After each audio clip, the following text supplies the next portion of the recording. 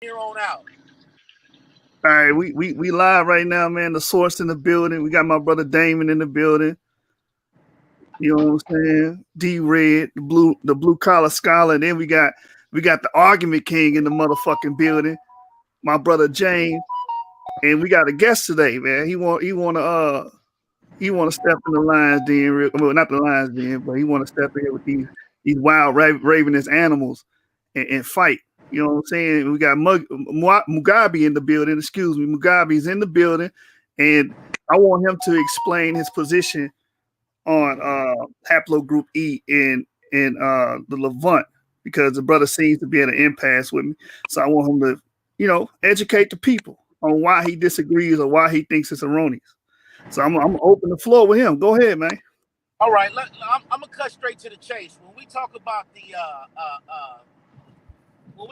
Epipaleolithic era, and we do know for sure that the E marker was in the Levant region. That's undeniable. That's totally undeniable Facts. facts. Now, Okay. the problem with that, well, there's not a problem with that.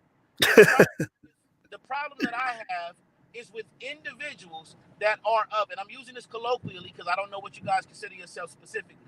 When we talk to Black Hebrew Israelites, they try to use that time frame of the Epipaleolithic being having E markers within it. They try to use that time frame to justify and to validate the ancient Israelites being quote unquote black people. Now the problem with that is this: if we look I at would the agree with you that that's a problem. can you hear me? No, I'm with you. I'm just saying I would agree with you if they're trying to use the Epio-Paleolithic to prove the Israelites. I would agree that there's a problem there. Right. Now when we look at the Epipaleolithic era, and we look at the which spans to 20,000 years before present, Mm-hmm. right? That's Yeah. 20,000. That's 20,000 years ago. Is my audio still clear, gentlemen? We Yes, it can hear is. you. Go ahead. All right. When we're looking at an era that's 20,000 years before the present, and then we juxtapose that against the biblical narrative. The biblical narrative, at best, at best, only begins about 5,000 years ago. I would disagree there. So what you're doing is somewhat intellectually dishonest in order to support your narrative of being a black Hebrew Israelite. Now, and I'll elaborate on that some more later. But that's Be- that's Before you that's my before basic. you before you go on, you're missing a data point, and I don't know if you're doing this on purpose or maybe you just forgot. It's not just the Epipaleolithic. It's the Epipaleolithic all the way to the Chalcolithic period, which goes Oh, into the Bronze Age. okay. So it's a logical deducement if these people or this marker was inundating this area for that vast amount of time, which you said 20,000 years ago. We're going to go with your time frame all the way to the Bronze Age, which we could deduce that the descendants would be in those lands. Because even after that period, they still held over 46% of the markers in the Levant.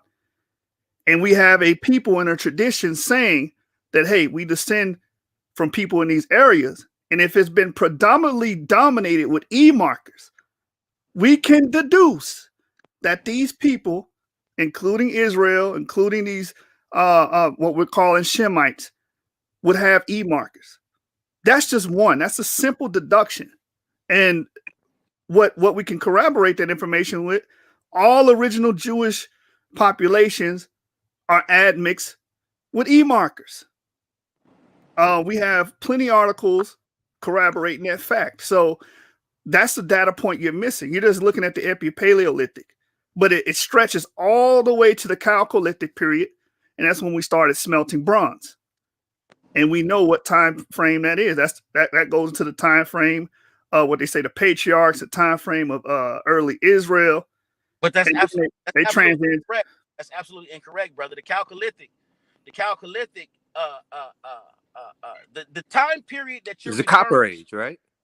the time period you're referring to from the Chalcolithic to the Epipaleolithic. That's literally a 10,000 year window that goes from about 20,000 years ago to 10,000 years ago, and in that time frame is completely outside of the biblical narrative in totality. Okay, let me respond to that part real quick because you keep saying that. Again, we have to understand that if we're going to look at the Bible, we have to look at it the way the secular community looks at the Bible. Okay. And not the way that the religious community looks at the Bible. Okay. The secular community looks at the Bible as an oral tradition that was written down, which means the timeline as you're laying it out would not apply. That's why me personally, when I tell it from a secular perspective, I use the last glacial maximum as an event marker for the flood, which happened right before the Epipaleolithic, right? Okay, now then hold on, let me just add. And then we use the fact that the E marker is in those specific regions as an argument for who the Bible is calling the Shemitic people, because haplogroup DE was in that region. Farming was spread not by E1B1A or E1B1B. It was spread by E1B1. Right.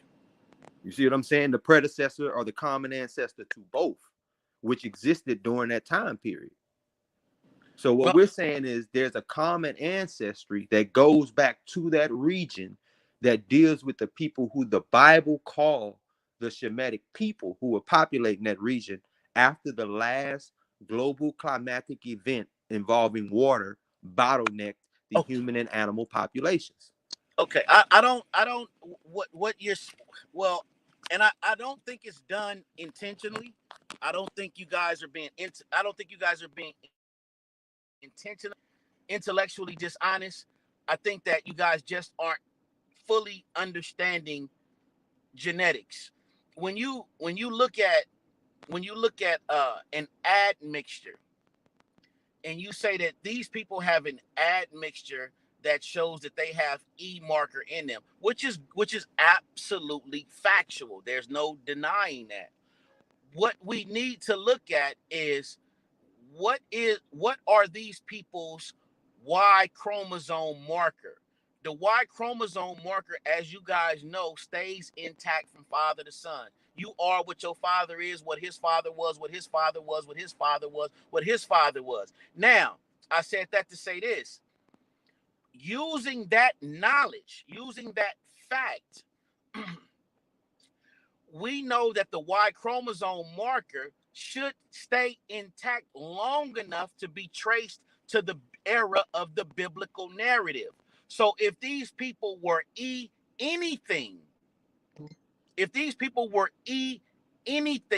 we should see that today. We should see that today. Now, what my Afro-American brothers of the Hebrew Israelite faith are trying to press and push is that, it's not there because of a dispersal, but we don't see evidence of that dispersal. We should see there's a thing called genetic footprints. We're not talking about admixture. We should see genetic footprints on the Y chromosome marker, and we should see genetic footprints on the mitochondrial marker. And these things we just simply don't see, beloved brothers. That's not true. That's not true. We have, even if you want to go on the modern population density argument, we should see it in these people that claim to be Jews today. Well, even if we use that, right? I'm going to raise your handicap and let you use that. There's a 30 to 40% introgression of E markers within those groups. The modern groups, whether it be Ashkenazi or Sephardim, they have E markers within those groups. They have an introgression, which I don't use modern population density to dictate ancient populations. That's erroneous. But even if we use that argument and argumentation, we can see it a haplogroup integration. That's why you have what's the genius name? The white scientist. That's why you have him with I believe, David Reich. huh? You talking about David Reich, the one for Harvard? Not David Reich. The one that had Einstein having the E marker, and that Yeah, being a major Jewish E marker. Then you have Sephardim with a lot of E markers coming from a lot of North African influences and some West African influences. So if we even use the modern population density argument, which is a terrible argument, by the way, because we're talking about ancient populations and who they were in the past, not now, we can still use the introgression argument, which is clearly shown in their matrices. There's no way around that. And okay. well, let me add one thing to Go ahead, that. brother. You also see this up to 8% in the Aruba of basal human DNA, along with up to 13% of it found in the Mandinka and those related tribes, Mende and those related tribes. Okay. And this right here is literally DNA from the Epipaleolithic. That's what that literally is. So But it's found in West Africa. Hold on. It's found in West Africa. And it's found because the actual DNA that they take back to the Yoruba that's dealing with the Jews and them having that admixed with them is that basal human DNA. That's 8% in the Yoruba and up to 13% in the Mende related tribes. So this DNA is found today. Is found attached to the ancient Jews and to peoples in West Africa, which to me is a hell of an illustration of what I've been arguing for years about the people migrating down into that region, because they bring that DNA down into that region. The first people in West Africa was not our ancestors, okay? It was the little Khoi people, the pygmy peoples. Those were the first people in West Africa. We came later and brought farming there, and it was through that basal DNA that brought farming everywhere else in the world. But the genetic evidence doesn't bear that out. But I'm not going to go into that right this second. How Now, doesn't it?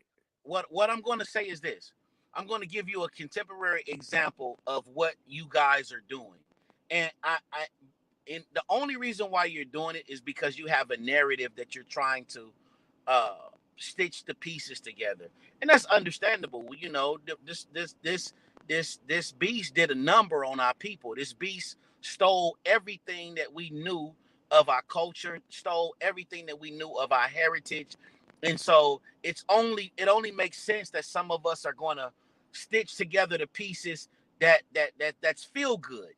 And I said that to say this: imagine, imagine 10,000 years from now, whatever period they're going to call it.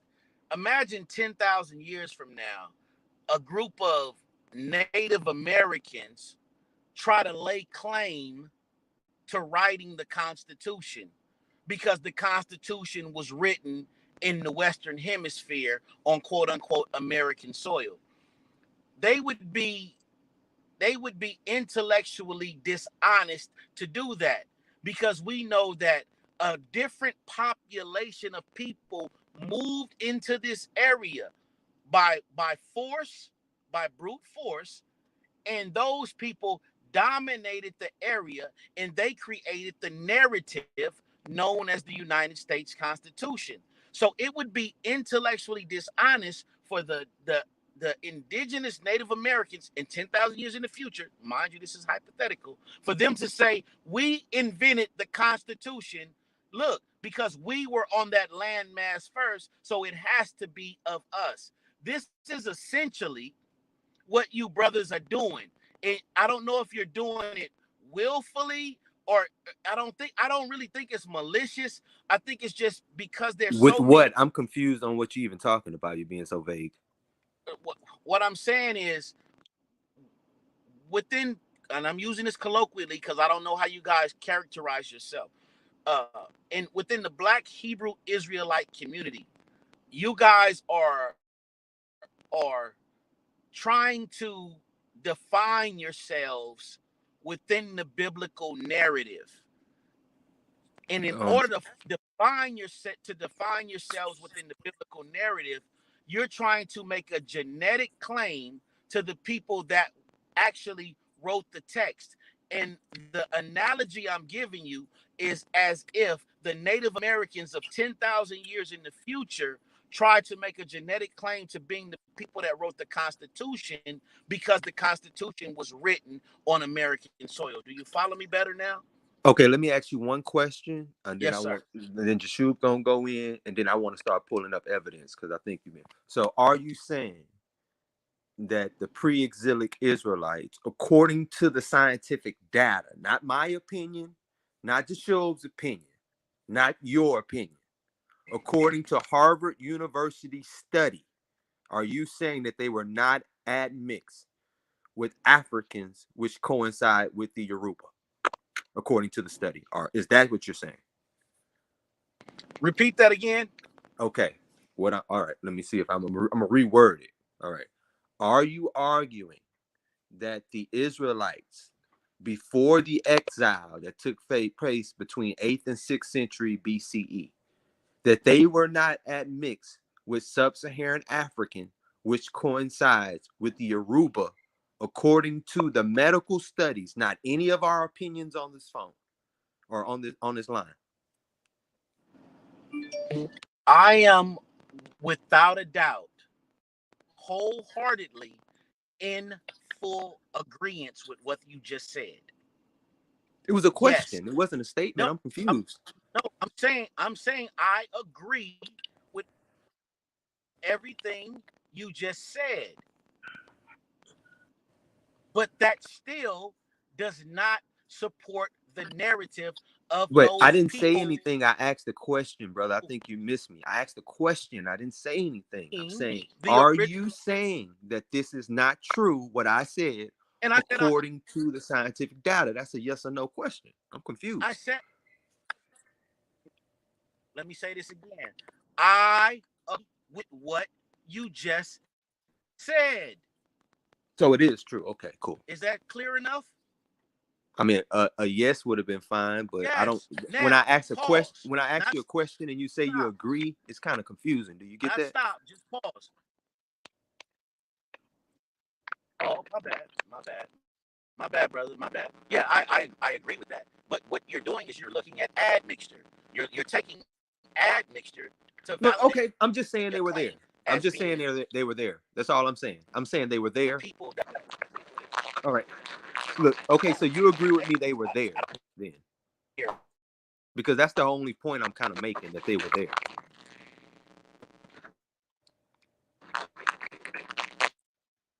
It's breaking up, so I don't know. Hey, yeah, I hear you now. You breaking up, man. And your camera freezing. No, it's Mugabe.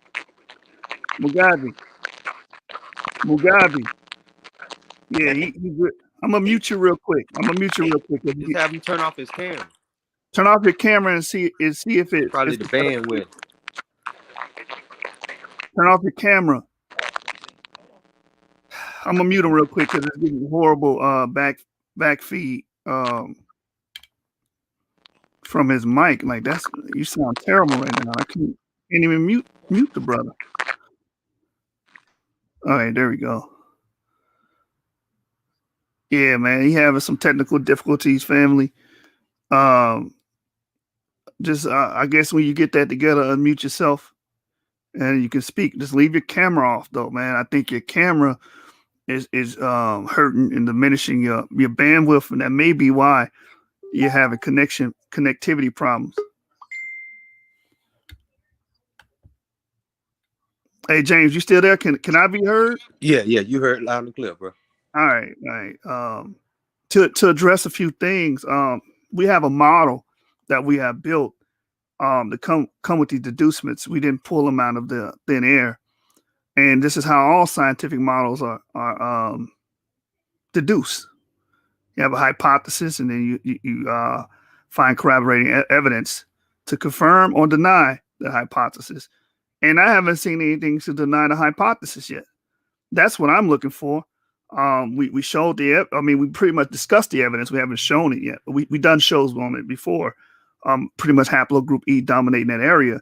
And even after that period, going into the Bronze Age, I mentioned this earlier, after the Copper Chalcolithic period, they still have 46% of that land being inundated with E markers. So it's like a logical deduction. And then we have the genetic paperwork about the admix with the original Jewish population. So we have strong evidences to pretty much solidify our stance, which is these original Israelites had E markers. You understand? And I'm waiting for him to pretty much bring something that's going to alter that premise. I haven't heard anything yet. He's just giving blank arguments, pretty much red herrings, to try to distract from the actual point. But we got plenty EP2, E1B1, when he brought up EP2 being the father of E1B1A, E1B1B being in that land, and even Vincent Cabrera, which is a known geneticist, and others are basically arguing that it had its start in the Levant. It proliferated those areas. And then we moved into Africa, and we see that even with the spread of farming. Haplogroup E has been given pretty much the credit for spreading farming and pastoralism into Africa, because before that you had A and B haplogroups that were pretty much used to foraging. So we use all of these evidences to corroborate an argument. It's not just one angle. And using data points and leaving data points out to make yourself sound more favorable, I don't think that's cool. Hopefully the brother come back and he can clean up his act. But pretty much I haven't heard anything to convince me otherwise. You know, these are the type of brothers that get on Facebook, get on social media, and they scoff at the information, but I'm just trying to see an explanation on why he thinks that. And I haven't seen anything to you know, at least change my mind or alter the information to even give him a justifiable, you know, stance against what's being stated, you know. And then he also said another thing. He said, oh, you guys are just trying to prove that the ancient Israelites are black. No one even mentioned phenotype or color or anything. We're strictly dealing with DNA. Just because you have a haplogroup E doesn't mean you're going to be automatically black. Hence, you have a 30% or 10% E1B1A introgression into the Sephardim, and many of them are white. So it, like, come on, man, stick to the subject, stick to the topic, stick to the information. That's what we do over here, man. It's the source. So we waiting on that, brother. I'm gonna get Yahukanan in here because Yahukanan was in the back. I told him be patient. He wanted to add his 2 cents. So let me get the link to Yahukanan, and I'm gonna read some stuff for the people, man. Just let me say something real quick, though. I just find it a little crazy how people try to kind of change the topic. We talking about the Epipaleolithic. He want to keep bringing it back to Israel and stuff. Let's stay in the area we talking about, iron that out, and then work our way down in that time period. Not keep jumping around.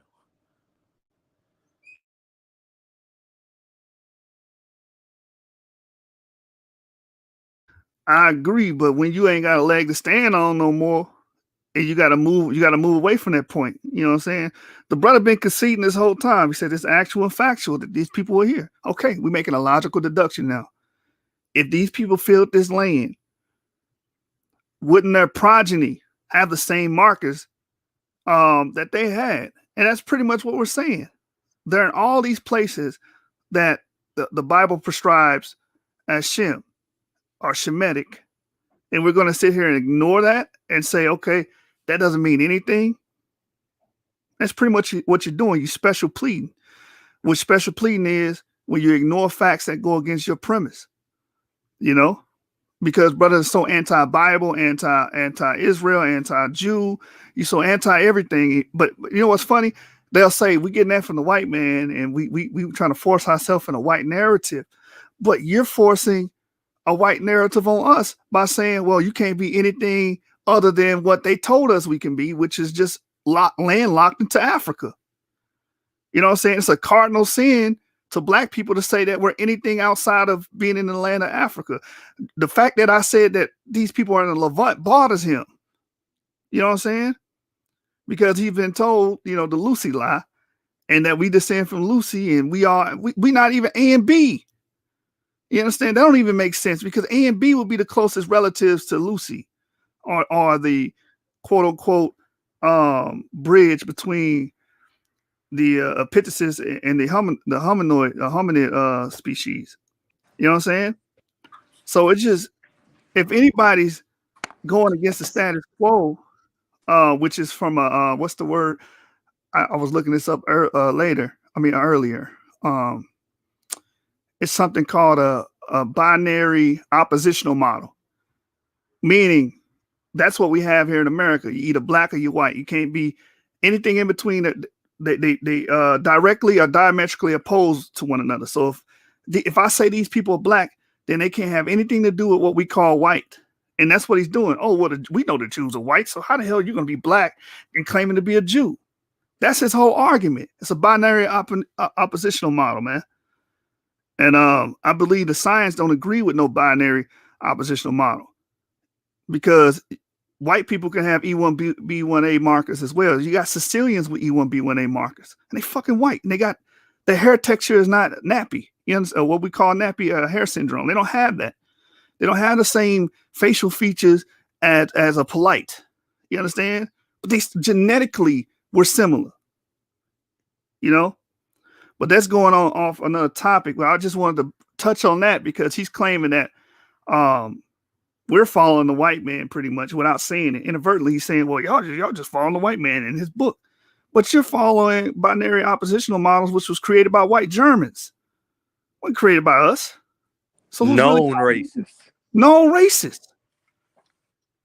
They went around and said, okay, Africa's black, China and all that's yellow.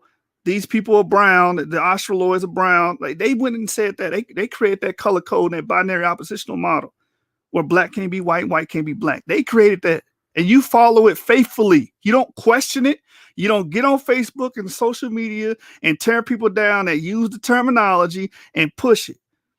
But when we say, the minute we say that this haplogroup E dominated the Levant and its progeny was made up 46% of the people during the Brass epoch, now you got a problem.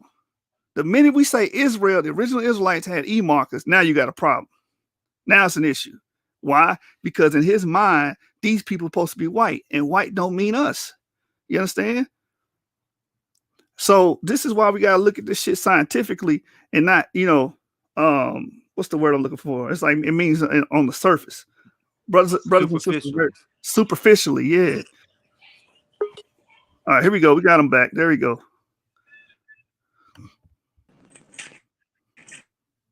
There you go. Say something, brother. Yeah, you clear now. How's the audio, fam?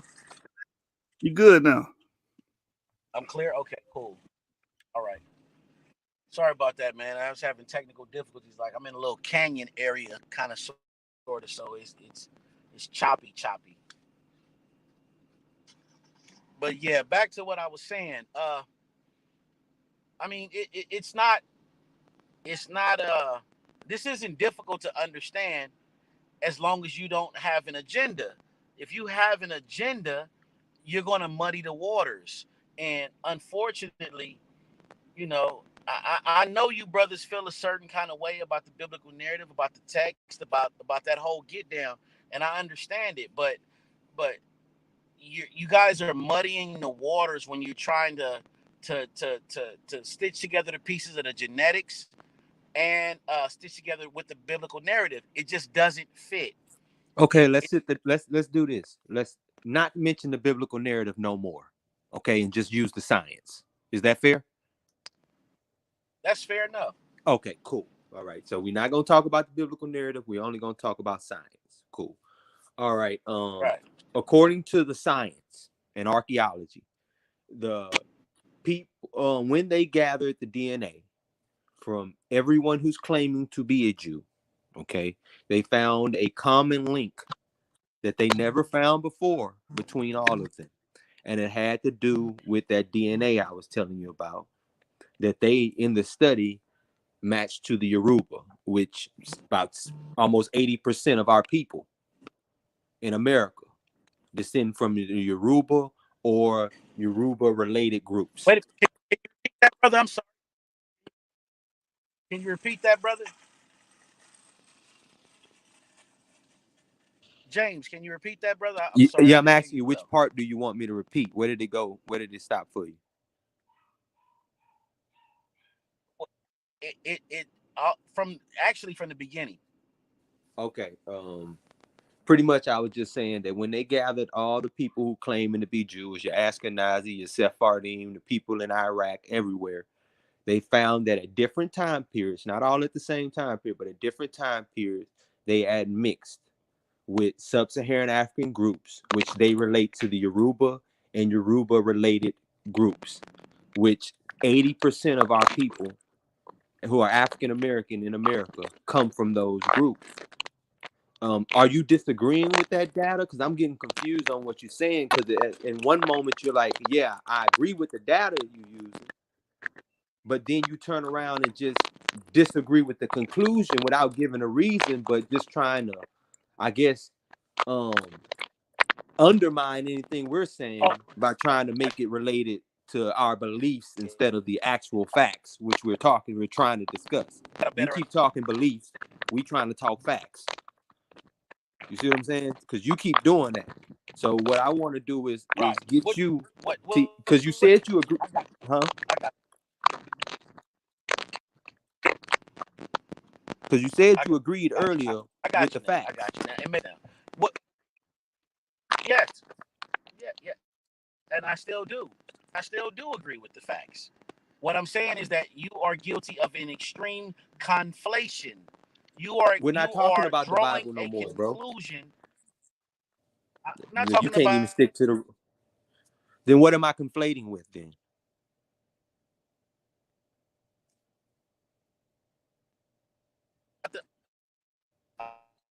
I'm not talking about the Bible. Turn your camera off, brother. Turn your camera off. It's getting choppy for you. Turn your camera off. What about the right now? Mugabe. Turn your camera off, Mugabe, because we can't hear you because you get choppy. Listen to what I'm saying.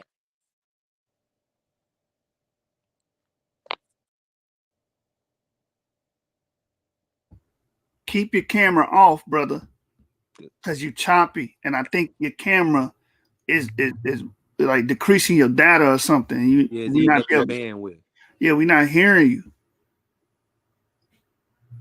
You back? Like, it's not even every other word. It's like you just go blank for like a minute. All right, while he doing that, I'm gonna pull up the article that you referenced, James, on African gene flow into Southern Europeans, Jews, and Levantines. If I can turn it on. Yeah. Hey, man, I don't know where you at, but it sounds like you just real choppy, man. You got a bad connection. Turn it off right now. It won't cut off. Well, it went off. We don't see it no more. We can hear you now. Yeah, I'm literally in a canyon. Like I'm in a canyon. It's getting back to you now. The connection. Let me go out and come back in and see if that does something. All right. While he do that, we're gonna read the article for the audience. I don't know why it sounds. I don't know if he got earphones on or what's going on with that.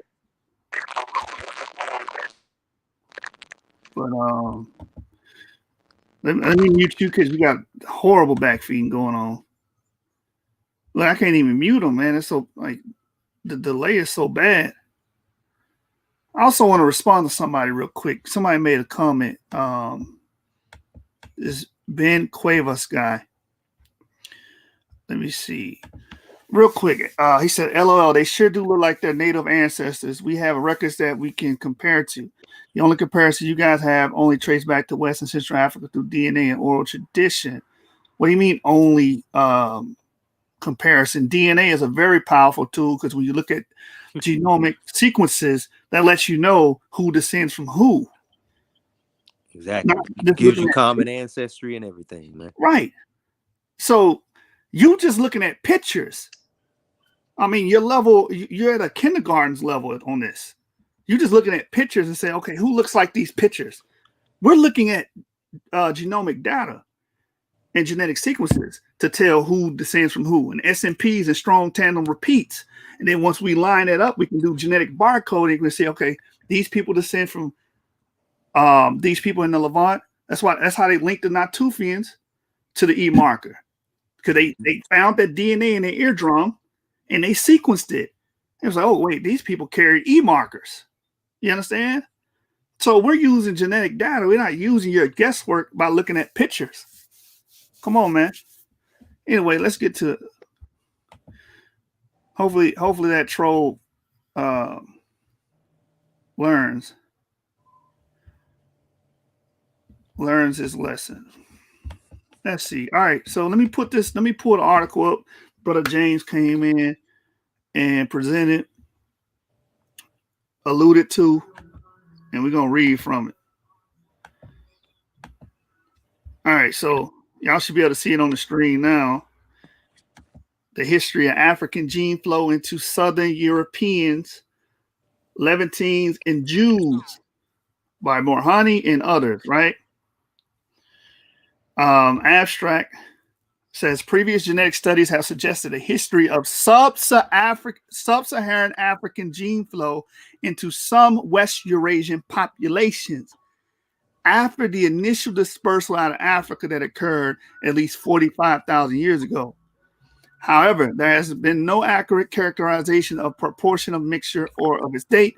We analyzed genome-wide polymorphism data from about 40 West Eurasian groups. Let me stop there. They didn't look at pictures. They didn't look at pictographs. They did genome sequencing to determine who descends from who.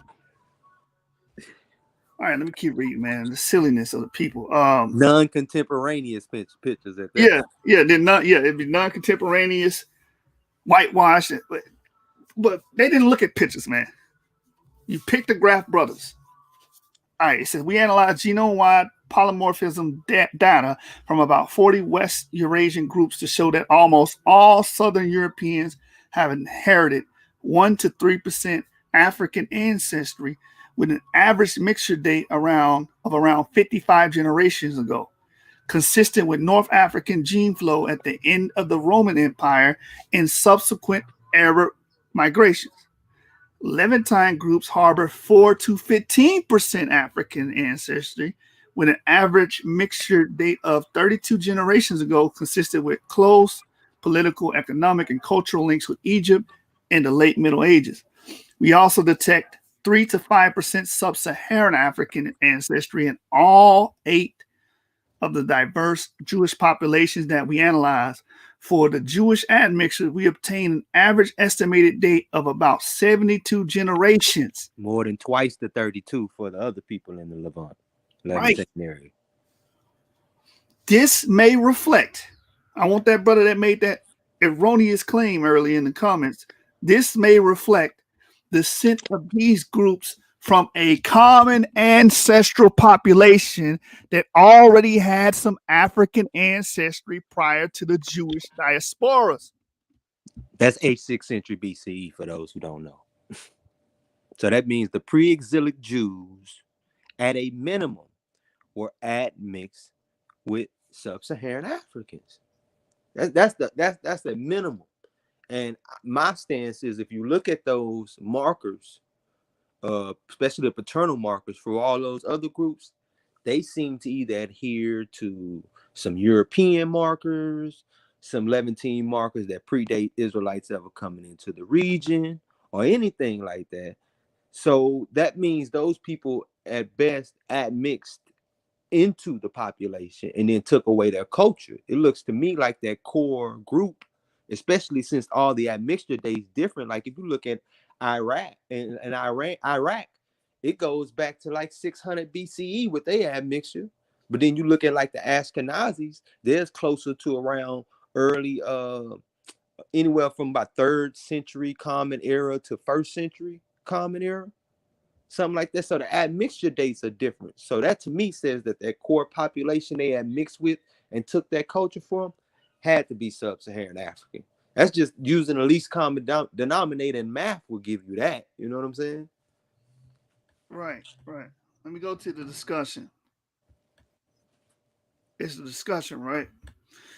Where it breaks down each time period in the admixture to where it's dated. Let me see. Yeah, man. I mean, y'all gotta step it up, man. I don't know if that brother gonna come back. I'm gonna let DeMonte come in here.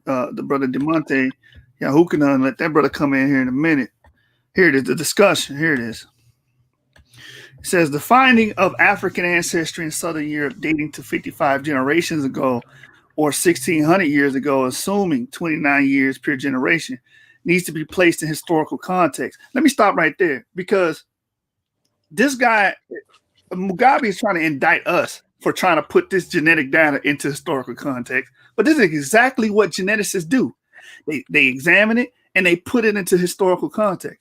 And brother, and you gonna show we ain't been doing nothing but saying what they saying. But go ahead. Exactly. It says the historical record documents multiple interactions of African and European populations over this period. One potential opportunity for African gene flow was during the period of Roman occupation of North Africa that lasted until the early 5th century AD. And indeed, tomb inscriptions and literary references suggest that trade relations continued even after the time. North Africa was also a supplier of goods and products such as wine and olive oil to Italy, Spain, and Gaul from 200 to 600 AD. And Morocco was a major manufacturer of the processed fish sauce condiment, garum, which was imported by Romans. In addition, there was slave trading across the Western Sahara during the Roman times. Another potential source of some African ancestry, especially in Spain and Portugal, is the invasion of Iberia by Moorish armies after 711 AD. I'm going to stop there. Nahum Sloots, which was an Ashkenazi Jew, did a study on North travels of Africa, and they considered Tariq the general and these Moorish armies to be Jews. But that's another argument, right? So if the Moors already had some African ancestry when they arrived in Southern Europe and then admixed with Iberians, we would expect the admixture date to be older than that of the invasion as we observe. Let me read on. The signal of admixture that we detect in let me say something to that, what you just read. Go ahead. Wait a minute, read that last sentence again, because I can barely see it and I'm not looking at it. Let me blow it up. Let me blow it up. That better? All right. Let me do this too. Let me do this too. All right. How about now? All right. It says, if the Moors already had some African ancestry when they arrived in Southern Europe and then admixed with Iberians, we should expect the admixture date to be older than the date of the invasion. And they saying the Iberian groups already had the admixture from the Roman period. All right. Go ahead. It says the signal of African mixture that we detect in Levantines, the Bedouins, Palestinians, and the Druze, an average of 32 generations or 1,000 years ago, is more recent than the signal in Europeans, which might be related to the migrations between North Africa and Middle East that have occurred over the last 1,000 years in the proximity of the Levantine groups geographically to Africa. Syria and Palestine were under Egyptian political control until the 16th century AD when they were conquered by the Ottoman Empire. This is in concordance with our proposed dates. In addition, the Arab slave trade is responsible for the movement of large numbers of people from Africa across the Red Sea to Arabia from 650 to 1900 AD, and probably even prior to Islamic times. We caution that our sampling of the Middle East is sparse, and it will be of interest to study African ancestry and additional groups from this region. Now, here we go. This is the meat and potatoes. Let's get into the 3 to 5% sub-Saharan African ancestry in the Jewish groups. It says a striking finding from our study is consistent detection of 3 to 5% sub-Saharan African ancestry in the 8 diverse Jewish groups we studied. Hold on, let me say something real quick, because this every time when you read that, something popped in my head. Because it's 3 to 5%, doesn't mean in ancient times it was 3 to 5%. Because every time we bring this up, people be like, "Oh, it's just 3 to 5%." No, Yeah. the DNA dilutes over time. All Mm-hmm. right, that's what happens. So you have less and less over time. Who knows what it could have been back in ancient periods? So just don't even come with that argument. Oh, it's only 3 to 5%. In ancient times, it could have been 70%, and they only mixed with Europeans since then. So now it's down to 3 to 5%. Right. Right. It's the same thing with the Native Americans. They say Native Americans are East Asian, have an East Asian origin because they got like 3% East Asian in their DNA matrix. That's how they determine that. So it's the same thing here. Well, it says 3 to 5% sub-Saharan African ancestry in 8 diverse Jewish groups we studied: Ashkenazis, Sephardis, Mizrahis. This pattern has not been detected in previous analysis of mitochondrial DNA and Y chromosome data. And although it can be seen when re-examining published results of structure-like analysis of autosomal DNA, it was not highlighted in those studies or shown unambiguously to reflect sub-Saharan African admixture.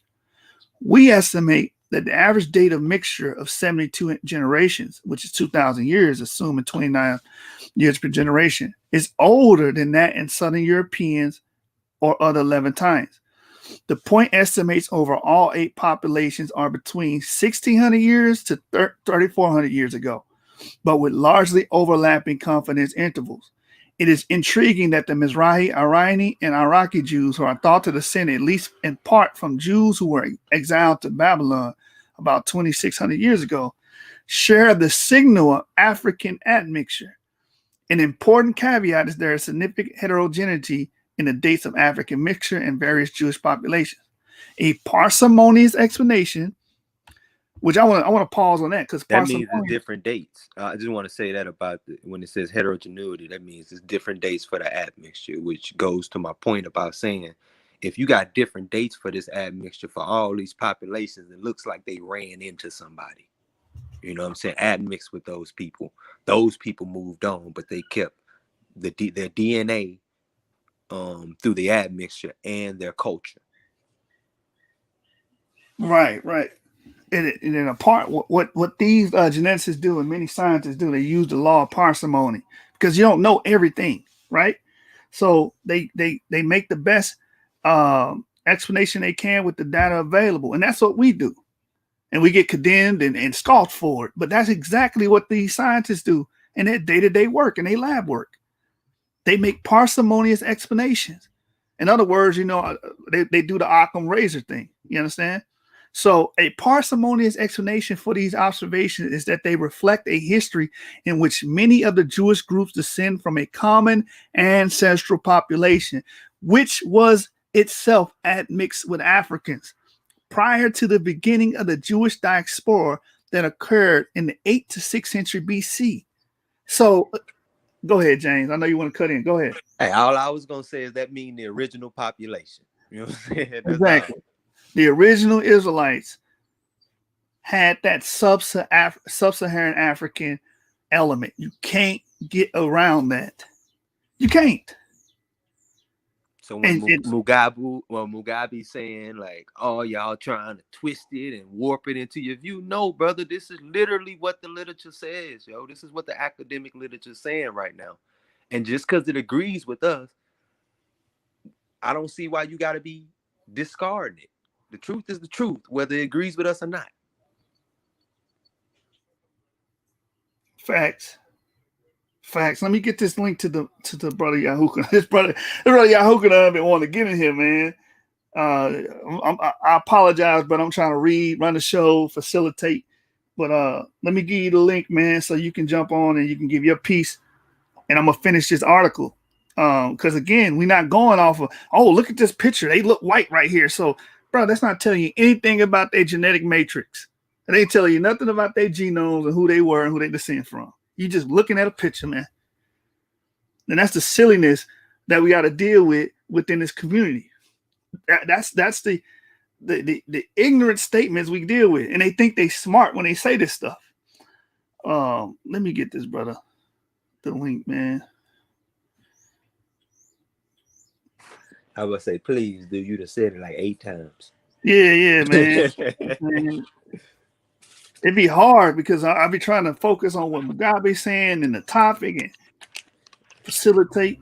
And you read, and then you see something you want to talk about, so that pushes just further back. I know what you mean. All right, so Yahoo Kanan, check your messages, your private messages on Facebook. You do have a link, and when you're ready, you can jump on. Damn, that brother didn't waste no time. That brother didn't waste no time. Shalom, man. Shalom, Yahoo Kanan. Hey, shalom. I had wanted to show something. I don't even know if you have even seen this article, but it's about the Commerce Islands. You ever heard of that article? And the Limba is in it. Genetic diversity on the Commerce Islands. No, I haven't heard of it, man. You gotta send the link. I'm gonna send it to you guys too, because I thought maybe you guys already seen the link or might have seen the article, because you guys, y'all already be advanced on this stuff before I do. I'm gonna share my screen to show this. All right, let me know when y'all can see my screen. Let me bring this. Yeah, I can see it. Hold on, I'm gonna bring it up. Okay, so here it goes. Because I want you to see something about the Limba. It's in this article. So they was doing a study on the Commerce Islands, right? I might need to make this a little bigger. So here we go. So let's go down. So there's a portion of the article I want you to see.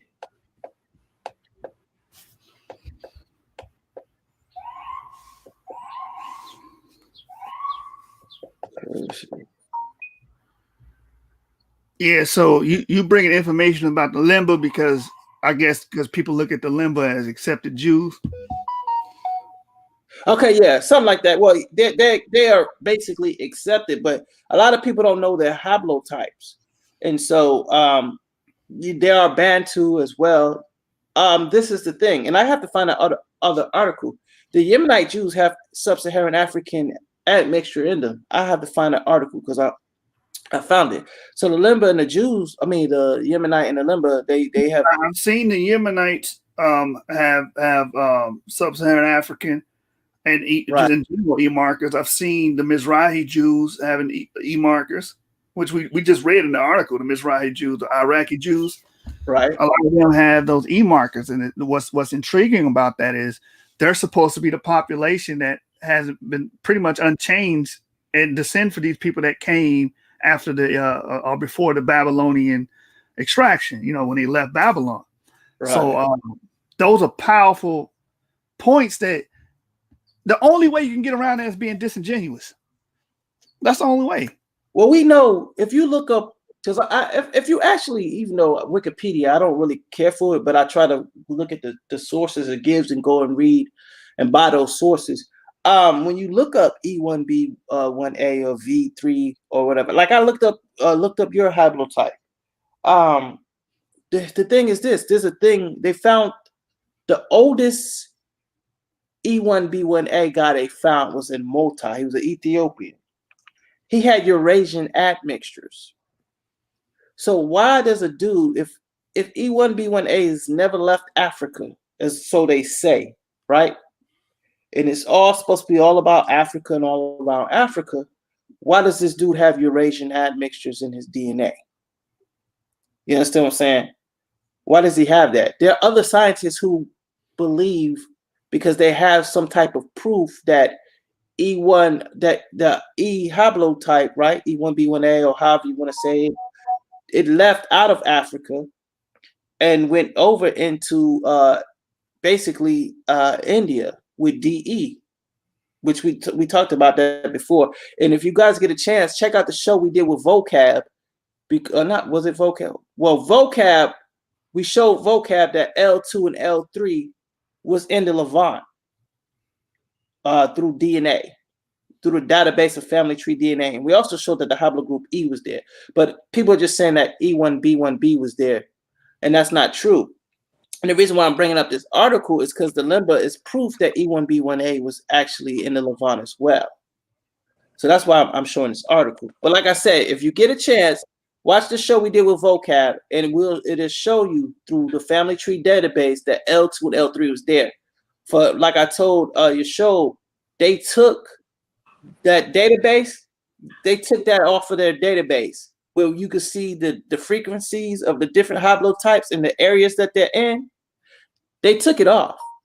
Now, I'm a conspiracy theorist a little bit. I think because the company is Jewish owned, maybe people have been seeing that and they're taking it off because people are actually starting to realize who and what they really are.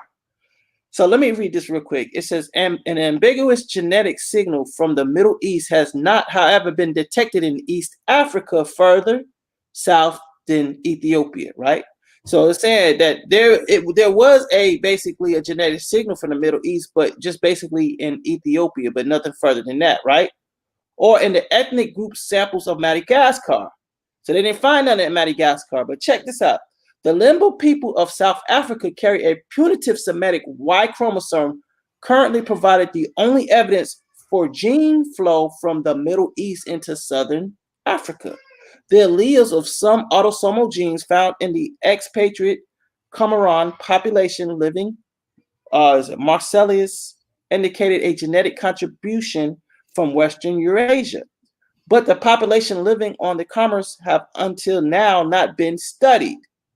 In this context, the peoples of the Comoros is evidently integral to the movement of means of women. But let me get all right from that, because basically it's saying that they see this stuff in a limba, right? So let's look at the limba haplogroups, because this is what they give you. So we know that the limba have Semitic DNA according to this article and according to the geneticists, right? But let's see what haplotypes that these guys have when it comes to the limba. Right. They got sub-Saharan African DNA and they have J markers. But no, they have E1B1A as well, though. That's what I'm saying. Sub-Saharan African, yeah. Yeah.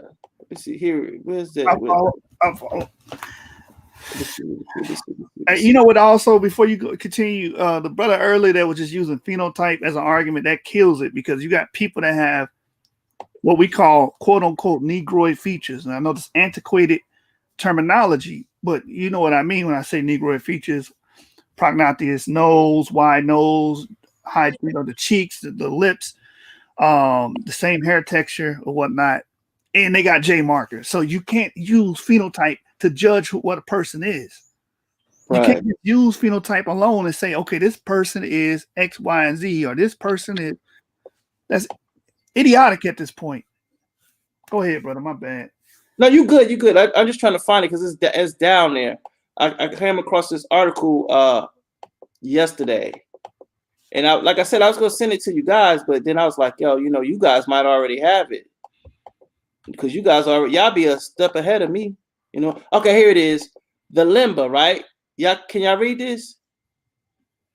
Y'all can see the article? Yeah, I can see it. I can see it on my side. Okay. The limba have high frequencies of Middle Eastern Y chromosomes, HGJ-12FA2 at 25%, a potential CY HGK at 32%, and a Bantu Y EPN1 at 30%, similar to EM2. So these guys have E1B1A. Mm-hmm. It's talking about the Buba clan out of Venda, was it Zimbabwe, I think, is where they're from. Also, I want to show you another thing. Now, this book here, I recommend you guys get this book. This is the next book I'm finna buy. Can you see this right here? Yeah, the origin of Ashkenazi. Listen, this guy is like some kind of Jewish geneticist who's doing this book, right? This book tells you that the Jews are converts by DNA.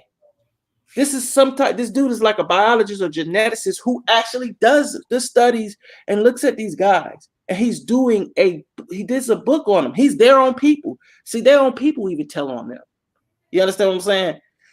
If you read this book will tell you that these guys are basically, majority of them are converts. If you read this book right here, if you go to page 3, they let you know that they're not genetically related to the Hebrew Israelites. On page 3, I actually have this Jewish almanac. So you know what I'm saying? People are trying to act like there's a. Let me stop sharing my screen. Like like you're just making up stuff, and like yo, you're just like lying. No, no, no, no. And then if I heard Garfield say, well, if you're E1B1A, then you're Egyptian, right? Because that's what the Egyptians' DNA is. Well, hold up, man. Didn't the Egyptians rule the Levant area all the way up to Syria or something like that?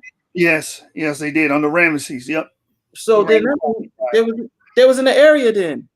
So why is this other person? I won't say no names because I'm gonna get my ammunition together before I debate the brother. Because he's coming down to the time where I might just have to debate the brother. Keep saying that E1B1B wasn't there. E1B1A. No. Yeah, E1B. Yeah, he said E1B1A wasn't there. When I did my DNA test of 23andMe, they said me and Ramesses III share a paternal ancestor that descends from Western Eurasia. You know what I'm saying? That's what 23andMe said. So geneticists are not going with that notion that E1B1A was not in that land or in that area. That's internet trolls that don't know the information. They don't care to know the information. They just scoffing. Well, I think what it is this. They have a problem with the book, right? And that's cool if you don't believe in the book. You know what I'm saying? But the book, for those who believe in it, it does say that, our people were scattered across and abroad. So this whole notion of, you thinking that you have an inkling idea that you are an Israelite or related to Abraham and Jacob is farce, because basically they use the book to enslave us and basically disenfranchise us and all this. So it's a problem with the book and how the book was used. Because you have people who are in Islam, right, who are Arabs, who are Muslims, and they're reading this book, and it was Muslims who had something to do with our enslavement as well. You understand what I'm saying? The Arab slave trade, these were Muslims. And what they would do to some of the black folks if they got a hold of them. The good thing we did actually get thrown to the white folks, because the Muslims was castrating them, chopping their nuts off to where they couldn't even reproduce kids. So that's one thing. Then you have the Egyptologists who told me this is the white man book, but your whole book was deciphered and decoded by Europeans. So let's keep it real. But hey, with that, I'm gonna go ahead and get off, man. Y'all do your thing. I appreciate y'all for letting me come and spit that for a real quick moment, man. Y'all guys be blessed. You too. And I got somebody in the comments wants attention. Have a great right? one. The brother is, you really don't want to have this DNA talk if you're claiming to be a Latino or Hispanic and you're trying to down black people, trying to say, well, black people don't look like the people in Levant. First of all, it's erroneous to try to judge people based off phenotype alone. I've been saying that. You understand? If you look at the Ainu people of Japan and you look at the Andaman Islanders, they have the same exact haplogroup and haplotype. I think it's DM172 or DM174, actually.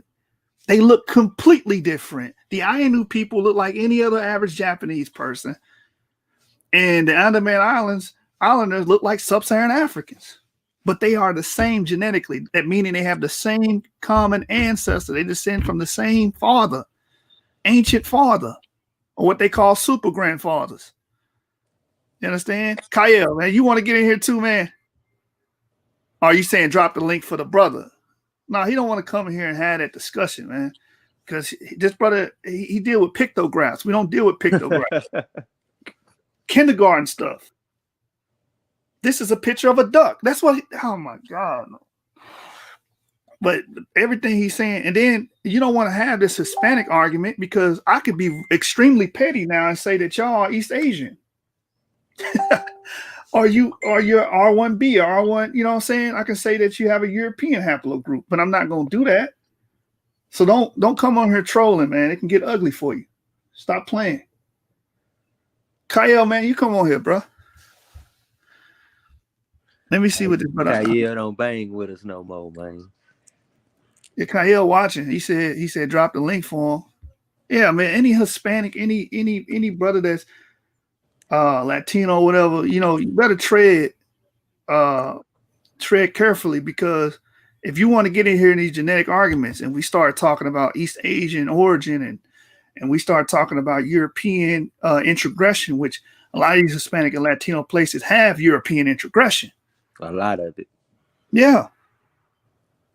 So you trying to down black people for making a Hebraic connection. What's your connection? Is it somewhere in Northern Europe? Yeah, you know them Siberian, what they call them, Beringians. You know what I'm saying? Yeah.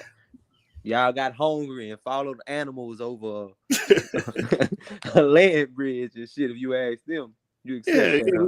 They accept that without question. We can be extremely petty with y'all, so don't come in the comments. I pull the articles up. We'll start discussing these matrices that y'all belong to. Don't do that. You know what I'm saying? Better keep it cool. You know what I'm saying? Let me. America was one of the original homes of them Neanderthals and shit. Don't get me started. You know what I'm saying? I love my brothers, but man, don't come in here playing games. Garfield, you want to get on the show? Garfield, what do you want to say on the show, man? This brother, can I get the link? What you gonna come over here and say, man? Give him the link. Let's get Garfield the link. Let's get Garfield the link. He deserves the link, bro. We done been on his show terrorizing him enough. You know what I'm saying? He can That come brother up and missed the view. terrorize us a bit. This is Stockholm syndrome at this point. Let me see, the brother blocked me on Facebook. Can you give him the link? I think he got me blocked, man. What? I just copy and paste the damn. Yeah, just copy and paste the link and send it to him. All right, let me see. Garfield gonna come in here. The J marker. Garfield, can you explain to me how the J marker is an authentic Jewish haplogroup, but it's the same haplogroup carried by the ancient Greeks? I Wouldn't just dropped it it in your inbox, Garfield, your brother Garfield account. Garfield, it's in your inbox. If you're there, James just sent you the invitation. But I want serious question. If haplogroup J is in fact a authentic Jewish haplogroup, why do they share the same paternal father or super grandfather with the Greeks and the ancient Romans? That conflicts the narrative because the ancient Greeks was Japhet, not Shem. So you're gonna have to explain that, man. So we waiting on this brother to come in here, man. He get beat up on again. You know what I'm saying? This is a good setup for my presentation I'm putting together. Yeah, that's what's definitely gonna still deal with them quote unquote Japhetic markers.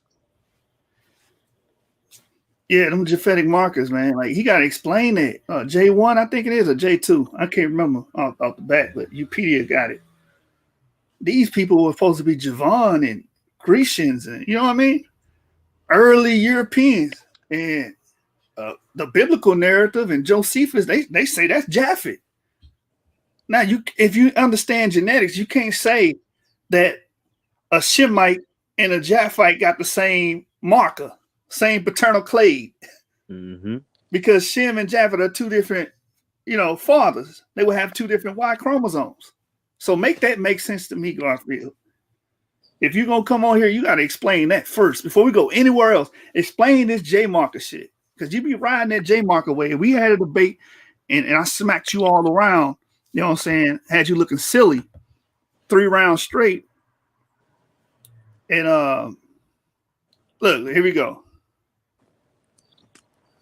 Here we go. Kyle, how about you jump in here and explain it? Everybody like to talk, but nobody like to get on the stage. You know what I'm saying? Kyle, can we please get you to jump on here and explain to us how these people that claim haplogroup J share the same markers with ancient Greeks? Come on, man. Because the Bible ain't true. That's what they're going to tell you. Right. That's all they're going to be able to fall back on. Hey, Akmalak, you stick to the scriptures, they're gonna tear you up, man, because you gotta learn material culture outside of that. Yeah, I say this to dealing with the scriptures is good if you're talking with Christians or people who accept the Bible as an authority. If they disregard the Bible as an authority, it's like somebody coming to you with a Dr. Seuss book. You know what I mean? In their minds, is the same way you would feel if somebody came to you with a Dr. Seuss book. They don't care. To them, it's make believe. Yeah. Yeah. Kyle said the Bible's blocking your view. No, scientific data and research is blocking yours, Kyle. I was about to say what we just read earlier that ain't in the article we read. What did we say that ain't in the article we read? You want us to go and start talking about how they saying the Haplogroup E emerged in the Near East?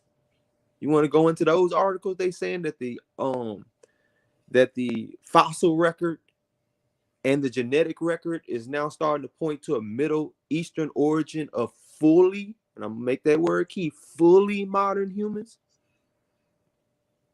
I mean, you can come in here and we can have that discussion. I'm waiting. I'm finna send it to Kyle, man. You know what I'm saying? Kyle know he know who to play with. He'll stay in these comments, stay in the back chat, and talk. Kyle say he's just trying to get the comment board popping. That's all. Kyle don't want no smoke, man. Let me send him the link. That brother ain't got me blocked. Let me see if Garfield even looked at it. Nah, he ain't even looked at it. Yeah, Garfield don't want to get on here either. Like, stop playing, man. Y'all playing. You know what I'm saying? We not playing with this. We know the information. Y'all don't. I'm about to send it right now, Kyle. You better make good sense of this, man. Where he at? Where the link? Hey. You want all the smoke. He got 15 minutes to get beat up on. All right, there you go. Man, all jump the in here, smoke man. Sundays. I'm finna ruin your Sunday, man. Get on here. Explain to me how these ancient Greeks, these ancient Japhites, got the same paternal marker as these Jews that's supposed to be Shemites. Explain to me that. Explain to me how the. My bad. I had both of my I had my YouTube on, so I didn't hear what you just said. What was the question? If the J, do you first of all, do you subscribe that the J marker is an authentic Jewish J mark? Marker. Oh, okay. Well, first, let me back up for a second. I want to say peace to you, Brother Joshua. Peace, James, Cassell. Shalom. Shalom to y'all too, brothers. You know what I'm saying? I come here Shalom. Peace, but I do want to give my narrative, right? Because I see it differently than what y'all see. I do not see that the J marker is an exclusive marker to any people in the Levant, but I think there's a marker that is in the Levant area that definitely did, I guess you would say, mutate from a older E marker, and due to mixing with the people from the Southern Europeans. So I definitely see that, and I see how it's also going to be prevalent in the areas of Greece, like especially Crete. Let me see, Minoan people, really the whole little coast. Like you will see that marker there, and you will see it spread throughout North Africa with the mixing and the mutation turned into the R. So I see it. Like, and so, but my thing is, like, I get what y'all read and I understand the reports, and we talked about them thousands and thousands of times, and I still stressing the fact that these reports consistently say that at the point in time where Israel was mentioned, or the biblical narrative has it, you would have to have well, not have to, but you would. It's highly probable that you would have a mixture of both if you're going to be in that area, and that's what that new marker is.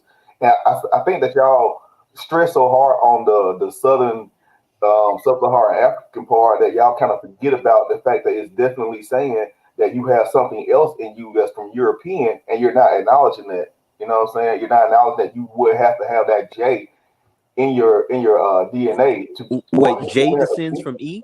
You can't have J and E. They don't make any J sense. does not descend No, from E. that's what I'm saying. That's my point. So if you don't have, if you have right now E1B1A, that means that you or your ancestry does not come from Northeast Africa. It means you come from Wait, where does E1B1A originate? Let's start there. in West Africa. It doesn't. Like, no scientists they say it originates in East Africa, right? The common ancestor. Hold on. I'm okay. I want to clear what I was saying. Okay.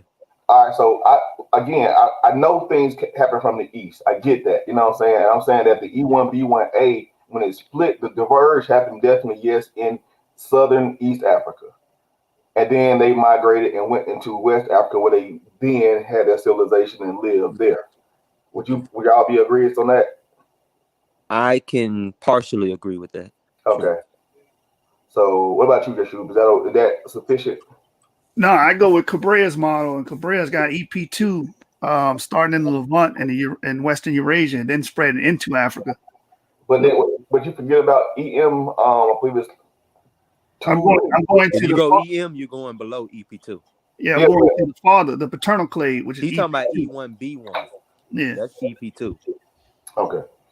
E1B1 originates in Central Asia. But then, like, for instance, the Natufians carried E1B1. Okay. When it went into Europe, like what you were saying, it admixed with those European haplogroups like I, J, and them. And I guess it somehow mutated to E1B1B. Right?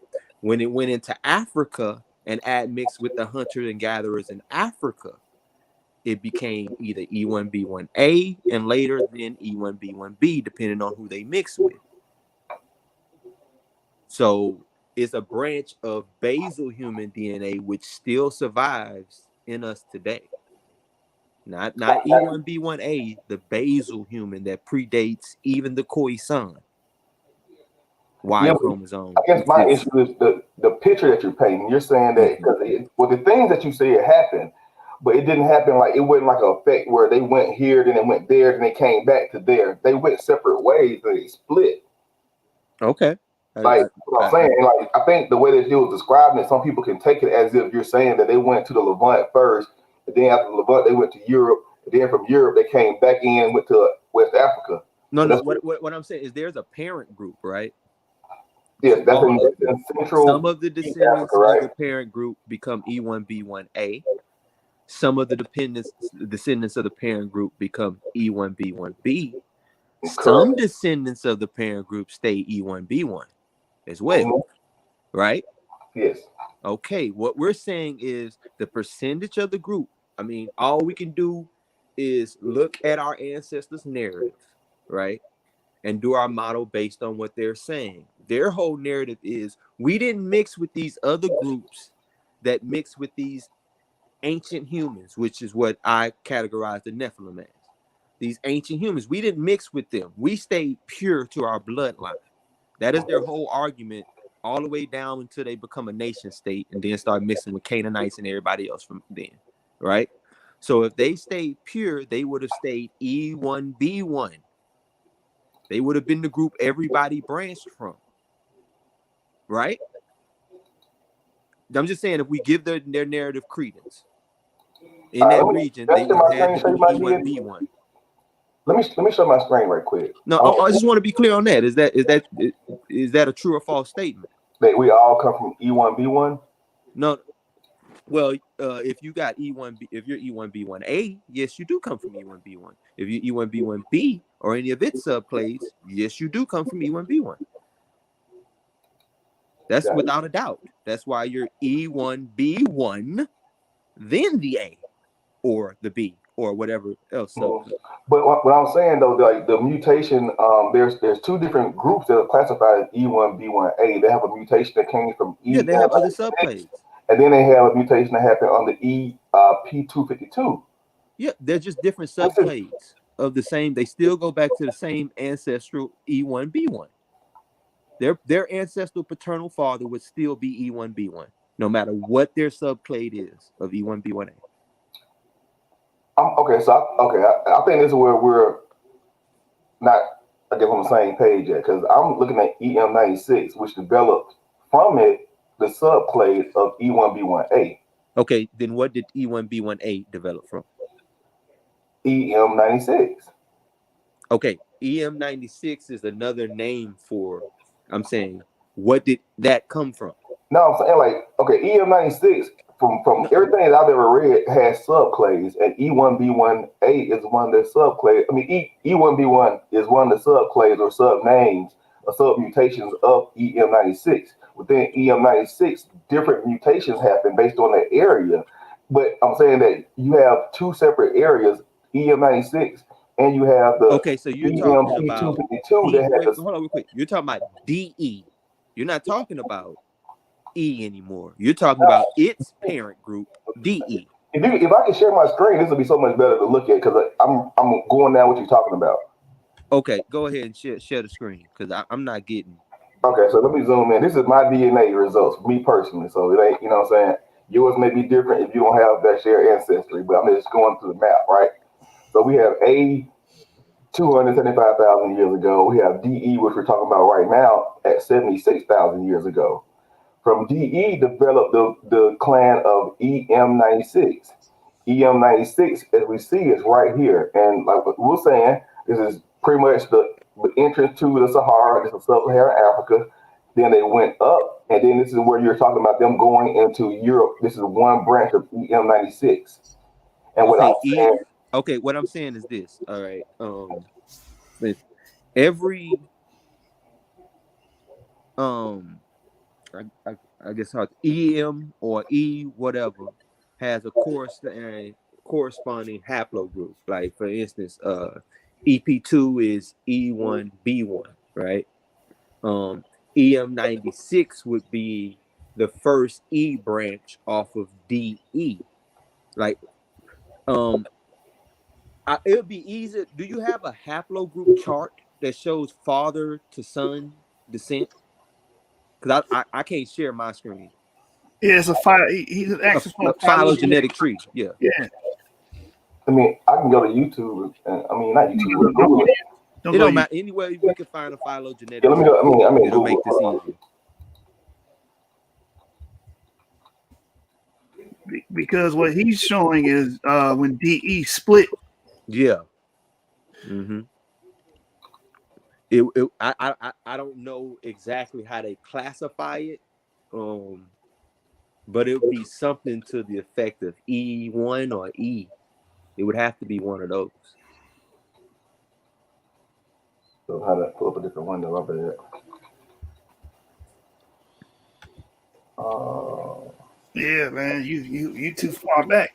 And that was no, I'm not. That's my point. Because like, Well, that's the competing model, right? There's another competing model. Where did DE arise? Well, it's not even about the arise yet right now. Right now, we're just trying to get the actual genetic descent. What descends from what? We can argue about the region this shit put me everything. But when I'm after looking, we establish that point. I want to make sure everybody we on the same page. That way we ain't talking past each other. EM96. Let me see if I can find it. If I find it, I'm just gonna send it to one of y'all. Yeah, it should be on Wikipedia.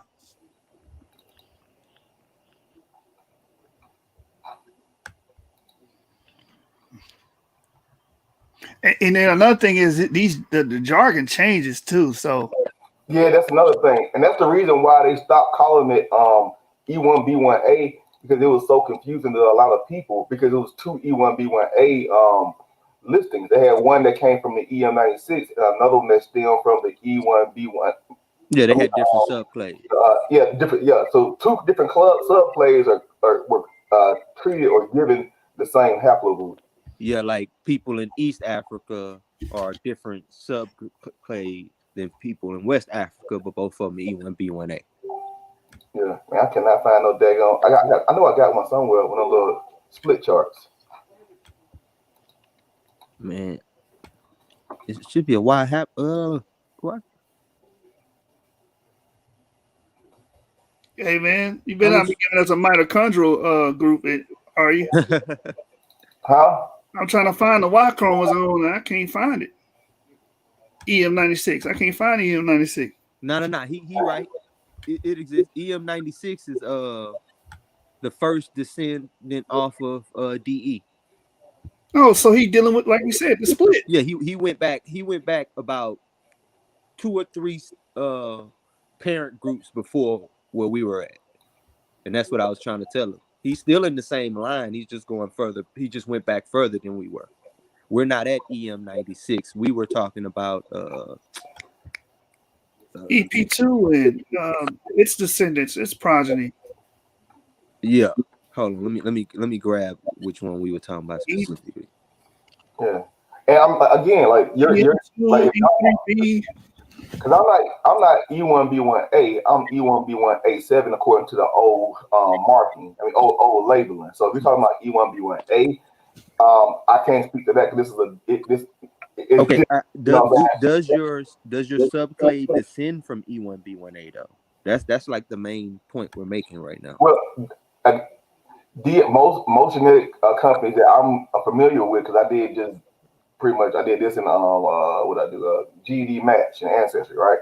Mm-hmm. They changed consistently. They changed it to EP252 a few years ago, but people are still saying the E1B1A, but they updated their labeling of these things. It was very confusing, and people was confusing which side of Africa they were talking about because the mutation happened simultaneously in different places. Okay, So, let me see if I can work with you here. I think we gonna come around. You brought up EM96, right? no. Well, No, EM96, you did. You brought that up earlier. yeah, second down. But I thought you were saying that I come from EM96. No. But I'm I'm not just saying currently you that. brought it up earlier because Yeah, definitely. All right. The descendant of EM96 is EP147. Do you agree with that? You have to show that to me. Like again, I haven't seen. What I'm watching, what I'm seeing is mutated directly to EM190.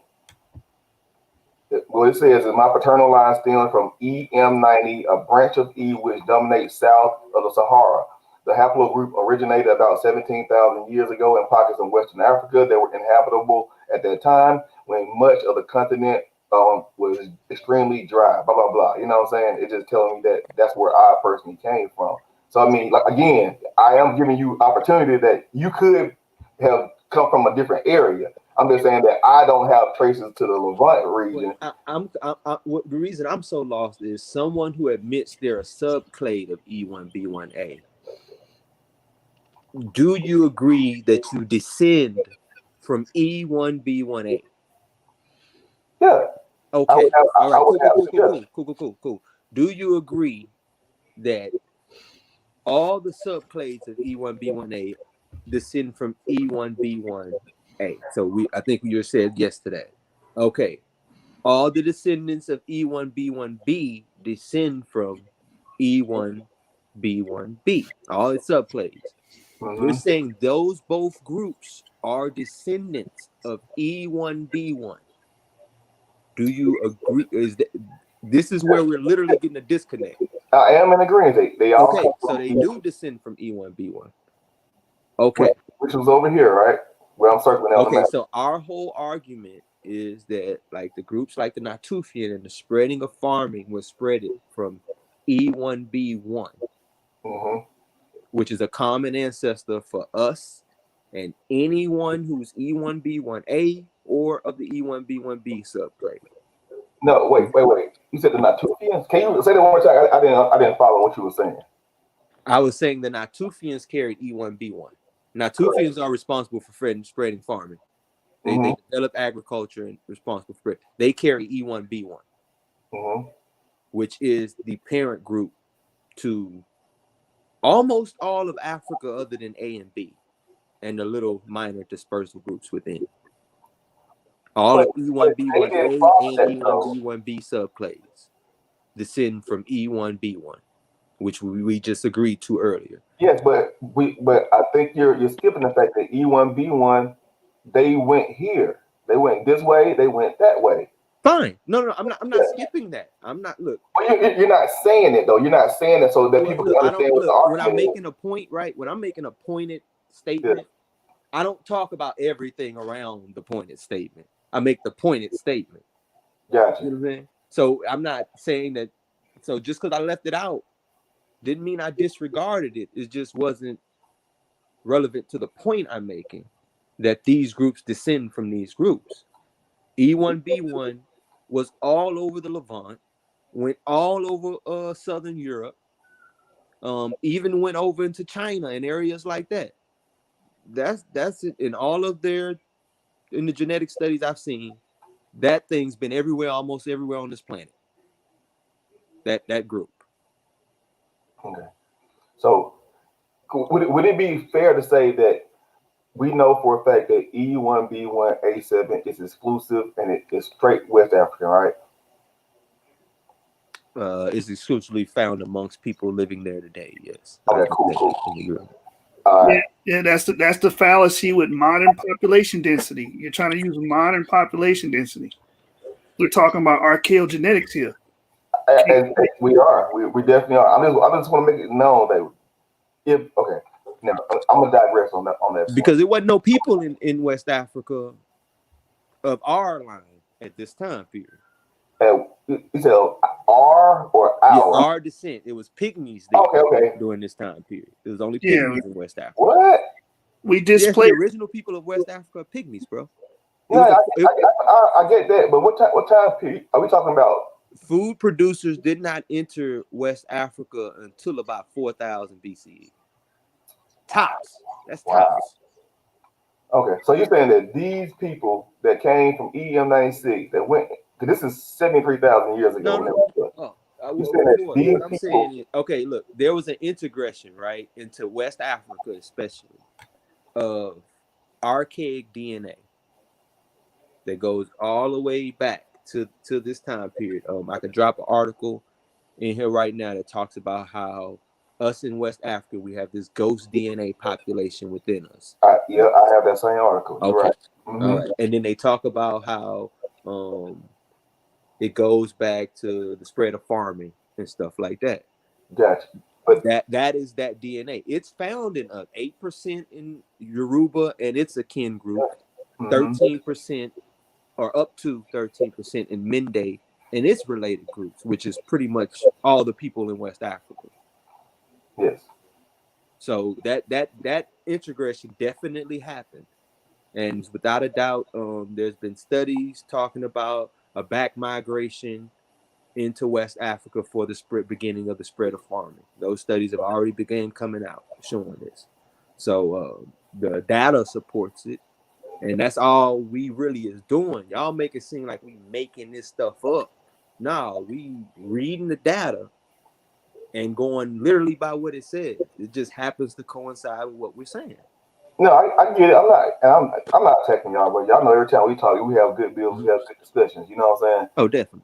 Yeah. So I'm just saying that I don't see how you're reading it that way. And I say that with all due respect. You know what I'm saying? Because what I see is clear. Like I'm looking at this map, I see that EM96 split 73,000 years ago. Some went to the east. Which is Nigeria, Ghana area here. They went here and settled. And this is the Bantu expansion happening.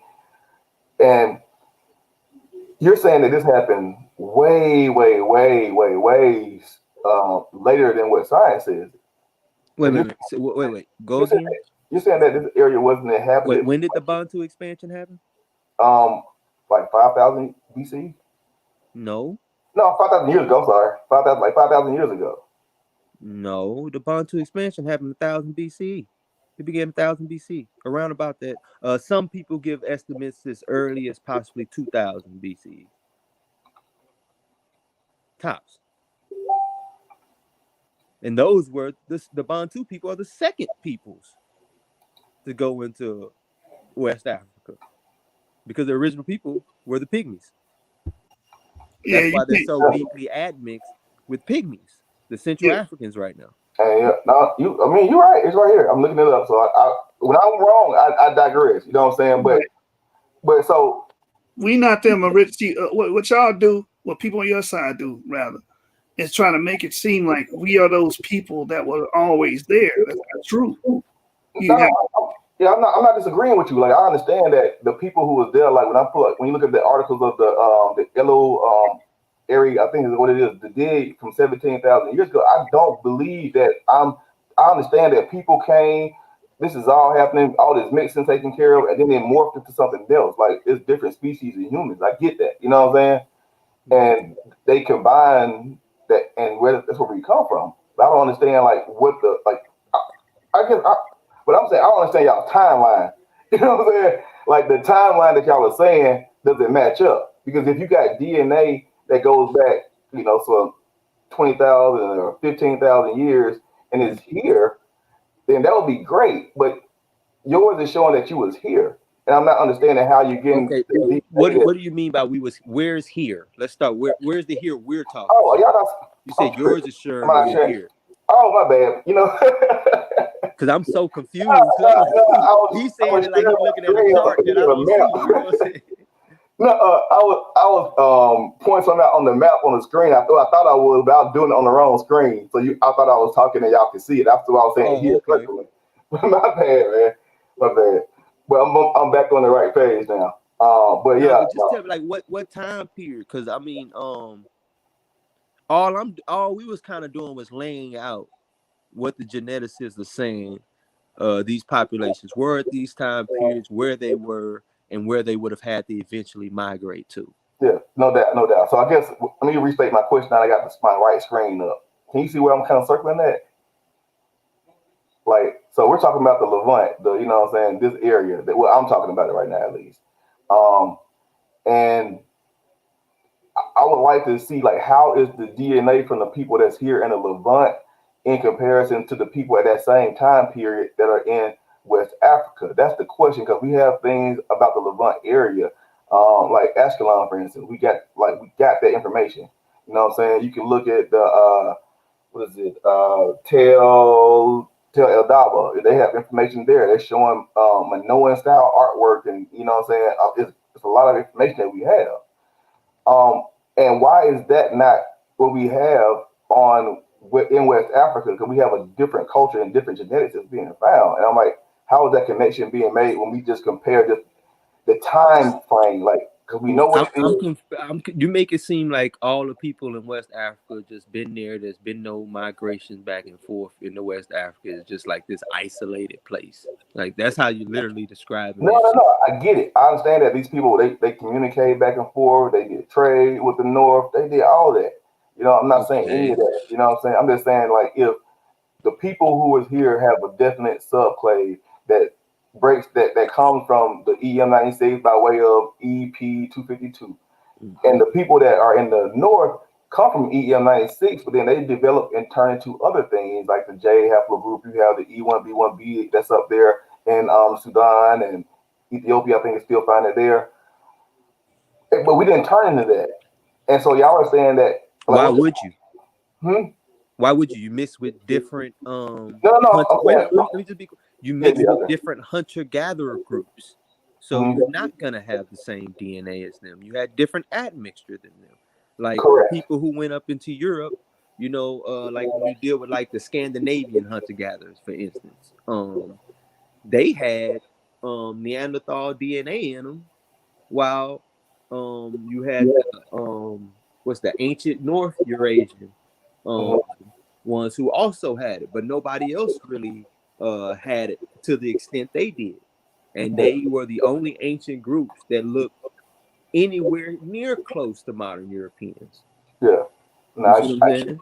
now But but E1B1 ends up mixing with groups like that. got And so it mutates them differently than it would be, say, you went into Africa and mixed with the pygmies that were there or the Khoisan. mhm. You see what I'm saying? You're going to get a different type of genetic code. Yeah, no doubt. I understand what you're saying, and I do got to hop off, and I want to continue this conversation with y'all because like I think we're right there about through having a breakthrough. I think I almost got y'all. So what I'm Hey, gonna do? yeah, yeah, yeah. Uh, Before you leave, I have to tell you your time argument is erroneous, and sometimes I feel like you brothers hear what y'all want to hear.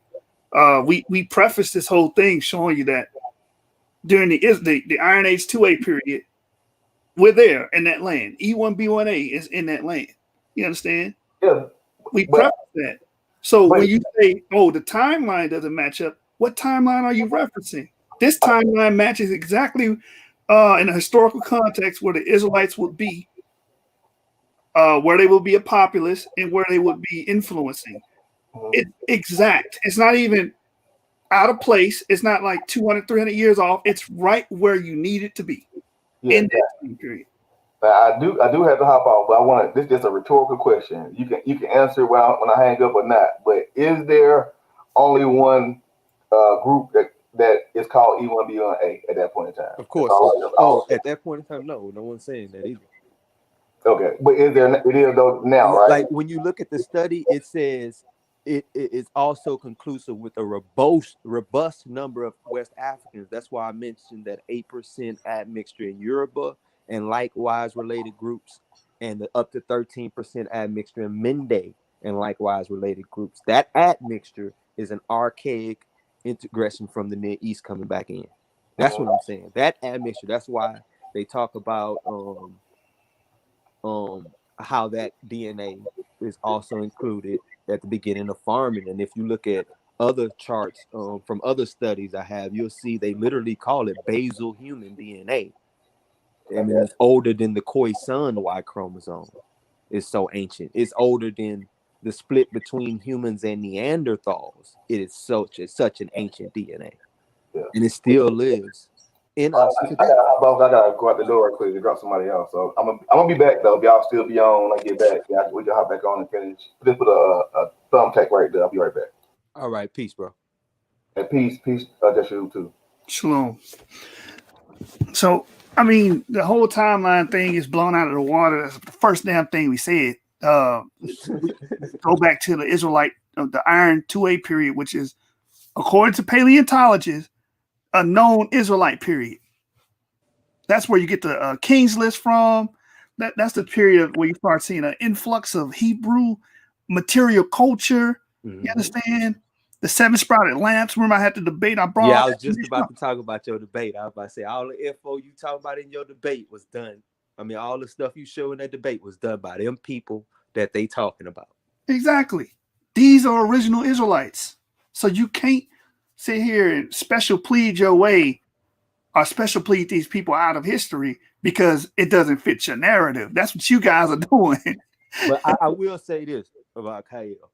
I can't blame Kyle for something he ain't looked into yet. You know what I'm saying? He ain't really looked in. I think that's part of the disagreement we was holding because he didn't really know how it fell on the phylogenetic tree. You know what I'm saying? Because if he did, he would have been like, oh, he's saying this descend from this descend from this. And he would have known it and been like, all right, I know what you're talking about. You know what I'm saying? Because we only mentioned one date, but we start just mentioning the haplogroups, you know, because they descend from an earlier haplogroup to show him. And I think that's how he got lost on the dates because he was thinking we only mentioned one date, but they bringing out all these haplogroups. Yeah, but I mean, I can't give him that pass, James, because he know our argument, and we open with it. The sub-Saharan African clade, you understand, is present in that matrix. Well, yeah, he even mentioned Escalon. Escalon, they had evidence of sub-Saharan Africans there during that time period. El Sakan as well. They have evidence of sub-Saharan Africans at that time. That's like during early Iron Age, late Bronze Age. It's like, bro, you only validating our argument. I don't even see how y'all get to the y'all show us more evidence of black folks there. And be like, why y'all think y'all black? They already got black people there. You know what I'm saying? Yeah. Right. That's again, we're just like the geneticist said, we're applying historical context. That's what we're doing. It's called interdisciplinary studies. You know what I'm saying? Some people like to just, oh, well, we only talking about genetics, so we only gonna talk about genetics. No, you can't bring up history. You can't bring up archaeology. Nah, bro. We do interdisciplinary studies. Look, we don't have to be the deep geneticists and all that. We'll take their findings, combine it with findings from people from archaeology, right? And then we'll come with a conclusion. It's just interdisciplinary studies. They teach you this in college. Well, they're starting to teach this in college. Right. And we got bones, DNA.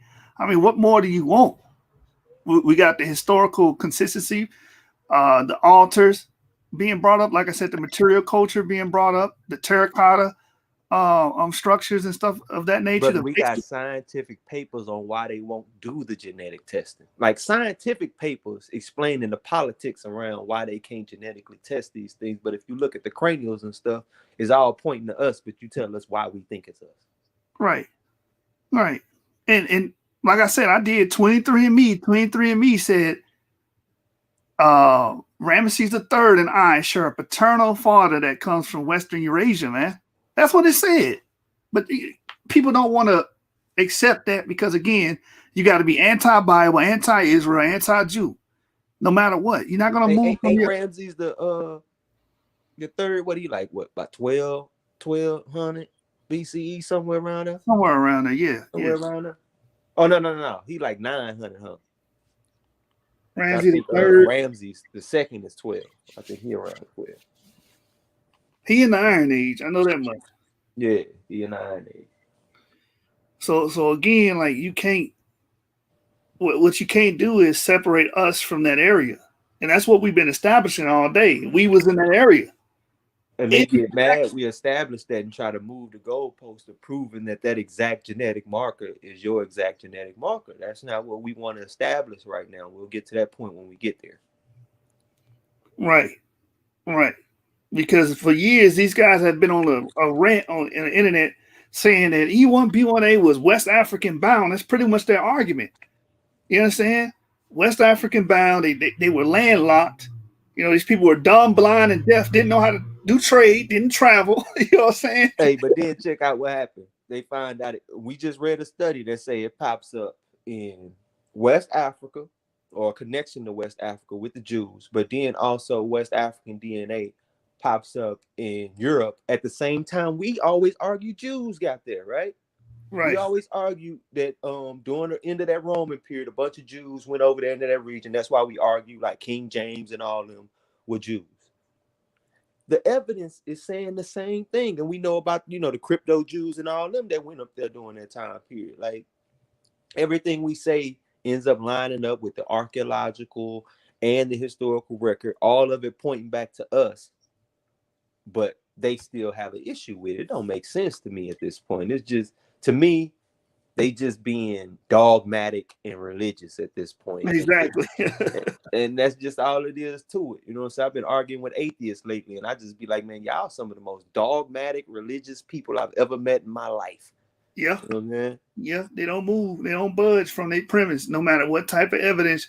That evolution thing is crazy, because there's literally no evidence of animals on the macro level changing from one another. There's no evidence of this universe popping into existence like they're trying to make it seem. It just popped into existence. Shoot, the evolution is evidence for God. You want to know why? Why? Because in order for evolution to happen, it would take a goddamn miracle. You understand? So that's why I'm a theistic evolutionist, because I believe in order for evolution to happen, it requires a miracle. You know what I'm saying? Multiple times for the first single cell organism to ever emerge, and for the Cambrian explosion to take place with all these new animal forms and stuff. So that's two miracles right there. You're gonna have more than two miracles. You're gonna need 1 million of them, motherfuckers. 1 million of them, because you gotta explain so many organisms and the intricacy. The eye. How did the eye develop? You know what I'm saying? The eye just slowly developed. Like, that don't make any sense. As complex, we got integrated complexity throughout all organisms. You know what I'm saying? Okay, this gonna get to a deeper conversation me and you about to have. So what you think about the whole, because I know you've seen it, the computer code that they found in the universe, the error correct code that they found in the universe. What do you think about that? I think it is evidence of a prime mover. I just don't think I don't have enough information. Let me say me. I don't have enough information to speak on it too deep. No, I'm saying, what do you think that says about our universe? The fact that it's ran with error correct code in its fabric. And maybe we might have to pull up an article or something on this, because people may be lost in what we talk about. Yeah. You talking about the guy with the glasses that sat Yeah, down? Sylvester Turner. Yeah. String theory. Yeah. If he correct about his analysis, then we would be in like a. See, I don't want to use this word. I I don't. know. Simulation. I don't Yeah, I want. know you I don't don't want like to. using that. Nah, because it make it seem like everything is fabricated in my mind when everything is tangible. But you Yeah, know, to us, because anything inside the simulation, we see it as tangible. right. That's it gets real confusing. So It's like it to the Sims. To the Sims, the Sim world is real. You know what I'm saying? Like that's the same real world we function. Now, I don't think it's a simulation like that, because I think it would be far more advanced. But I think that speaks to why everything in our universe is pretty much surmised up to computer code. Like everything can be explained through computer code in our entire universe. And I think that the reason that is, and I think that all the advancements in technology is always from us finding out more and more about our universe, right? And the most advanced technology we have such far is simulations, because yeah, it simulates our universe. the speed of light is a limit. You know what I'm saying? The laws of physics themselves seem to be like parameters that would you can make the argument that a programmer came in and set those parameters. Fine, it was finely tuned. It's a Right. finely tuned program, don't it? You know what I mean? That's what it sounds like. And that's things of that nature is why being an atheist and believing that this universe popped up on its own with no designer, no engineer, no prime mover is just absurd. It's irrational. Yeah, it's like absurd. when you see all the evidence, like the human DNA is what, like the longest code ever written. Yeah, Like, it's billion character code in perfect sequence, billions of letters. and that's chance. Man, that'll take trillions of years for that type of chance to finally align like that. Yeah, that's true. That's true. You don't got enough time on the current cosmological timeline and chronology. It just don't give you enough time to make all these miracles happen. That's why you got stars older than the universe.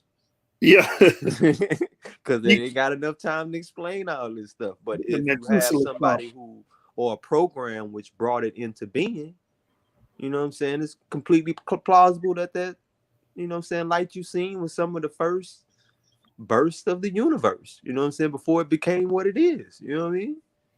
Right. Like having a universe without a creator. Jupiter is a damn satellite that catches asteroids and deflects them from the Earth. You know what I'm saying? You got all these things that just so happen to help sustain the solar system. Come on, you can't tell me all this was by chance. You can't tell me. You know what? I've realized, you know who is the most ancient god in the Greek pantheon? Chaos. That's who they worshiping right now. They trying to get you to worship they ancient god Chaos, because they say everything come from chance. Chance is another word for chaos.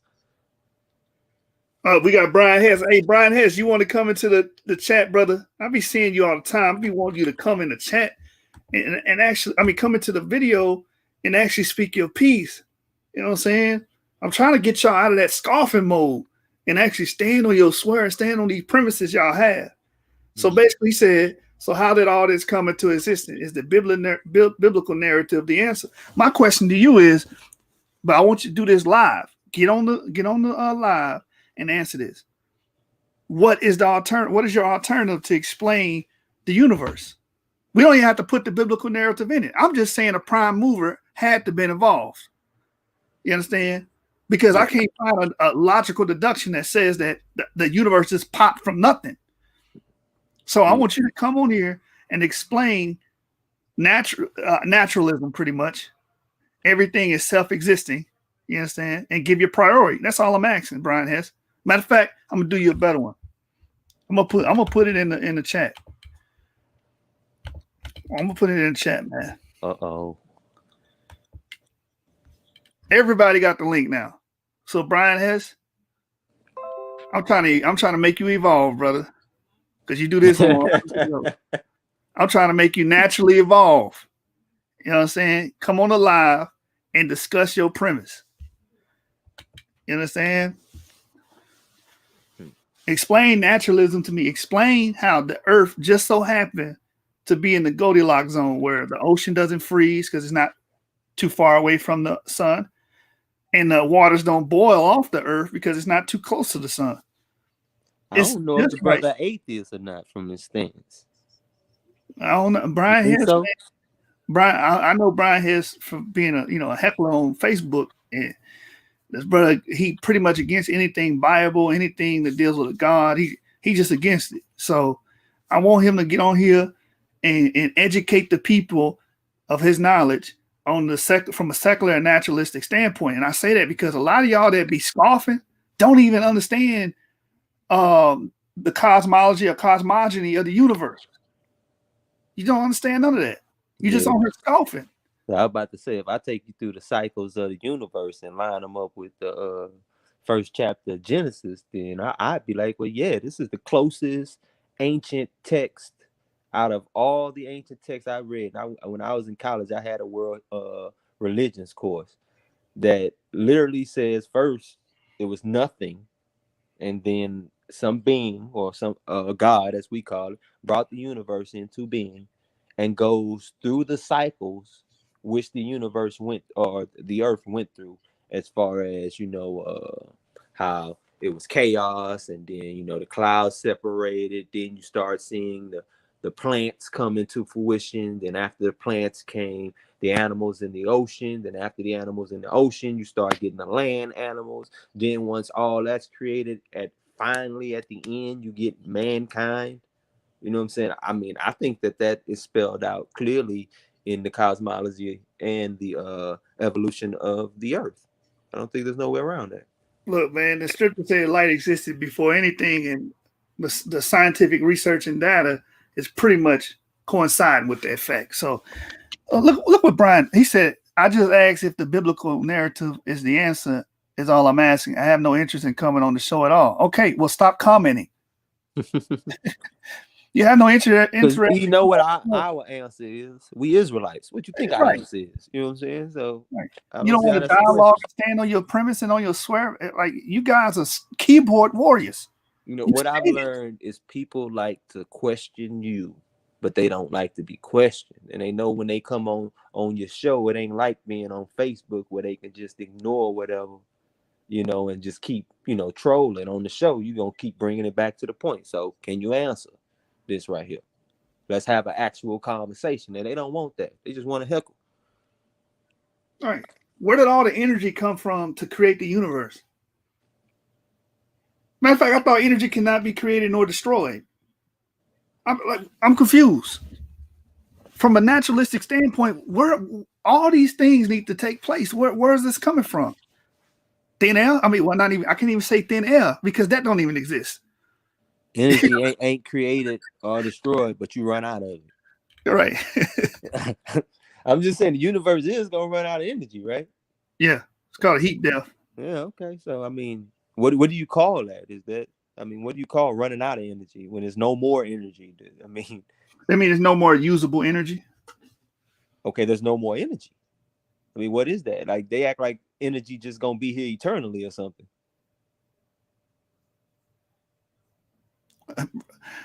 If you don't agree with us, Brian, come on here and tell us why you don't agree. Just yelling something out, blurt something out in the comments ain't telling us how did you come to your conclusion?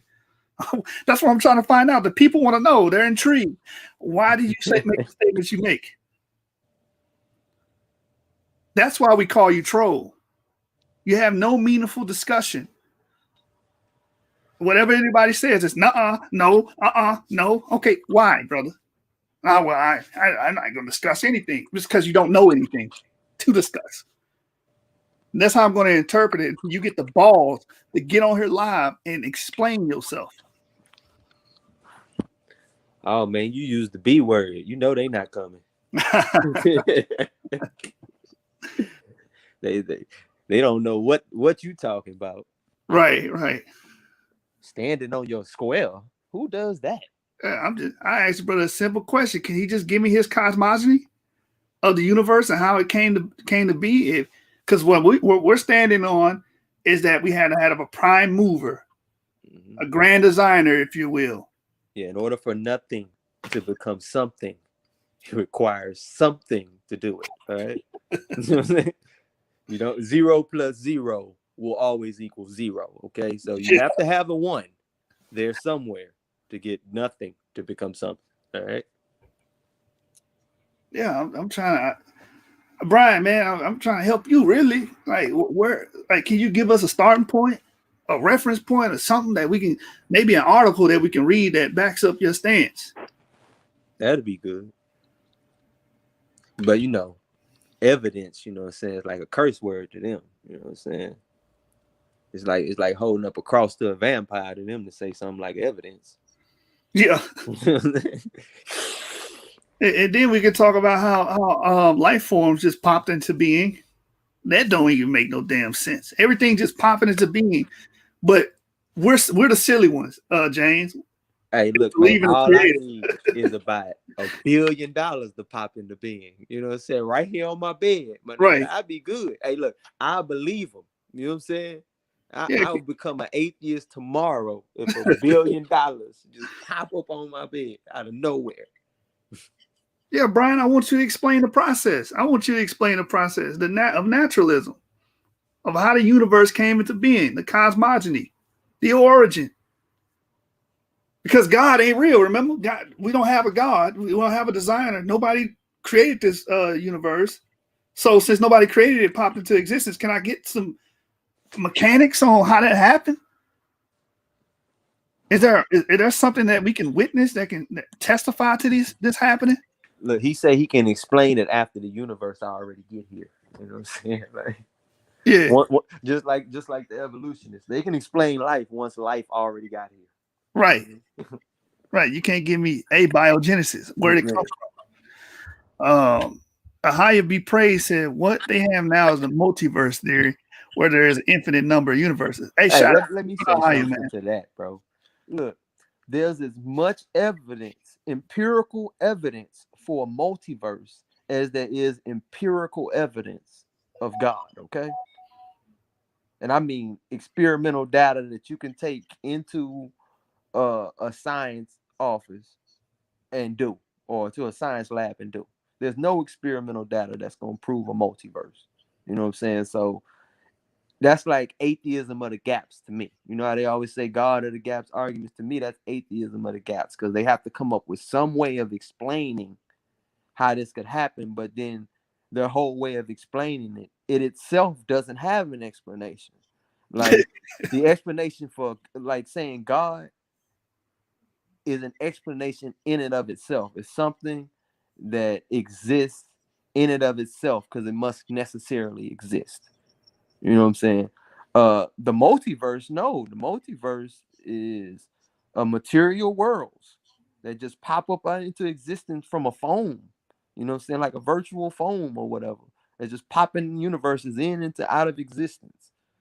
And there's no empirical data that they can do to show us another universe. If they come up with one, look, bring me one piece of empirical data that shows there's another universe, and I'll accept the multi-universe theory. But your issue will still be, how did the foam get there in the first place? Where does the foam come from? So you just moved it back another step, because you always leave it open. Well, a prime mover actually put the foam into place so he could pop up all the universes. So it really don't do nothing but move it back another step. Yeah. That's even worse than a God, because a God explanation is full stop. When you get to God, he exists in and of itself. It's an eternal being that exists outside of time. When you get to the multiverse, because there's actual time taking place, events, because the time is just a recordation of events. So every universe that popped into existence is recording time. This is a time-filled place here. It can't be eternal. That's ridiculous. Right. And if the universe was created sporadically and out of nothing, why is it so well ordered? You know what I mean? Why aren't the galaxies crashing within each other? Why are stars and not, why is our solar system so structured? You understand? Because it got good wind functions that keeps the bubbles from bumping into each other and popping.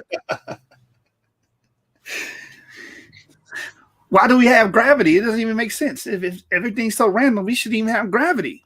We should be. There is an argument that gravity technically doesn't exist. Gravity doesn't exist. Yeah. They say it's actually more of an effect than a force. So why do we have the effect then? Because think of it like this. Think about space as a long stretched out fabric, right? But then you put think of like a sheet, but then you put a bowling ball in the middle of the sheet, right? Mm-hmm. The sheet goes down, right? So everything around it pulls down because the sheet went down, right? That's kind of how gravity functions. It's not that gravity is a force pulling down.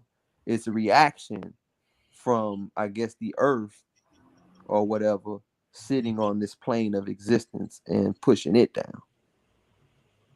Yeah, I've heard those discussions, man. But my thing is the natural order of things, physics exists. Correct. You know what I'm saying? Strong nuclear force, weak nuclear force. You know what I'm saying? We have these things that keep everything in order. The laws of physics. Yeah, there's no chaos going on. Everything's ordered. Like I said, the damn Jupiter acts as a satellite to catch asteroids and deflect them. Laws come out of nowhere, brother. Oh, okay. The laws. Laws just pop up in and out of the bubble too. You know what I'm saying? They part of the multiverse bubble. The rotation of the sun is just right. You know what I'm saying? That it doesn't pull all the planets in and destroy them. Like, come on, man. It's like, yeah, the whole universe is sliding on a thin razor's edge, but they say it's all chance. Everything's a chance, man. All this order. Everything gonna function in a predictable way. You know what I'm saying? But somehow that's just come from chaos. Yeah, man. I wanted Brian Hess, if he had to, the balls to come on here to actually explain some of this stuff to us, because we're generally confused. You know what I'm saying?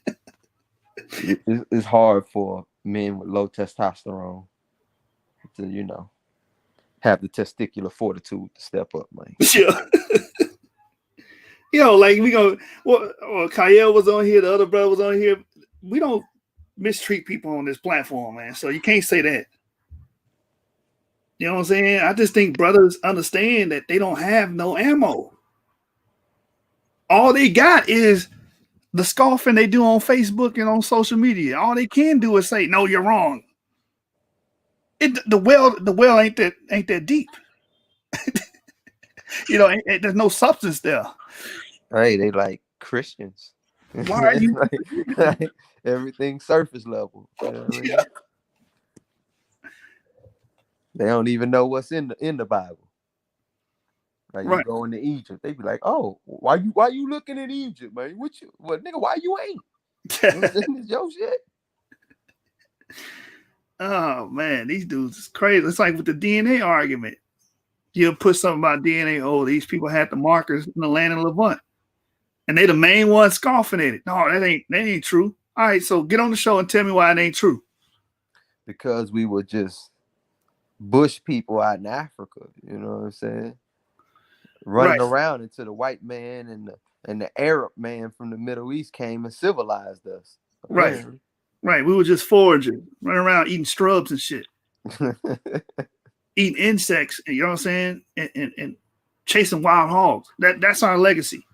Yeah. I'm gonna tell you something. What we teach and what we bring out is giving honor to our ancestors. Because we telling y'all that Haplogroup E is responsible for pastoralism. You know how huge that is? You can't have civilization without it. Period. Exactly. Can't. Because you can't have cities unless you can feed people. That's it. Because you gotta, if you ain't got farming, guess what you gotta do? Follow wherever the animals go. Yep. That's why there was hunters and gatherers everywhere and while the Near East was creating civilization because they was already farming. Already farming, permanent dwellings, having permanent dwellings, all these innovative things to make and grow and evolve into what we see today. That's Create what governance, law. Yeah, developing law, developing writing. That's what we're saying our ancestors are doing. You want our ancestors to be those A&B Africans that has spent thousands and thousands of years foraging. Ain't developed nothing. Sorry to say. They have their own type of societies and stuff. Hey, do your thing. But we was right there at the beginning of civilization, civilizing the world. And if my ancestors did that, I'm gonna take credit for that. You ain't finna tell me I can't glory in my ancestors. Get out of here, man. Chris got mad because I brought up that the Natufians had E-markers and they started agriculture. How could you get mad at that? Oh, I forgot. It's against the narrative. They outside of Africa doing shit. If they was inside Africa doing shit, you'd be happy. Look, it could have been white people inside of Africa doing shit they gonna claim. For real. These guys is crazy.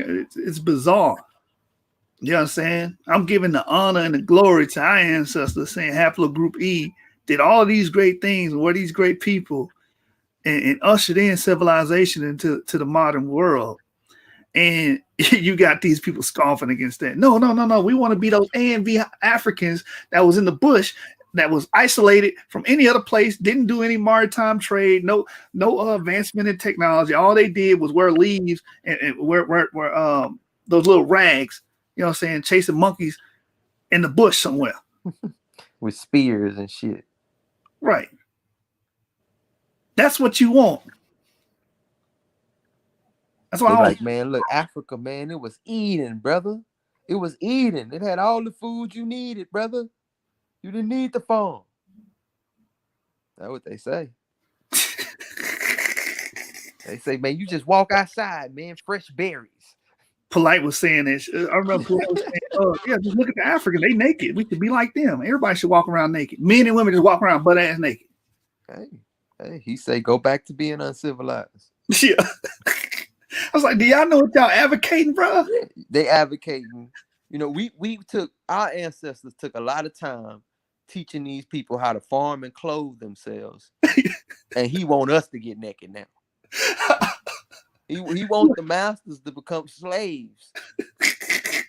To go from wearing nice garments and stuff when they running around naked, chasing, rabbits and shit.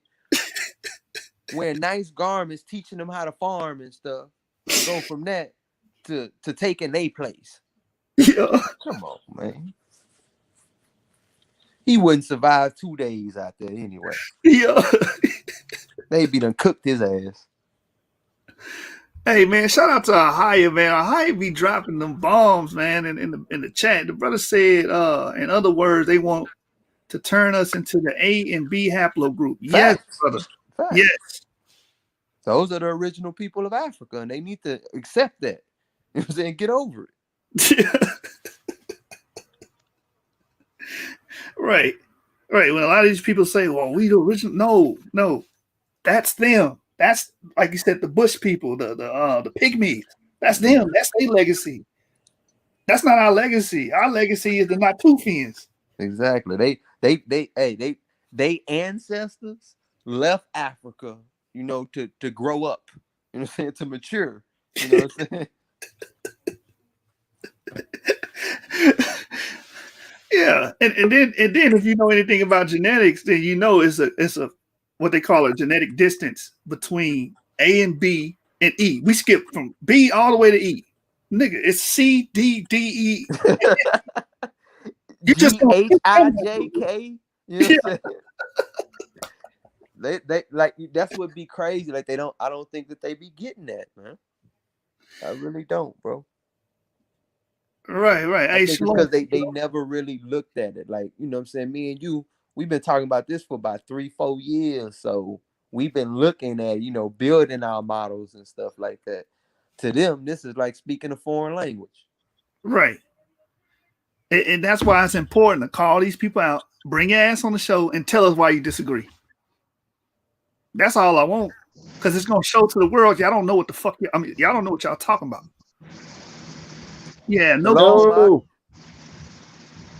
Yo, shalom, shalom. What's going on, brothers? What's happening, bro? no, we just Man, what chopping the it hell up y'all in here doing, man? Y'all kicking ass, brother? a little bit, but you know, Kyle came in, talked for a little bit, but I think them points started hitting home, shaking his cognitive dissonance he was having for a second, so he had to get up off of here. Well, But hey, man, Muggaby, he didn't know what he was talking about. He was just lost. Yeah. You I know, just bro, the signal was bad, but his arguments was bad as well. You know what I'm saying? I agree with everything you say, but for no reason, I don't agree with your conclusion. Everything you saying is facts. That's all you. Then what the hell are you disagreeing on, brother? wow. Well, hey, man, I want to tell you, brothers, man, y'all doing a great job, man, holding down the source. Appreciate you, brothers, man, the work y'all putting in. It's imperative, man, that we have these conversations because a lot of this is just, agreeing to disagree. Because why? You understand? Our whole point and purpose is to try to get to the root of these things so we can expand our own knowledge. You know, a lot of people don't understand that, man. As we continue to try to do research, other brothers are doing research. We want them to bring those things to the table. You understand? So we can not only expand our own knowledge, but for those that are watching. You understand? These things are important, man, to have these dialogues and debates so brothers and sisters can examine both sides and make an educated decision, man. You understand, concerning the information. At the end of the day, that's what it's about. Right. Yeah, for Fact. sure. For sure. And I think we trying to make these people stand on their premise and stand on their swear instead of just comment, you know what I'm saying they disagree. You disagree, tell me why you disagree. Yeah, Why is that so we can progress the conversation. You know what I'm saying? It shouldn't get to the point where, okay, I say this true, you just say it's not true, and neither of us, you know what I'm saying, come to an actual point that we can agree on. You know what I'm saying? Like, people just want to argue for the sake of arguing instead of arguing to come to a conclusion at the source. You know what I'm saying? We trying to take it to the next level. Yeah, we like to debate, but we like to debate, get to the conclusion, bring forth all the evidence, and make an educated decision. But it seemed like people don't want to do it because all they good at is questioning you and not standing on nothing they saying. yeah. You know who popped in my head? Garfield. Pretty much made a YouTube career off of that. Don't stand on anything he's saying. Can't question him about nothing. He said, "Give me the link." We gave him the link. Where's the brother at? Yeah, man, a lot of these guys are professional question askers. Facts. You understand? So let me get a review real quick. So they have a problem with the Haplogroup E and the connection to the Hebrew Israelites. Man, they have a problem with everything concerning the haplogroup E, it seems, and its origin. They saying that pretty much we can't use our ancestral population to establish a connection between us and the Near East. They're saying we can't use the scientific evidence. Well, actually, they didn't even say we can't use it. One person agrees with it full out, which Kyle agrees that there was there was Africans there. Another person agrees with the study, but disagrees with the conclusion, with Mugabe, which don't make no damn sense to me. And yeah, that's about where we at. They don't want us to take credit for the origin of farming being from our ancestors, you know, bringing farming all over the world, you know, or the beginning of civilization dealing with our ancestors. They seem to want us to be chilling back down there in Africa, playing in the bush, until the Arab and the white man came and civilized our black asses. Well, what is the argument with this whole Berber argument? That Brother Kyle insists that the Berbers were a fair-skinned people, a mixed people that came into West Africa. See, Yeah, that's talk to me. that's his issue, basing everything off phenotype. Oh, these people are fair skinned. Let's say he right about that. They were fair skinned. What is their DNA? Who do they descend from? Who they come from? They got E markers, meaning if you got an E marker, that means we all share a common male ancestor. And if we follow in the biblical narrative, which this is called historical context, these people will all have to be Shem. I'll go back to Shem. That will be that common male ancestor that we're making reference to. For D and E. For D and E, yeah. Yeah, for D and E. So a Berber, no matter if he white or black, God damn it, if he got an E marker, we share the same pappy. Yep. And that's the problem Kyle is having. You understand? And other people on the internet. I think that. Well, that's. Go ahead. Yeah, Salak. Yeah, that's similar to the discussion I was having yesterday with BJM. These brothers try to corner me on the whole argument, on the debate I had concerning the Aborigines of America. You understand? I asked them a direct question, right? Like, listen, how do you distinguish between Ham and Israel in Africa? And the brother started saying, well, you look at Manute Bo. I said, hold on. I said, so the way you're distinguishing Shem from Ham in Africa is based upon appearance. He tried to go with this whole circular argument. And, well, that's not the only way. Okay, brother, what's the other way? Oh, well, you got to look at some of their cultural practices. Exactly. So now let's bring that over here to the Western Hemisphere. How are we distinguishing these people over here? Being able to identify, what's the best way to be able to identify them? Should we be looking at their appearance, right? Or should we be looking at certain cultural practices that connect them to Israel, connect them to these unique cultural practices? And what is your explanation for these people doing that over here? They never want to talk about that. You know what their response was? Well, let's go read 2nd Ezra 13. And it's so redundant based upon. And to add to that, bro, yeah.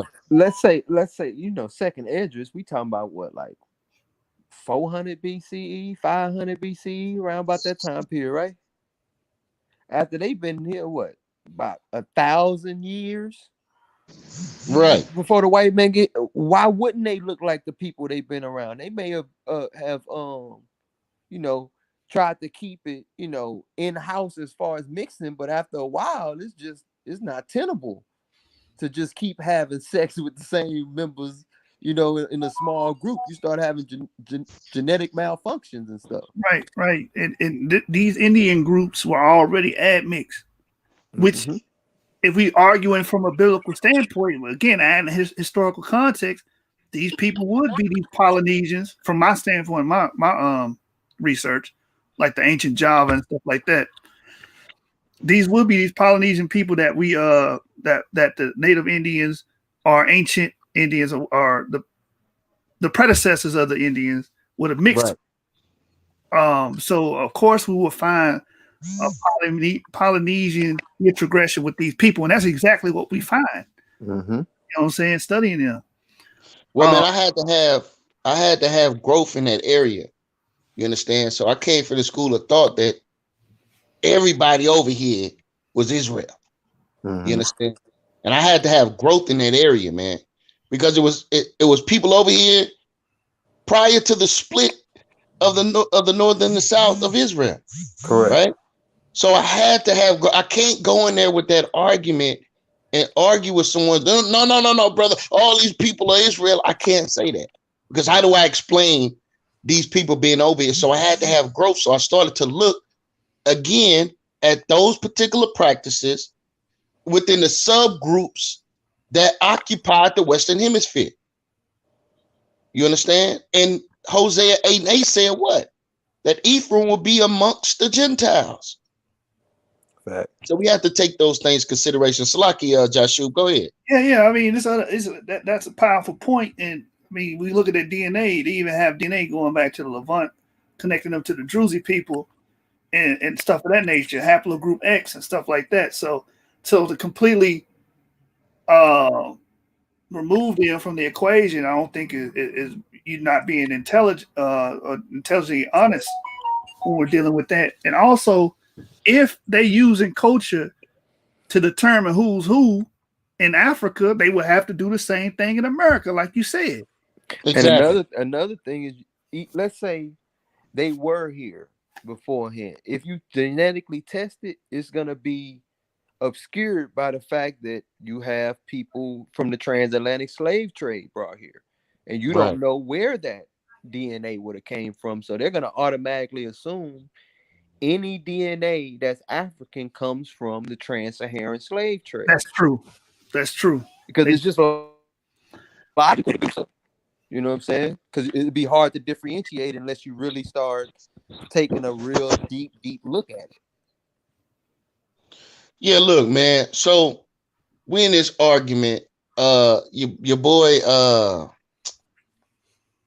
What's that?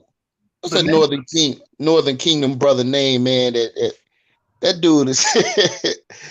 We and him was agreeing on this.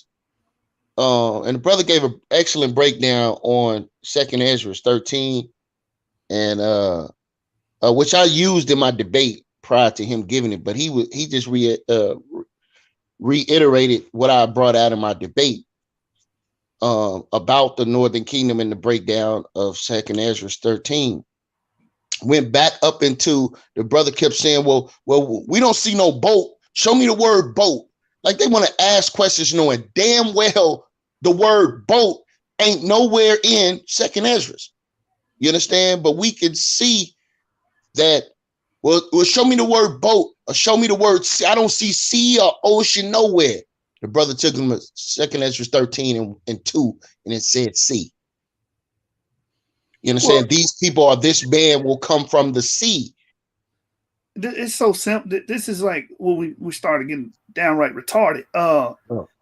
How do you traverse water? You're not going to walk through the water. You understand? Because that's the argument. Oh, they walked through some water in Jordan. You understand? And if it's a big body of water and you're trying to go to a whole different location, you're going to need ships. It don't need to be said. If I said I traveled from here to UK, I don't have to put the word airplane in that sentence.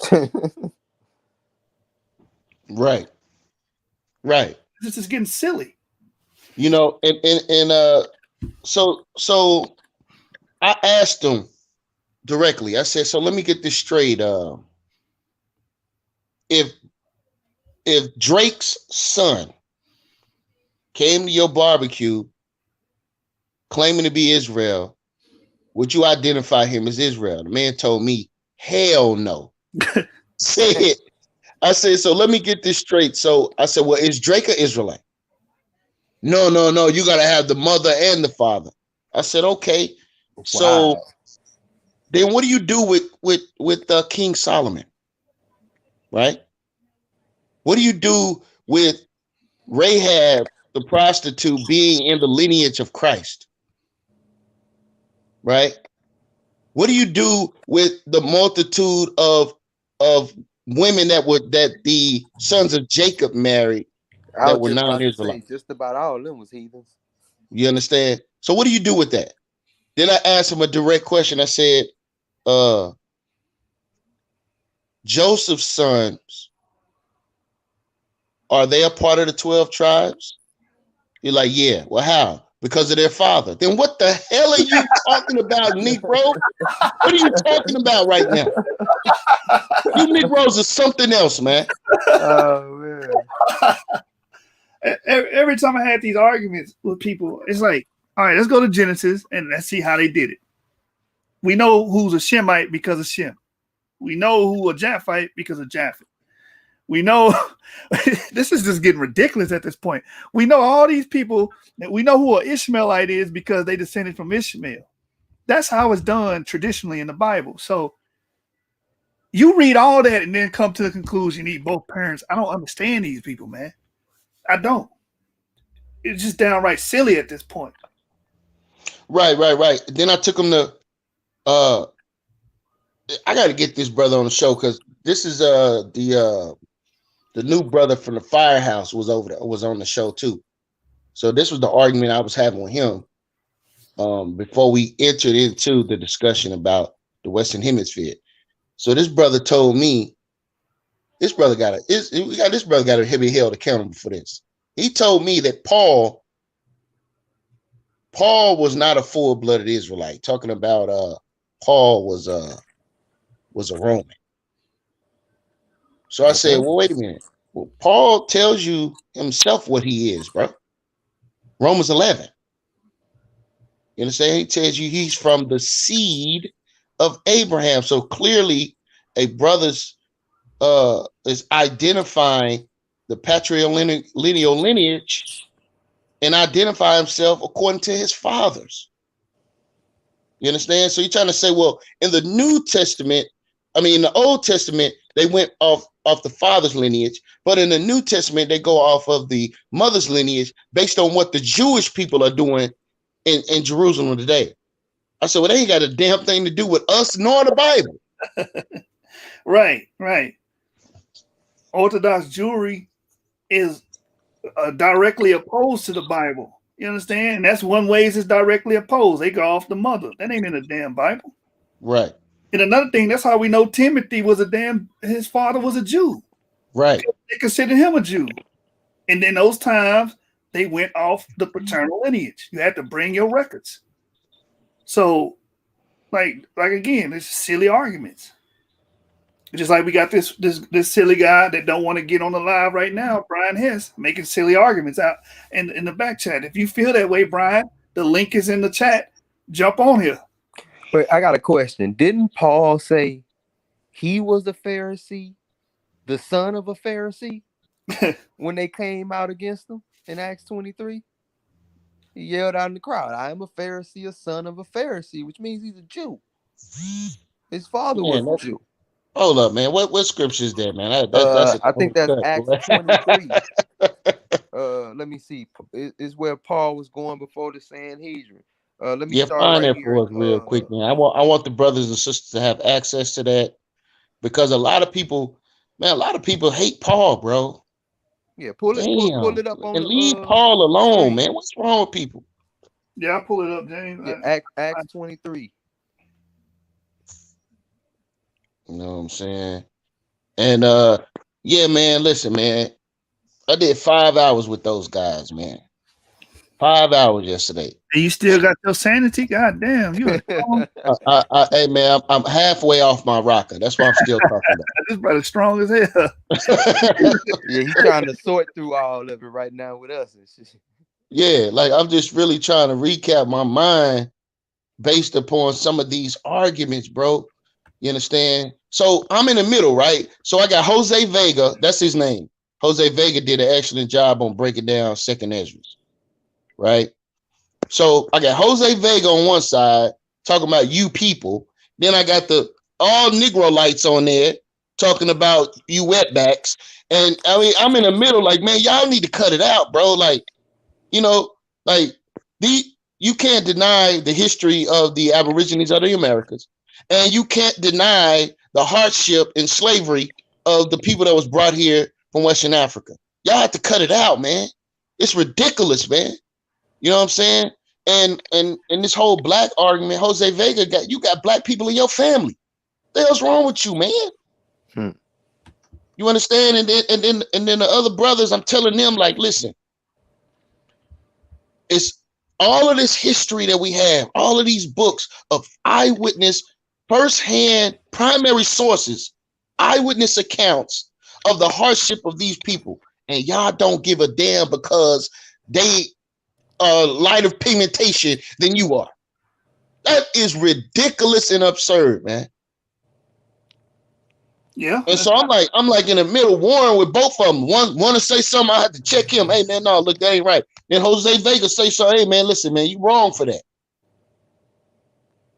You know? Oh, well, these brothers are Canaanites. He made a statement. He said, Jose Vega said,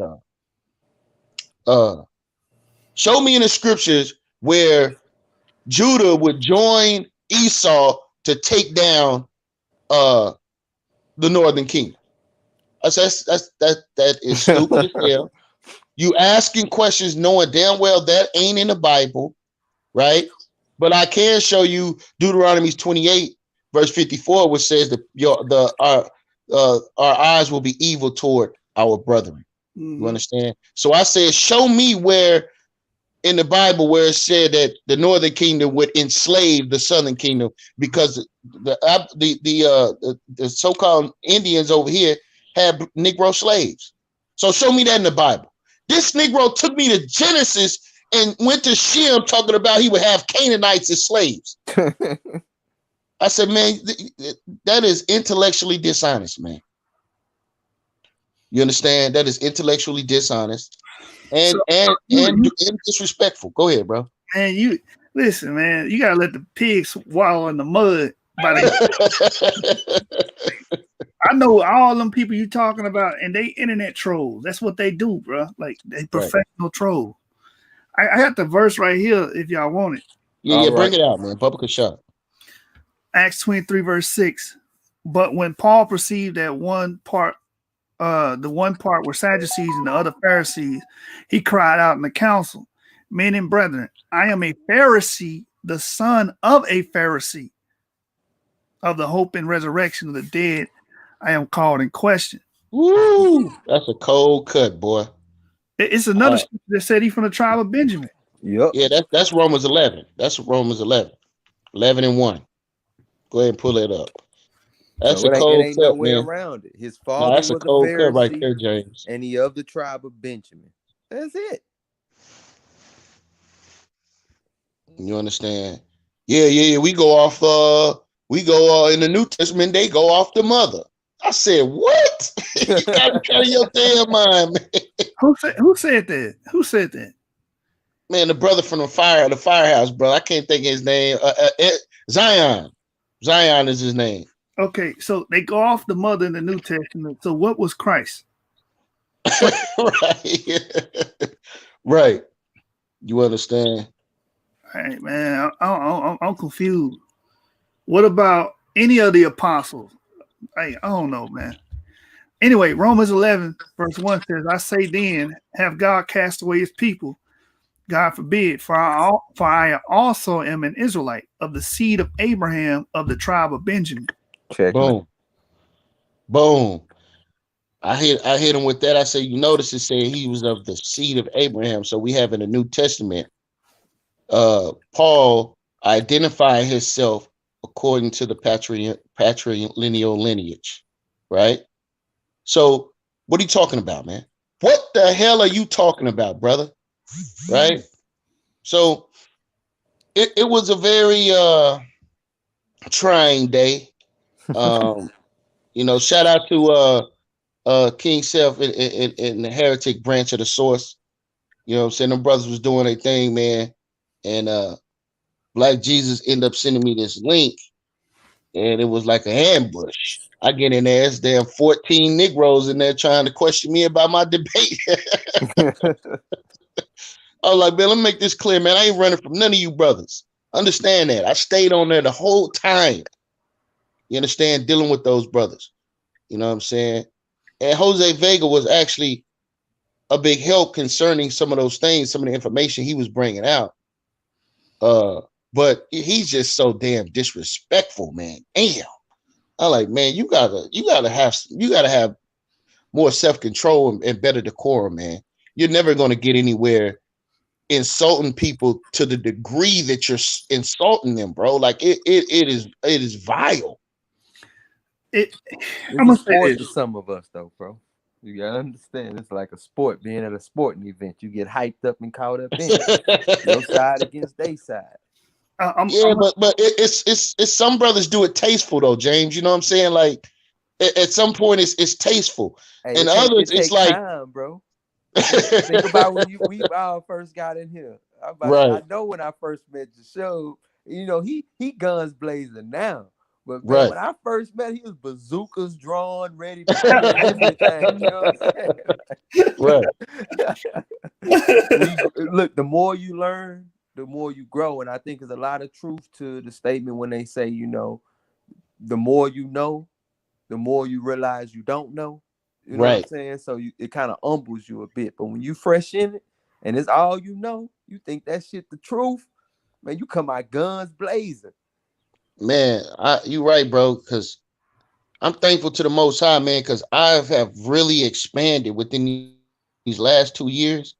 You understand, and really diving off into my personal library, because Negroes put so much pressure on you. You understand, like you have to be ready, because if you're not, you're gonna get embarrassed, man. You understand, and a lot of those stances that I had, I couldn't defend them, bro. I couldn't defend them, and I had to reevaluate some of this stuff, like. You know what I mean? Like those that are against the 12 tribe chart, they have certain points. And so my understanding had to evolve, man. You know what I'm saying? When you get to dealing with the Clovis people and the people prior to the split of the Northern Southern Kingdom, I'm like, yo, man, you know, and I'm explaining to them, like, listen, the Western Hemisphere they had multiple metropolises here. That like people were traveling way before the white man decided to get in his stinking ass boat, right? People were already traveling here, coming over here, migrating here, and establishing communities. You understand? That's why I'm telling my brother Maharaka, like, listen, the whole never mankind dwelt thing could have easily been if there's a metropolis in Mexico and they decide to move to Florida and never mankind dwelt in Florida, that still substantiates that point. Well, no, brother, you're giving them leeway to say what they're saying about Western Africa. You understand? So I'm in the discussion yesterday, and Black Jesus Minister tried to assert that Azareth is northern Libya. What? That's it? Yes. Yes. Then he claimed, and I gotta go check this. I gotta go check this source out because this just happened yesterday. So I'm gonna do the research. Claimed that Josephus said that Azareth is northern Libya. You understand? So I don't remember reading that. I mean, I don't either. You understand? But I'm definitely gonna go check the source. You understand? For the Josephus didn't say Arsareth was northern Libya. He didn't say anything of the matter. What he said was some of the northern kingdom reside in those areas above. on the other side of the Tigris and the Euphrates. Yeah, that's what he said. Yeah, he was talking about like Upper Serbia, like where the Scythians were, the Sumerians were, a lot of those ancient cultures that kind of broke off after the fall of the Assyrian Empire fled up to that region. Right. Wow. Yeah, I gotta go check that. And again, all of the northern kingdom did not depart or did not leave and travel somewhere. Facts. Many of them stayed concentrated in Media. Some went back to Israel because when you read the history, it says that they came back to King Hezekiah, and you had tribes coming back with the southern kingdom. And the late people never left. Hey, and the guy on there, I can't think of his name. The guy on there was saying, you're talking about millions of people traveling through Africa. Say, man, look, where you getting millions of people from? That is crazy. Millions of people, brother. Yeah, you had to, and remember, we're talking about millions of people. Man, that is ridiculous. It don't take millions of people to this dude retarded. Right. Because if they moved like any ancient Shemites moved, if they had any conflict with any people, they finna wipe you out, and your virgin daughters will be married in 30 days. You know what I'm saying? Right, and that's with the Assyrians when they first came in there. It was a major Holocaust that happened in the Northern Kingdom. Brother, they was, man. If you see some of them depictions, it Yeah, looked like Vlad Dracul. You know what I'm saying? Went back in time. They was right. staking boys through their bodies, man. And stuff like that, man. Putting stakes through people's bodies and stuff. That's what an ancient crucifix was. When they just stuck a stake straight through your body. People really don't understand population growth, and you don't need that many people to become a numerous populace. Look at the African Americans. 100 years ago, what were we like? During emancipation, I think we were like what, less than 7 million or something like that. I look it up. It wasn't that we wasn't that numerous, because I remember like people like the Negro intellectuals at that time was saying we're less than like 10 million or something like that. Now you fast forward 100 years later, you know what I'm saying? We're like what, 50 million people strong.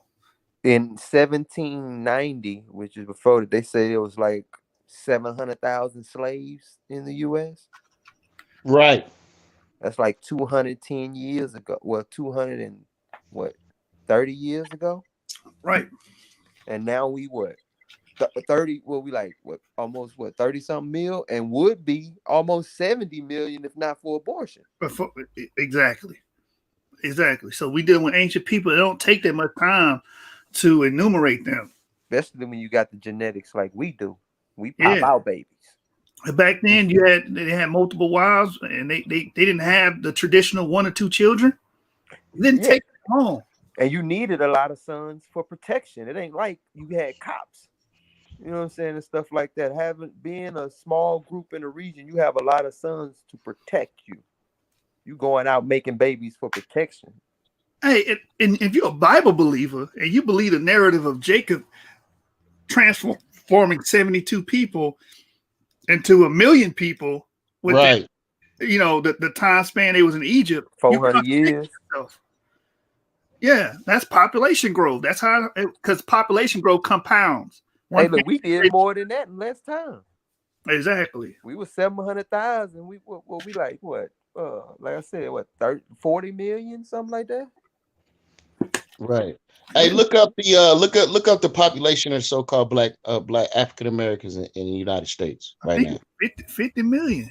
They just did a census. Let me see. 44.1 million was the census in 2020. Oh, 44.1. Yeah. Yeah, from 700,000. Come on, bro. And we'd be 70. I think it was like 72 million or something like that, if it wasn't for abortion. Yeah. So you got to think about it. It don't take long for the population to boom. Unrestricted one too. All Europeans descend from 3 males. All modern day Europeans. Going back to what is it? The Eurasian steppe. No. It was the Bronze Age. Yep. Back to the Bronze Age. Yep. 3 males from that period created I ain't gonna say all, but majority of the European males that you had today. And they're very numerous. Oh man, these brothers still don't get it in the comment section, bro. What they saying, man? What the hell going on in the comments? So the first brother says, when it says never man dwelt, we have to ask ourselves, how did they know about it then, and how did they know how to get there? See, brothers want to eliminate the God factor. You understand? But if you are a non-believer, go ahead, James. I honestly believe that Solomon had the trade empire, which it was stated that he had. And we have to understand that in ancient times, you wasn't dealing with 7 billion people on this huge planet we're talking about, that all this land mass ain't covered right now. Right. With 7 billion people we got. So, I mean, it would have been a lot of areas where it wouldn't necessarily be settled peoples, because you got to understand that a lot of people were hunter gatherers back at this time. That's what I'm Moving from saying, place to bro. place. Right, exactly. They bouncing from place to place. So this settled area. Look, man, there's an open area. Ain't nobody settled down there. I went down there during the season looking for trade and stuff like that. And there's big old fields and stuff. We can go settle down there. Ain't nobody living there. Listen, James. Dallas is 3 hours away from Oklahoma City. I can't drive to Dallas without seeing huge open areas of land that, you understand, that could be occupied by people. Exactly. Just from Oklahoma City to Dallas. You understand? So this idea that there's an overpopulation, that is ridiculous and absurd, man. Right? I mean, we look, have another brother here. It's millions of acres in Africa nobody's on. Right. You know what I'm saying? You got millions of acres sectioned out just for wildlife reserves. You know what I'm saying? And stuff, bro. Come on. Bro, you don't need hundreds of ships for millions of people. Y'all keep thinking millions of people. Millions of people, right, exactly. Even when we go with the secular understanding of how the peopling of America happened, that was only like 15 or 20 people coming in to the Bering Strait and populating all of America. I don't see none of you motherfuckers. Where's the millions of people coming in here? Again, y'all don't understand population growth. That's your problem. Y'all don't understand that. You don't need millions of people. You just need a small band of people to come in. And y'all Bible believers too. That's blowing my mind. Y'all hold up. Let me say this to show. This is what's killing me. They talking about ships. Do you understand the ancient Polynesians were sailing the whole Pacific in canoe boats? Yeah, that's a fact. Canoe boats. So look, you could have had 15 canoe boats out there worth of people. Right. You know what I'm saying? Like, you have Abu Bakr the second saying that 200 ships went into a river in the Atlantic Ocean. Now, last time I took, that was the current that led right into the Gulf of Mexico. And they went on West African ships, bro. So come on, man. If you can find a road in the ocean, you can ride it, man. Right. The Carthaginians had let me let Yashar on here. Shalom, brother. Shalom, family. Yo, shalom. The Carthaginians were able to travel and traverse the seas and was able to go to a far distant land that they described that had a lot of open land that wasn't settled. You understand? So for anyone to sit here and question maritime travel, I don't understand your standpoint, unless you're trying to say that the Israelites did not understand that technology and they couldn't. Yeah. I was gonna say that, Joshua. That's another thing. They try to act like Israelites didn't know nothing about ships, man. I'm gonna kill him. Hey, Nico the second said wasn't Zebulun prophesied to be a haven of damn ships? Exactly. Brother, they just was looking at them ships. Oh, yeah. They was watching them pass by. Right. They was just watching them pass by, brother. Yeah. Just observers, brother. That's it, just observers. You know. Wasn't Solomon involved with what's that? He was an Israelite too. What was the look, even Herodotus said that Nico II commissioned the Phoenicians to circumnavigate Africa.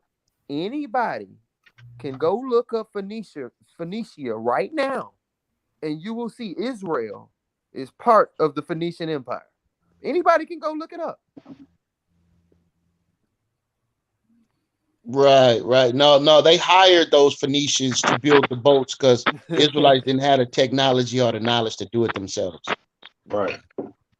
Mind you, Noah had the biggest boat, but we didn't know how to build nothing, and we didn't know how to have nothing going on for ourselves when it comes down to navigating the seas. Yeah. Hey, I do have my theory that Japheth took the biggest part in building that boat. Hey, It's still there. It's still in the family, bro. But Tom, hold on. We got to explore this, James. You got to elaborate on that for us. Because the first peoples you see who really start using boats and stuff like that, you dealing with people who were like let's see, like in Greece, Turkey, and those regions. The reason the boating, I think, kicked off like it did was because right there in that region you have a confluence of Shemites and Japhites in that region. And plus, just because it's a natural ship port, because the King's Road, which connected Africa with Asia to Europe, was right there. Yeah, Off, and I off of, think that Mediterranean Sea was the first sea that was yeah, that was really explored. dealing with the boats and Yeah, stuff like that. yeah, And that's the descendants of Japheth. Now, that don't mean Yeah, Shemites didn't know how to build boats. It just means that they would have specialized in it because they were given the Isles of the Sea. How do you get to islands? You need a boat.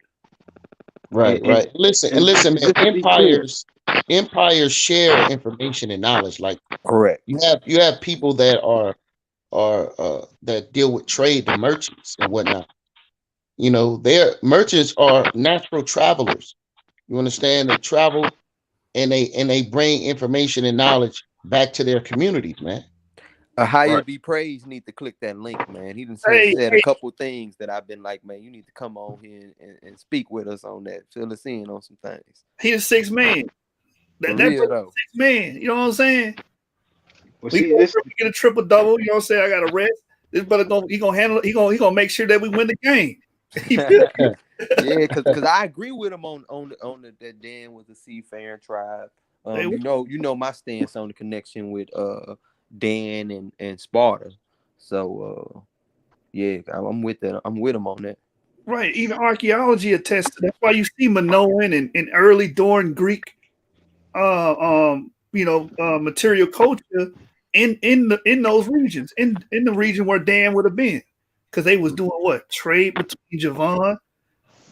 Hey, before I answer that question, this brother got to tell me what who's L what L he stands before, because there's many L's out there, man. Right, right. So when you're dealing with Japhet, right? And listen, man, if y'all ain't subscribed to Genesis 49ers, man, y'all need to go subscribe to Genesis 49ers. That brother Joshua is hammering home a lot of powerful information on that page concerning a lot of these things.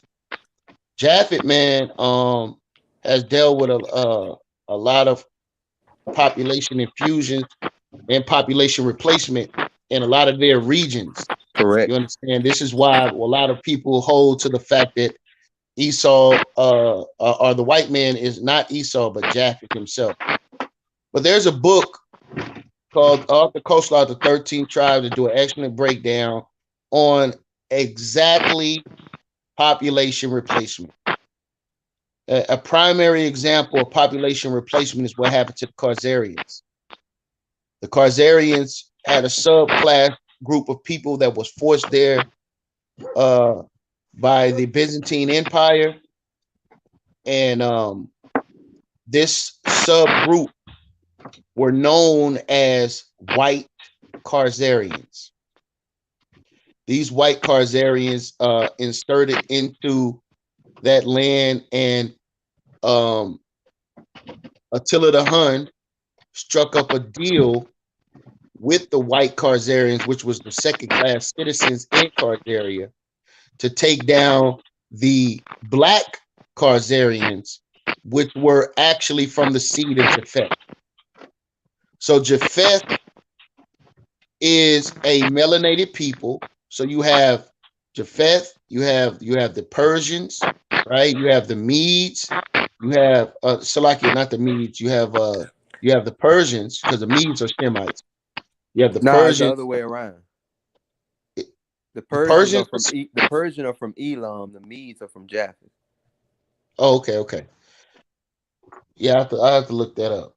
But anyway, you have them. You have the original Greeks, right? The original Greeks, which was a melanated people, were were Japhet. The original Italians, the original people of Italy, the island, the peninsula, those Aborigines were people of color, right? The original Europeans were a people of color, and they was from the seed of Japhet. Anybody else want to chime in on that? You can.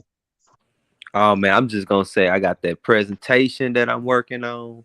Yeah. And it's gonna be dealing with this topic, showing them markers and how they all go back to the same common ancestor. And all these lands that's supposed to be Japheth before they were replaced with these populations, like with the Axe people, the Yeah. Stone Age Axe people, man, most murderous people in human history, wiped through and replaced all that population.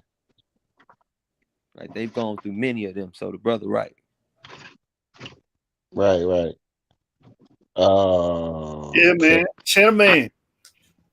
Cheddar man, that's right. Exactly. Japhet was cursed to dwell in the tents of shit.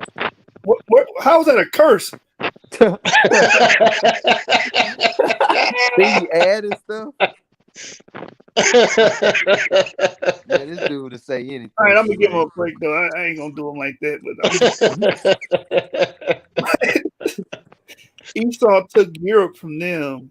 In other places, they are under Ishmael, and in the kingdom they will be under. I mean, I can see that, but I just didn't understand the lingo that you started off with. Right. You know what I'm saying? Shout out to my brother Dor of L, man. He good people, y'all. Don't give him a hard time. He good people. I was just wondering what the hell he stood before. That's all. Who is this Perry? Do we know this brother Perry? Who is Perry Hay? Nah, man, Perry Hay need to come on in, man. Come on the show, man. Let's talk link, about baby. it. Hit the link, man. Drop the link again, Joshua, man. Drop the link in the chat, man. Come on in here, man. Talk to us, man. Talk that talk, man. Hey, Jeremiah, you know what? I don't understand because the other troll, he not here now, but he was saying that what we talking about is fictional. Okay, if what we talking about is fictional, why are you on here? Right. You on a channel that talk about fictional stuff, according to you, and you don't deal with the Bible. But I see you on all biblical topics, but you don't deal with the Bible. I don't understand, brothers, man. He said he had work. All right. I guess he just listened to us at work, man. All praise and glory, man. If we can bring information to you while you're at work, man, it's a blessing, man. Yeah, but them arguments against anybody selling the ocean is dumb. Arguments about population growth is dumb. You know what I'm saying? Oh, you need millions of people to come on ships. That's stupid. Like, nobody says that, especially dealing with archaic people. Man, it could have been 30 people, man. 40 people, man. That's all you need. Enough. That's all you need. All right, man. So we talking about DNA. We talking about haplotypes. We're talking about different appearances of people, right? You can't look at somebody and say straight haired, dark skinned people are Hamites. You can't say that, man. All right, because you have dark skinned, straight haired people that are from the seed of Japheth, man. That's true. That's a fact. You understand? we have to cut it out, man, when we're talking about appearances and start actually diving off into our ancestral lineage, man, and identify people that way. You can't identify people by the way they look, man. Then Black Jesus is going to tell me, well, then how do you know you are Israelite?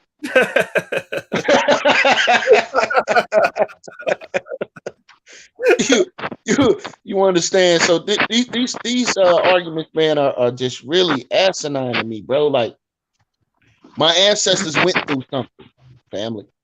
My ancestors went through something. Hold on, let me say something, man. We got more than 35 people watching. Hit the like button, man. Show us some love, man. I mean, come on, family. Right? Hit the like button, man. We got one like, bro. All right? I know it's more than one person that appreciates the work we're doing over here, man. Show some love, family. Right? So we can't go with this appearance argument because and I brought this out of my debate. population infusion, right? Soon as you insert new DNA into a population, you create a new phenotype. People need to understand this. As soon as you insert new DNA into a population, you create a new phenotype. This does not change your DNA at all. You understand when it comes to the patrilineal lineage? You understand? We're still able to trace that. But the appearance of an individual based upon admixture, right, changes the phenotypes. You can't identify people based upon phenotype. So now our ancestors went through something that lines up with biblical prophecy. I myself and brothers today in 2020 are going through things that lines up with biblical prophecy and the historical merit based upon what would happen to these particular people. You can't force a square peg into a round hole.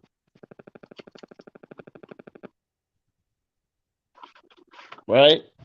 So now we're looking at the ancestral migration patterns of populations, and we're looking at these people themselves, their cultural practices, and their their testimony too. The Native exactly. Indians, the Shawnee Indians say they came from the east on ships themselves. No, brother, they came through the Bering Strait, brother. You going on? Yeah. They're wrong. The ancestors wrong. You know what? You're right. But that's a silly thing. These are people that will go off a testimony of Africans. You know what I'm saying? Which I agree with those testimonies that these West Africans came from Shemites, came from Israelites, came from Jews. You'll go off of those testimonies, but then when you get over here with American Indians, now you don't want to deal with testimony. Now you don't want to deal with what the people actually taught and what their fathers and what they said on how they got to the America. You don't want to deal with that. Right. But when we get to Africa, now you want to deal with testimony, you know what I'm saying, records. You know what I'm saying? If Damon was here, he got a good one for the I think it's the Yoruba James or the Igbo. They have an oral testimony descended from an Israelite from East Africa, something like that. You know what I'm saying? It's okay to use all of them arguments. Right. You know what I'm saying? Rudolph Windsor, all that. That's good. As soon as we use the same arguments, American Indians, now we got to throw that out the window. And this is stuff that was written by the Mayans. The Mayans say they came from the east on ships. Right. You know what I'm saying? Only a fool will question that. What these people were teaching. So that's why, like I said, sometimes you got to let the pigs water in the mud by themselves. You feel me? Right. I mean, they've been doing that for a long time, bro. You know what I'm saying? Because at the end of the day, they've been standing on, false teachings for so long and been pushing it so hard. It's like, oh, I can't go back and backtrack. You know what I'm saying? They don't have no humbleness in themselves or, not even the sense to say, you know what? I was absolutely wrong, man. Let me get this right. Let me get my people that was actually listening to me and that, that confide in me, and let me help them to get on the right track. This is the problem with a lot of us in our community. You know what I mean? They just don't have it in themselves to, be humble. So we won't see it. We always gonna see the, the denying factual primary evidence. It's like, bro, how you just gonna dismiss this? it even holds up what the scripture talking about. And so now what we dealing with, bro? You just gonna dismiss all of it in scripture and this information? But damn, bro, then what you doing? What's your real aim? Right. Like, yo, I told them brothers, I said, look, if I invited you brothers to one of my family's barbecue, right? And you came to the barbecue and you seen all the people that was there, you would not be able to distinguish between what you call a so-called African American and an Aborigine. because I got a lot of Aborigines in my family. But if you came into the room, you wouldn't be able to say, "Oh yeah, this person's an Aborigine," based upon the straightness of his hair, or the straightness of her hair, or the way her eyes is cut. Everybody in there you would think was a Negro, man. You would think is African American.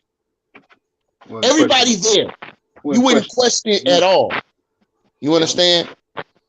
But a lot of my family is descended from Aborigines, man. And that's a fact. You understand? Especially on my mother's side.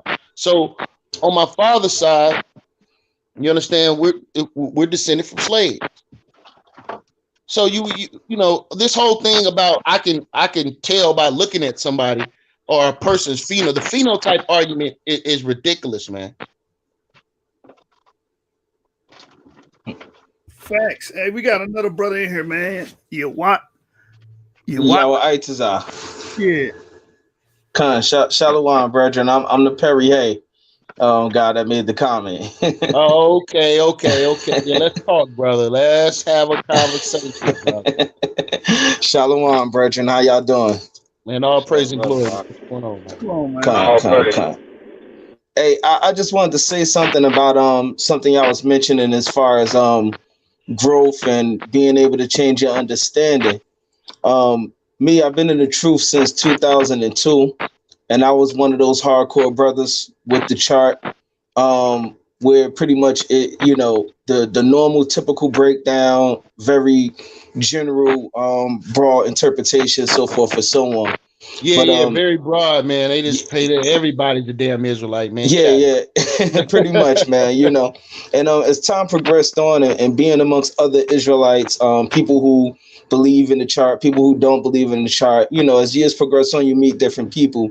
My understanding did expand. I still believe in the chart. I definitely teach it with a lot more detail now, you know what I'm saying? Right. Especially even being married to a woman from the tribe of Simeon, you know what I'm saying? I've learned a lot about their culture, so you do got to expand your knowledge, man, and you can't be so hardcore on just parakeeting what was told to you, because I see that happening a lot.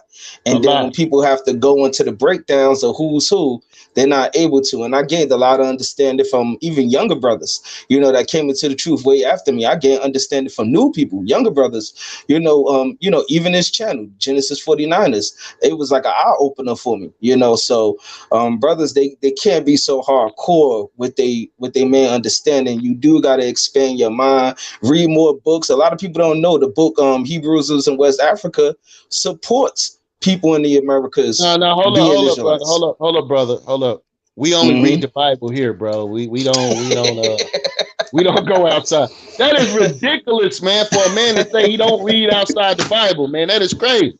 Yeah, that is crazy, man. I remember everybody always used to tell me, read from Babylon to Timbuktu, read Hebrews in West Africa. That's the book that's always promoted to you when you first come into the truth. But I'm realizing a lot of people that told us that they didn't really read those books. I've seen Negro only Israelites promoting Hebrews in West Africa, and there's like a whole chapter dedicated to the possibility of the peoples in America being Israelites. Facts. So, I just wanted to say that, and y'all brothers doing a lot of good work. And even as an older brother, I support y'all brothers. I learn from y'all as well, and I pray for the understanding to just come out in Israel, man, because I believe in Israel all over the globe, whether they're on the continent of Africa or over here in the Americas. My family also are Aboriginal peoples of the Americas, and I always grew up thinking I was Judah, so. Cats got to open that understanding, but that's all I wanted to say, man. Yeah, man. So, the whole thing is that we have to examine these things. Somebody was I was on a panel yesterday, and somebody was telling me about, well, the cranial skulls don't match the cranial skulls in Africa. Again, when you have population infusion, when you insert new DNA, it creates a new phenotype, right? Mm-hmm. So now you're gonna see certain variations in cranial structures, in nasal cavities, right? You're gonna see slight variations based upon the new DNA that has been inserted into the population. You understand? So now we have to actually we have to look. We take those things in consideration, right? It's just a piece of the puzzle that we're looking at, but we have to go in depth and see. Well, okay, well, who are these people and what is their migration story?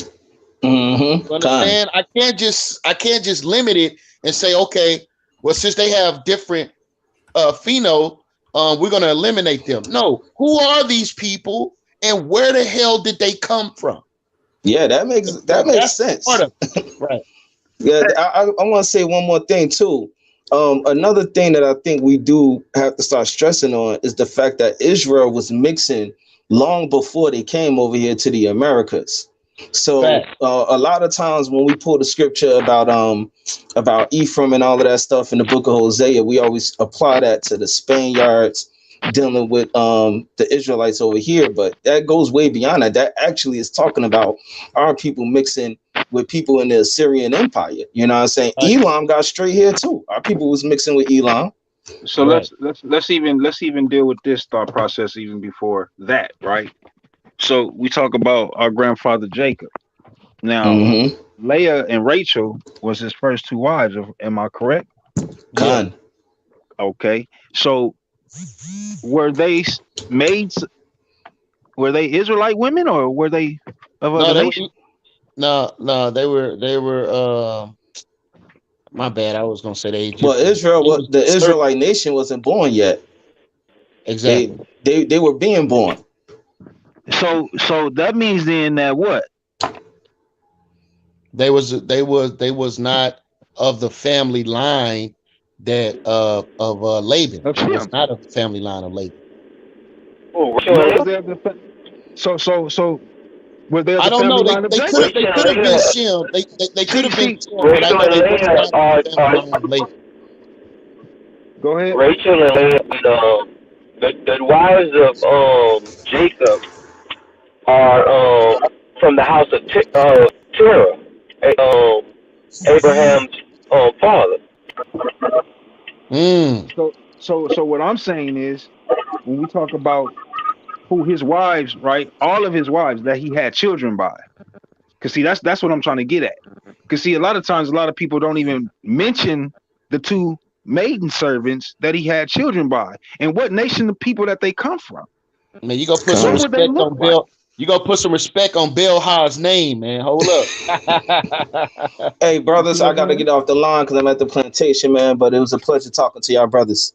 Oh, hey man, next time, man, we need to talk to you about this Japhet discussion, man. That's what I wanted to talk to you about. But hey, real quick before I leave, maybe I phrased it wrong, but my point is when I see that prophecy about Shem being Japheth dwelling in the tents of Shem, people normally, Israelites who don't believe in the 12 tribe sign that believe Japheth is the white man, they normally try to say that that's dealing with them replacing us, but I don't see it that way. I see it as when I look at Japheth today, the majority of the places that Japheth are from are being ruled and pretty much under the rulership of Shemites, whether it be Esau or whether it be Ishmael or some other type, So that's just my analyzation. Yeah, this is how you get them being in the so-called Middle East, Japheth, right? Prophecy fulfilled. Yeah, definitely. Madai, the Javanese people, all of that's over there by the Indian Ocean, and they still are being ruled by even Shemites over there in that area. So that's just my analyzation. I see it as, during this time they dwelling in the tents of Shem. Right now Esau taking over they culture and they nation, and in the kingdom they're gonna be dwelling under the tents of Shem because we gonna rule the whole world. So that's how I see it. All right, bro. Yeah, man. Well, stay in tune with us, man. Do you debate, brother? It's a debate league here, man. It's a debate league, man. I gotta ask, brother. I did a debate with G-Man and we crushed him, of course, because he's very childish. But I seeing the state of Israel today and how ignorant we are, I kind of stay away from the debating scenes because it turned from being a place of edifying to now it's stupidity, in my opinion. You know what I'm saying? In my opinion, I think the purpose of a debate is not necessarily to win the person over who you're debating, but to have both parties present the information and let the Yeah. people make the decision what they believe, man.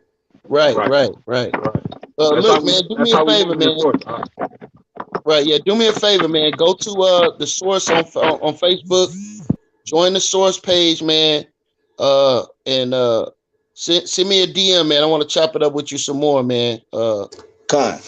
Jeremiah, please say the yeah, man. Send me a DM, man. I want to chop it up with you. I'm gonna get you in the ring, man. We got we gotta defend this gospel, brother. Understand that. We gotta defend this gospel, man. Con. Well, I'm always up for defending the gospel, man. So I definitely do that. So what am I looking for on Facebook again? Look for the Source Debate League. We got a Facebook page, and then you can look for me, Jeremiah. Please say the yeah, right? Gotcha. Jeremiah on Facebook. Jeremiah, yeah. Gotcha. Right. All right, no doubt. I definitely will do that. Shalom, brethren. Hey, I'm gonna put it in the chat so you'll get the spelling. All praises. All right, shalom. All right, shalom. Hey, I want to back up what you were saying about the phenotype. Again, we can go directly to the limba that have been confirmed to have J markers, the same J markers them Ashkenazi Jews got, right? Mm-hmm. And let's look how they look. Let's look how they look, man. Check it out. Can y'all see my screen? Yeah. This is how the limba look. So this is how dumb people are when they try to use this phenotype argument. Oh, those scores don't look like such and such, or they were white, or whatever the argument is. These limbas is black as dirt, man. And they got these J markers. Meaning they got the same DNA as them Ashkenazi Jews. Here we go right here. The Limba Jewish Project. Look. These people took their DNA test and found out they had J markers, man. Now, if you got a J marker, you white, all right? Yeah, you got to be white. Look at these people. Look, sub-Saharan African. Look at them. So what's the argument? You can't use phenotype, man. You can't use that alone to make an argument for who a person is and who he can't be. You know, they go on both sides. They go on both sides because you got people saying, "Well, you can't be this, but you can't be Israelite because right." That's the key. We use right. People want to just use phenotype alone. And then what BJM said to him was just crazy. Well, how do you know you're Israelite if you just can't look in the mirror to determine that you're an Israelite? Right. These guys is crazy, man. That's why, man, y'all need to subscribe to the source, man, because we actually present information over here. What them brothers is doing is indoctrination. Just believe them because they told you, because they said so. That's it. Over here, we showing you where we getting the information from. Just sound good, right? You know what I'm saying? And again, I'm gonna be hard on you Hispanic brothers that's coming at Negroes, saying they ain't Israelites, because listen, we can get real petty with y'all too. You know, we could just let the wolves out on y'all and say y'all East Asian, right? East Asian and European. I could say that all day. I got articles upon articles to argue against you. So just stay in y'all lane, man. Humble down. Hey, I don't want to have me and you in the same boat, right? Like we got family. Like my father's Judah, my mother's Gad. You know what I'm saying?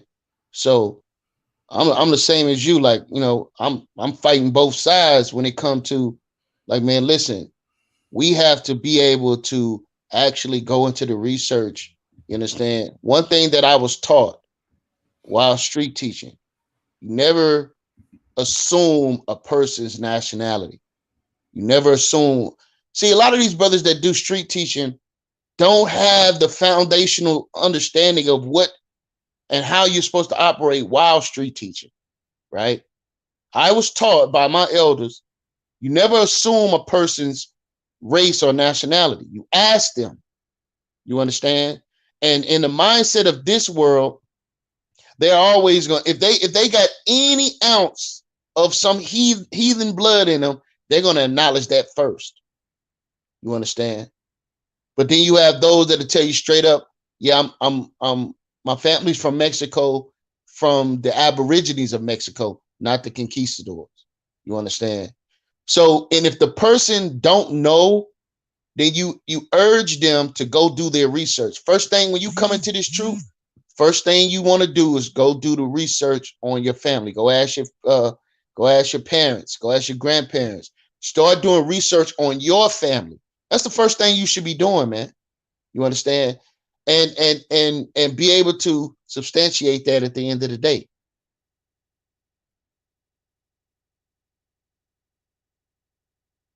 Listen, the scriptures say Ephraim mixed himself amongst the people. They have created strange children. So, especially y'all. Right. Y'all That's Hosea 5 and 7. Humble yourselves, man. Because if I push the button, you're going to be crying. You know what I'm saying? Y'all got a lot of European integration. You know what I'm saying? We can discuss that. And that's, right. You know how easy it is for me to say the reason why you feel the way you feel about black people is because you descend from these conquistadors and these Spaniards and these white people that don't have nothing to do with Israel. I could say that and make them arguments. You be in here crying. So just humble down, stop trolling, or I'm gonna do a whole show on you. that's it. Yeah, man. You know, at the end of the day, man, I'm trying to see Isaiah 11:13 manifest itself, man. Put that on the screen for us, Joshua. Bubba Kasha. Right? Yeah, I got For me, this is what has to take place. And the argument between the two is just evident that the Bible is real, man. Bible said we would be at each other's necks, right? We would be warring against each other, hating each other. The Bible speaks all about that, man. So it's just manifesting itself. So you have to have brothers like ourselves that stand up at the end of the day and say, listen, man, both you brothers are wrong, right? We have to really evaluate these things for what they are and do the proper research. That's what we do at the end of the day. If you're not a researcher, then you don't truly believe in the Bible. There's no surface dwelling of Bible belief, man. The scripture says, study to show thyself approved, correct? But understand this, though, family. All that disrespect and all that old funny business, it ain't going to be tolerated, man. Yeah, man. You know what I'm saying? This is just YouTube right here, bro. This is just social media and, you know, and all these different apps and everything like that. But, brother, it becomes a time where all this stuff becomes irrelevant and this world is so small, we end up crossing faces, crossing paths. And what you establish through these particular types of panels and means of communication, you know, it's not a video game, bro. This is not Nintendo. This is not Wii. This is real life, fam. Right. And just how we seen some brothers being disrespectful, thinking that this shit is YouTube, you know what I'm saying? Got scared off and they ran off and fell and screamed, you know, they got jumped on. And it's not, man, listen, man. Your be respectful, out, family. Be respectful. That's all we asking. We ain't asking for you to be punks and chumps and all that, because we ain't that. And trust and believe, we are not that. But this is not what we trying to get on. We're not trying to get on that tip. We just letting you know, man, it's no cowards around here, fam. Trust that. And if you go back in history, you understand our demeanor and our character. We ain't never been no cowards and no punks, bro. So let's stop playing games, man. Yeah, man, because Joshua said something real powerful the other day in the back chat. He said that a lot of these brothers have taken this social media. First, you become this persona on social media. In real life, you're not that way, right?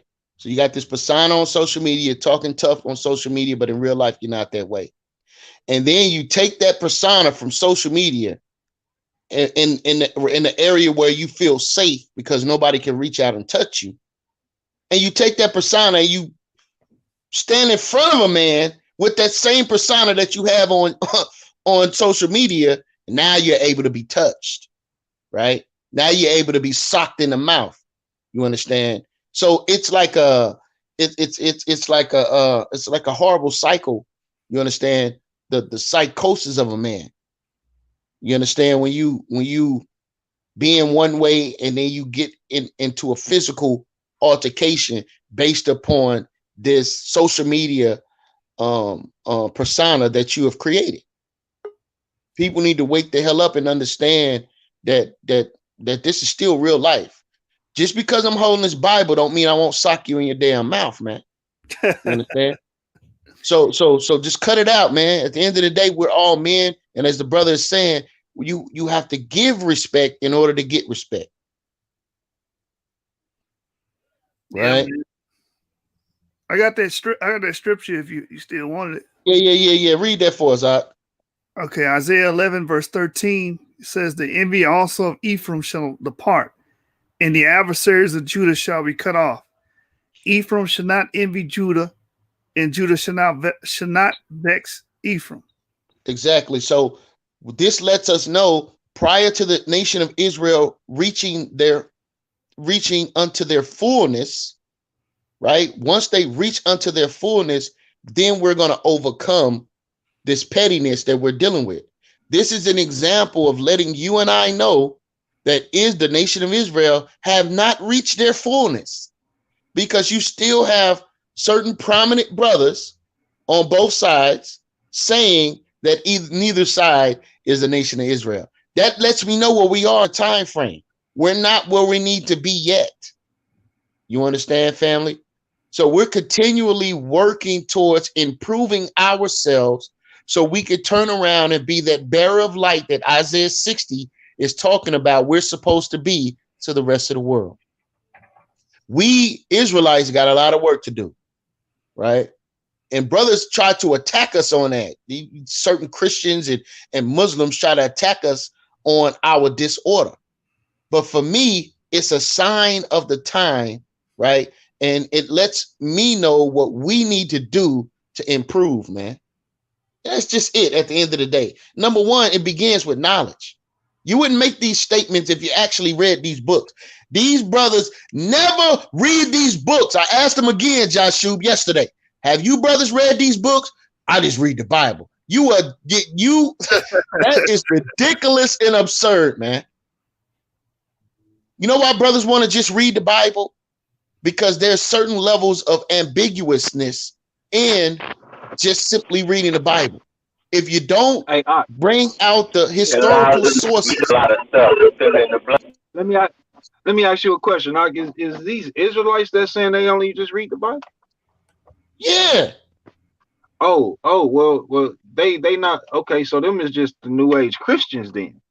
Because at the end of the day, that's what they teach, and that's what they did, and that's what they always pushed in the church. You know what I mean? Hey, don't be reading all them books. Just read the Bible. Right. Well, why you don't want me to read these other books that, but you want me to read your personal book that you write and you put out? Right? You want me to have that in my crib. You gonna ask me, do I got a copy of it? Right.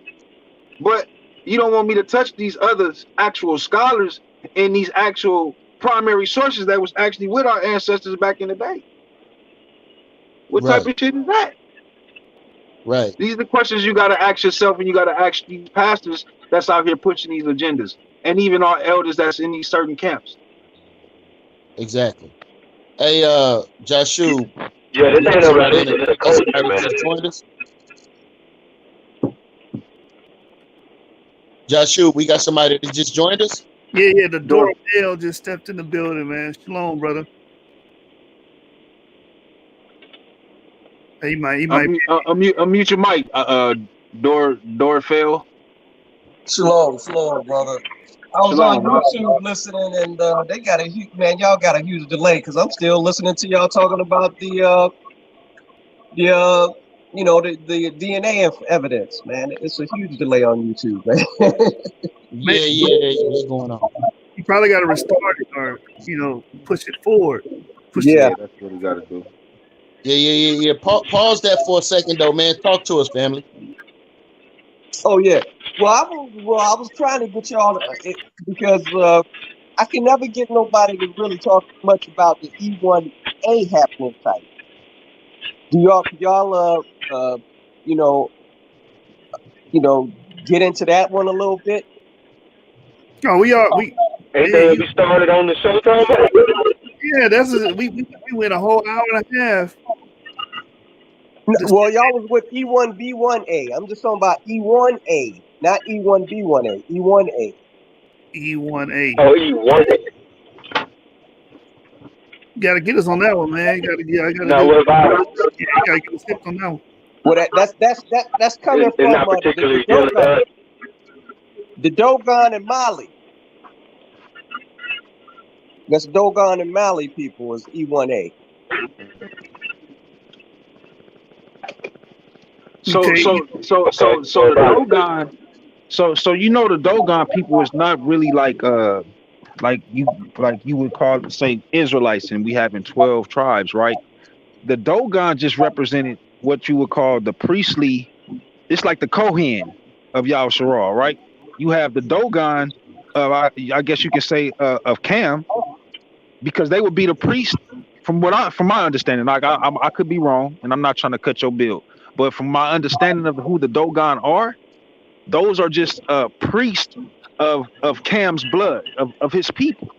And everybody, pretty much every kingdom had a Dogon priest, as far as my understanding.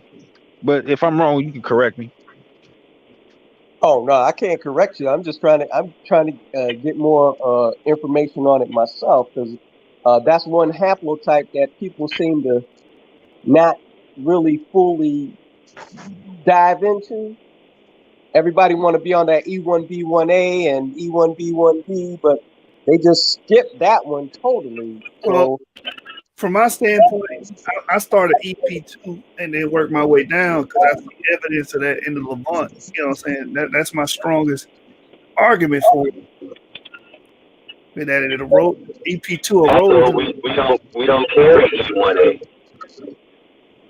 Yeah, we do carry E1A because I'm E1A. Not at large. No, I'm talking about generally speaking. I'm talking about generally speaking. I don't speak to individuals on topics of science, because science is talking about generally in our population at large. Right. We don't have it. That's what I'm saying. Right, it's a small subset. They say that's a small haplogroup. Hey, that brother said this is personal. I carry that. Yeah, you're like, this is my shit. I'm like, oh, I'm not saying nothing in existence. All right. Hey, I'm gonna show you the idiocy of these trolls, right? Look, listen to this. He says your demeanor and character are of the Canaanites. How do you determine that? How do you know someone's demeanor? Oh my God, bro! Hey! But didn't the Israelites mix with the Canaanites? So it's still all good, okay? So but it don't make no damn. How do you? Didn't the Romans say? Didn't the Romans say the Israelites were? Say it again, James. I said, didn't the Romans say the Israelites were vulgar and that their practices were abominations? Yes, right. But look. Let me read the rest of it. Israelites are humble and meek. I don't know what Bible you read, because I sure don't. The Bible is Israelites messing up and not being humble and not being meek, bro. Yeah, I would encourage you to go read about King Saul. Okay. Tell me if you see How do you call other nations? Hey, look, they meaner than us. They call the other nations brute beasts. Right. Am I wrong? Right. Ahab got ancient Israelites was extremely prejudiced. right. You know, anything from humble and meek. Beyond prejudice. Where y'all think we get it from now, bro? Man, stop playing, man. Right. But hold on. Ahab got a man killed. Was he killed for his land, or he just took his land? You remember?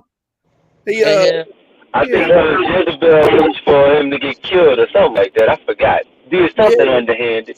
Is that humble and meek, brother? Get the hell out of here! Like, you can't put a personification or demeanor on a whole character of a whole people, man. And say, let me just say this, Ben, because see, people like you, you know, you guys just you speak through ignorance, right? If we was this humble and meek people, right, we never would have lost our way.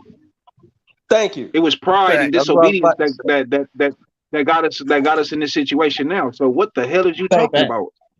Thank you. That's exactly what I was. Hold up. We got to get this guy. Hey, come on in, man. Come on in here, man. So we can talk to you, man, because you talking absolutely crazy. We wouldn't be experiencing the captivities that we've experienced if we weren't opposite of what he's talking about. Right. Humble and come on, man. This guy's crazy. Ain't this the same guy that you were speaking about earlier with the Spanish dude when you were talking about the DNA? Nah, I don't know. I don't know who this guy is. Ben, I don't know, man. This might be come on in here so we can talk about this, man. That looks like somebody that's Spanish name though. Cuerves, that'd be Spanish. Yeah, listen, man. The word Canaanite is the new word for nigga, man. Understand it. Thank you. It's always been. Was Rehoboam polite when he walked into the office of all the elders that served under his fathers and said that his loins? He's gonna be tougher. Yeah, he said. Look, let's be honest. Go ahead. Yeah, shoot. I'll go after you. He said, my father whipped you with whips or something like that, and I'm gonna whip you with scorpions. It was something like, I forget what it was. Yeah, I believe that's Second Kings, man. That's 2 Kings 13. That was very humble and meek. The Israelites almost destroyed one tribe. Remember that? They almost got the whole tribe. That was very humble and meek. Them very humble and meek people. Benjamin almost still exists. Those Canaanites. I guess King David, when he fought Goliath, went out there with a humble and meek spirit, huh? When he called him an uncircumcised Philistine, that was real uncircumcised heathen, man. You brothers are afraid of these uncircumcised heathen. When the Canaanites, what they took their sister, you know what I mean? Without the proper, talking about Shechem, right? We just, we dealt with them in a humble manner. Yeah, Simeon and Levi killed. Simeon and Levi was real humble. Listen, 600 men. Mind you, Levi is the priest, very humble. And didn't y'all tell him to destroy all? Eliphaz was real humble with that spear against them. Who was that? Them Midianites, huh? Yeah, he killed. Didn't y'all tell him to destroy all the people in the land as well when they went to kill Panther? Yeah, that was very humble and meek too, right? Yeah. Mm-hmm. What about when Elisha commanded fire to consume them men from heaven, or the 2 she-bears? That was very humble and meek too. Like, we keep going all day, man. He'll be praised. Did it on the hill. Yeah, this is why that fairy tale mind state that they have, right, is the same reason that they look for us to have that same type of docile ass spirit, weak spirit, man. It's like you said, they don't read nothing else but the scriptures. That's why they can't see nothing else. Hold up. The Most High told the children of Israel to go into the land of Canaan and kill man, woman, and child and beast. Kill everybody. That's real humble and meek right there. Everything. Yeah, that's very humble and meek, brother. See, that's Hey, at this point, Hey, Samuel was real humble when he saw it in half the king of the Amalekites. yeah, that's like I keep saying, the word kolateth, which they misinterpret as preacher. Kolateth means library. That means you collect books. That means you read. That's why Solomon was smart, because he read. It wasn't just because the father endowed him with special knowledge to know everything. He worked at knowing everything. He read everything. So people got to read. Hey, yeah, that's a powerful point the brother just brought out, man. That's Deuteronomy 7. Deuteronomy 7. The Most High said he didn't choose Israel because they were the greatest nation, but the lowest nation but the lowest of all nations. That's a fact. You understand? People need to cut it out, man. Right? Like, Israelites are real people. They have their emotions. They have their ups and downs. So where you at, my brother? You know, that make that Canaanite statement. If you don't want to jump on and have this dialogue, we give you a room to speak, man. We don't play them type of weird games where we cut you off and all that. But Right. Yeah, man. So people need to cut it out, man. They have romanticized Christ. Was it humble and meek when Christ went in there with them damn cords and beating the hell out of Israelites in the temple? Was that humble man, and we meek? got books upon books, man. That y'all ain't ready for, man. I mean, I'm just saying, man. Oh, here go another stupid comment from this guy. He says Deuteronomy 7 also says the Canaanites are a bigger and mightier nation too. Describes the black man today. Okay, so when the Egyptians said the Israelites became more mightier than we, are we going to apply that same damn logic that you just said? Oh well, anybody that's bigger, you got Russians that are big, that are naturally big, naturally tall. I guess they Canaanites too. Hold on, Joshua. Let me cut the hell out of this dude. Let me cut the hell out of this dude. He says the Canaanites are bigger. Give me Hosea 1 and 10, man. Let me go ahead and cut the hell out of this real quick, man. Hosea 1 and 10, man. Let's see what the Lord say about the children of Israel in these last days. In the midst of our captivity, let's see what the Bible says. Everybody that's tall and big in the world is a Canaanite, y'all. Hey, what's the Gasol brothers are Canaanites, right? Gasol, Paul Gasol, Canaanite, right? Hey, what's the Joker? All NBA players Canaanite. Yeah, the Joker, man, from the play for the Denver Nuggets. If you taller than 6'5", you a goddamn some of Canaanites are jumping over pitches and shit. You know what I'm saying? Show me Canaanites being greatly athletic. Hey, Shaq, hey man, we need to get Jihad in here.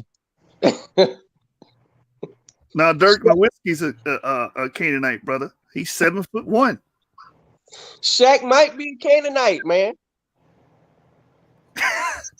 Especially his ideology. You know, he seemed conservative. He seemed like a Republican. He might be a Canaanite. Shots fired. Shots fired. Hold on real quick, brother. I got Hosea 1 and 10. Yeah, man, bring that out, man. It says, yet the number of the children of Israel shall be as the sand of the sea, which cannot be measured nor numbered. And it shall whoa. So the children of Israel shall be like the sand of the sea, which cannot be numbered. Wait a minute. I thought he said the Canaanites would be the bigger and mightier nation, right? Mm-hmm. But wait a minute. We're talking about in the end times, and we're identifying us today. It says that the Israelites will be as the sand of the sea. Go ahead, Op. It says, and it shall come to pass, and in the place where it was said unto them, ye are not my people, there shall be said unto them, ye are the sons of the living God. Exactly. So right now you're saying that we're Canaanites. We're saying that the scripture says in a place where it says that we're not the people, we are actually the sons of the living God. Understand that, man. Get the hell out of here, Negro. And it's the phenotype argument again. Oh, you got to look. Oh, snap. When did he fall out the live? Who, you sure? Yeah. There you go. He back in. I didn't even know he left. But yeah, it's a phenotype argument again. Oh, I got dropped off. You got to be tall to be a Canaanite, and you guys are tall. Not all black people are tall, man. That's a racist thing to say too. All of y'all tall and play basketball and play football. What else you gonna say, man? We all drink Kool-Aid and eat watermelon. That's gonna be the next thing to come out your mouth. Chicken. Hey, and we all can run, and that's a damn lie. Hey, Tory Lanez how tall is Tory Lanez? That dude probably ain't even 5 foot. That brother, that dude like 5. He like 5 and probably 0.2. He like 5'7". He like 5. Well, he 5'7". That nigga, he little, bro. Mark Wahlberg little, ain't bro. tall either. Mark Wahlberg is not tall either. He's not 6 foot. So all we gotta say is the people that's small, that's black, they not Canaanites because they not small and they not big. Tom Cruise is under 6 foot. Tom Cruise is under 6 foot as well. No, but I'm just pointing out the silliness of his argument. It don't make no damn sense. Find a tall person and that's a Canaanite. Oh, these people big, they tall, they Canaanites. Yeah. Hey, Lord, but brother. what about? Hey, hold on. What about your boy Lopez? I think who he play for right now? Oh, I know you're talking about. Yeah, he used to play for the Cavaliers. Matter of fact, your boy even got an afro, so he just might be Canaanite though. You talking about Brooke? Is it not Brooke Lopez? Yeah, there you go. That's him. Lopez? He played for Brooklyn. Oh man, these brothers is crazy. This dude, I put the link back there. He still ain't jumped his ass on. They let you know he a troll. You got nothing to stand on. You don't want to stand on it on your 2 feet and break down this stuff on live. You want to sit in the back and troll and throw all this silly stuff out here. You know what I'm saying? So everybody that's tall is a Canaanite, according to Ben. Congratulations, you get the idiocy of the year award, brother. Well, I see most of the problems that I see that be running into with people as well is when you say Moor, they think Moors is they know Moors means black. They fail to realize that Moors mean they're a Shemitic people as well. So this is the problem you get in when people start dropping names. And people don't realize that they don't do the research on the names to figure out where the names is coming from. I'm glad you said that. I'm glad you said That's that. A good point. That's a good point, bro. Look, the Moors were called Saracens, and that name meant the sons of Sarah, which would make them Israelites, man. Not Canaanites, Israelites. That's called ethnographic evidence. I know that's a little too high and above your head, brother Ben. And that's probably a fake account that he, you know what I'm saying? That's probably his troll account. Yeah, that's probably G-Con. That's G-Con account.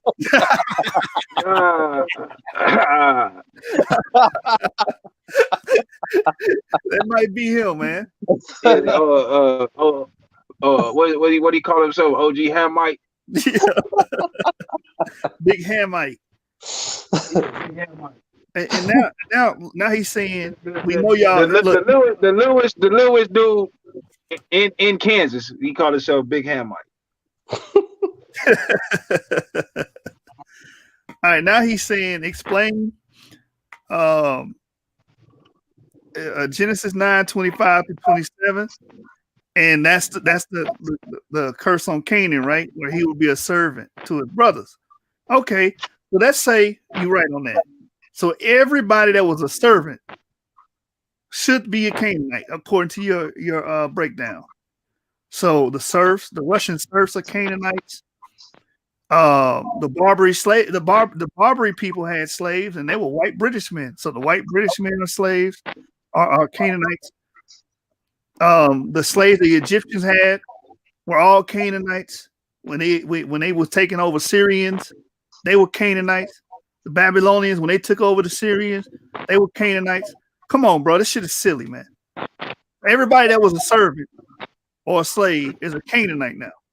And if that's the case, well, why was the Canaanites? Because Nimrod was a Canaanite. Why did they have the first ruler? See, people say stuff that don't make sense. Okay. Yeah, I mean, if we go to the annals of history, every person that was a slave or a servant is a Canaanite, according to this guy. The native Indians were slaves. When you go to the records of Wall Street, the first commodity was Negroes and Indians. Right. So, okay, Indians are Canaanites. Everybody that was a slave is a Canaanite. This is what I'm saying, man. This dude is crazy. And then he say he's not running, but he won't show face. Just get on here and show face and make these arguments. We didn't knock down all your arguments. All your arguments don't make sense. First you say we all tall and we all big, that makes therefore we're Canaanites. Then we gave you a numerous of examples of other racial or ethnic groups that have the same characteristics of being tall and big, which will make them Canaanites with your logic. And now you're saying, okay, anybody that's a servant is a Canaanite. So, okay, every goddamn race has probably been into servitude. And then we gave you white people under 6 foot tall as well. Yeah, I mean, come on, bro. Like this shit is silly. I'm glad you're not ahead of no education or no educator. You know? He said, when did the natives serve under Ham? What are you talking about? You said, according to that curse, it fits the Central Africans and West Africans. But that curse can apply to anybody. I don't even understand what he's saying, bro. Hold up, man. That's So the is problem. he saying that the natives are not Israelites? Is that what he's trying to claim? No, He don't even know. He don't even, yeah, he really don't know what he's saying, because like everything he's been saying has just been ridiculous. Well, see, that's what the interesting thing is when you get into that whole what he's trying to say. If you even get into that argument, you got to realize that when you read historical documentation, it says Semiramis was actually a Shemite descendant. Her name would actually be Shemiramis. So she would have actually been a descendant of Shem. So that's going back time. Nimrod, who would have had a father that was possibly Canaanite, so she would have still had Israelite blood in him. So, hold up, man. I gotta correct a few things right there, brother. Gotta correct a few things right there. Genesis chapter 10, Genesis 6 or 10, one of them. It lets us know exactly who Ham is. And it tells us that Nimrod was the son of Cush. Right? So Nimrod being the son of Cush, that mean that he was not a Canaanite, because Canaanite was the youngest son of Ham. You understand? So when we're looking at that, we have to take into consideration the biblical narrative and understand that the ancient Babylonians, the original Babylonians, were Hamitic, right? Which changed later on after the Persian and Medo Empire, as the Shemites took over, and spawning such people as what we know as the modern day people of Iraq. Hey man, I'm just reading this dude's comments, man, and it's gonna be the last one I read until you get balls to get on here and actually stand on these things you're saying. There's a lot of it silly. The brother said Western Central Africans served under Ham. What are you, Shem and Japhet? What are you using to determine who these people are and who they're selling? Are you just saying they're? This is circular argument. This is what it is. What you're saying is the Western Central Africans are Canaan because they served under Ham. Well, how do you know that they're Canaan? Because they're Western Central Africans. That's what you're saying. That's circular reasoning. You're not giving us no breakdown on how you came to the conclusion. You're just basically saying they are because they're slaves and slaves are Canaanites. That's all you're saying. All right. So we waiting on you to get the balls, jump in the chat, jump in the live, and stand on these erroneous claims. You've been wrong the whole time you've been watching. And this is my thing. Why are you watching? I mean, extremely erroneous, man. Extremely. What is this guy talking about? Is he serious? Okay. Let me ask y'all. So when did Babylon? Who was in rule at the time that we was in bondage over there? Who was in rule? The Babylonians? The Babylonian the southern kingdom? Nebuchadnezzar, when we first went into Babylon, it was Nebuchadnezzar. Right. Nebuchadnezzar. Okay, so if Nebuchadnezzar was whose son is Nebuchadnezzar? Nebuchadnezzar he was a Hamite. He was a Hamite. His son Belshazzar is the one that fell to the Medo-Persian Empire. That's when it changed hands. And so we positive that Nebuchadnezzar is a son of Cam who had us in bondage. Come. I'm not. I said I'm not because the throne of Babylon exchanged time into many different dynasties' hands, so I can't say that definitely. Right. Because there's a good chance that it is what are they called? The empire. So I don't know. Oh, and the reason why I said that, James, the reason why I asked that question is because we doing the same thing that we did with Egypt.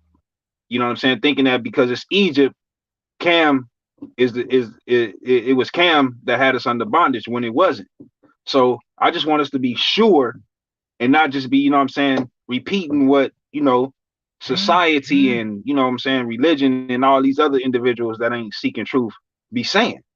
You know what I'm saying?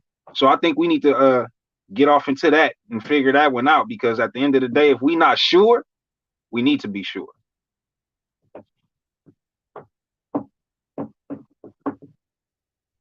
Yeah, just to bring up a thing about the what I said earlier about the Canaanites, in the Muslim writings, they say that the Canaanites, and that the Nimrod did descend from Canaanite stock as well.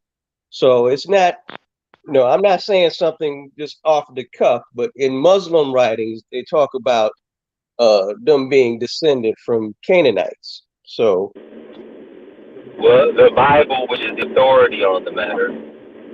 Oh, I'm not disagreeing with that, but I'm just saying, right. I'm not disagreeing that the Bible is the ultimate authority, but we still have to reason properly.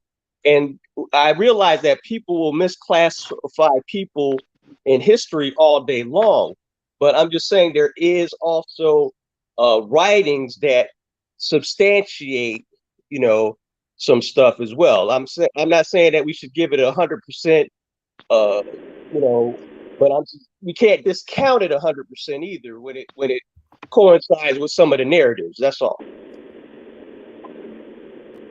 I also want to make. Okay, well, let me ask you this: if I have if I had an authentic source, right, and then I have someone who comes along thousands, hundreds of years later, just throwing something out there, what am I supposed to go with? The authentic source, or the person thousands of years later just threw something up out the air that they thought might be true? Well, I'll tell you, brother, this is what the Father told me to do. He said, you sift everything. Okay. Those things that I can accept, I accept. Those things that I cannot validate with scriptures, I don't validate with. I set it aside until I can at one later point find additional information, to see how I should juggle it then. But up until then, I'm gonna, hold it to the side until I can totally discount it totally or not. Hey, Okay, can you read us the Arabic? Can you read us the Arabic source then? I'll have to locate it. I was actually just trying to locate it. yeah. Hey, the brother that just posted this about Nebuchadnezzar being a Chaldean, can you provide a source on that, man? I would love to see that, bro.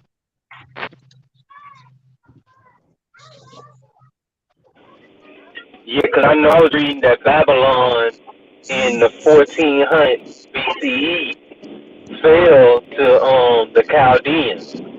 That's what I knew from my studies, but I didn't know if there had been any shift over the last that's like 800 I years thought to the the point when they Chaldeans was a branch. My bad, James. Go ahead. No, I was done. Go ahead. Yeah. I thought the Chaldeans was a branch of the government. You understand? Of Babylon. They were the so-called priest of Babylon. But I'm willing to examine those things, no doubt. Yeah, I mean, it could be, but that wouldn't dictate a specific bloodline. You know what I mean? Right, that's what I'm saying. Right. Who's this dude that just popped in here? Let me see. He gonna be on a short leash because it look like a troll account. Yeah, let me see who this is, Joshua, because I had a brother that was talking in the back chat. I told him to come on in here, so I cut the hell out of him real quick. So let me see who this is. It's the rhyme, bro. Duran Tillis? There you go.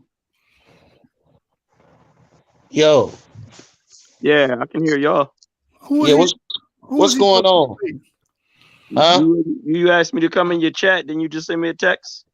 Yeah, that was me. Okay. Yeah, all right. So I just came so up. I wanted to bring you on so you and James could substantiate, because you was calling James out. You say you wanted him. No. Whoa, slow up. I wasn't calling anybody out. He said something to myself. So then we can go ahead and lock in. Let's get that clear. Okay, no sweat.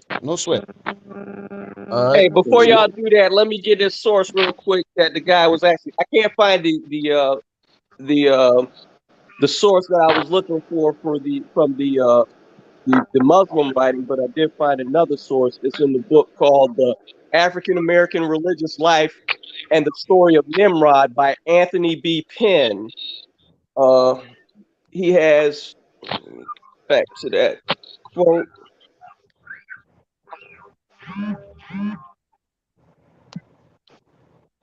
He has the third.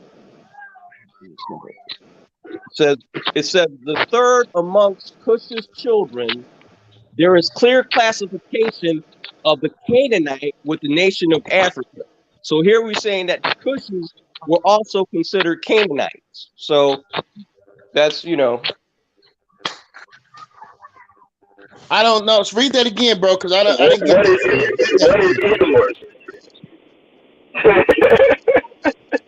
Yeah, because that's two different lineages right there, bro. The Canaanite.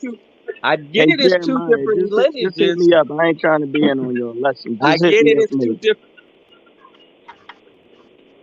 Hold on, Duran, man. Let this brother finish. Then I'm finna give you the floor.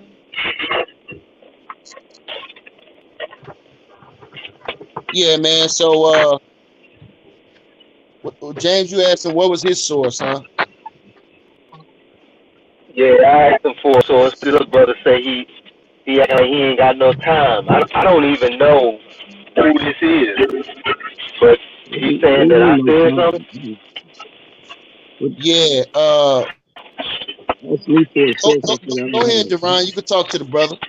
No, I don't understand what he said. He never asked me for a source or anything. We Nah, we he's had talking about no. the other brother. Oh, I'm sorry. I'm sorry. That's why I was like, I don't know what the brother's talking about. Nah, Now I I'm mean, saying, if the brother James want to lock in and have a dialogue, y'all call it debate. I call it dialogue. Right now, I forget what we were talking about because I had put it. I did a repost back in y'all's thing about a week ago. So I forget what we were even really dialoguing about now. you were talking about whether or not the Messiah was from the lineage of Jacob. Right. Yeah, we can go on that line all day.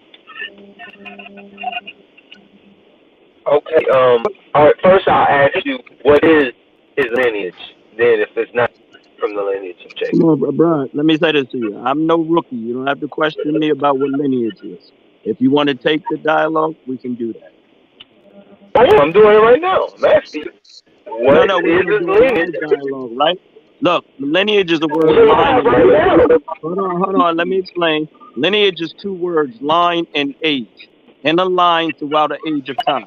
Okay, we'll make that real clear. So I'm not here to ask questions. I'm here to figure out if we're going to set a date. The date is today. The date ain't today. And this is a dialogue, not a debate. You see No, what I'm the saying? It's a date ain't dialogue. today, bro. I I'm in the said middle of dates something. for I just got debate, on here not because the brother said he wanted to set something up. The date's not today. Come on now.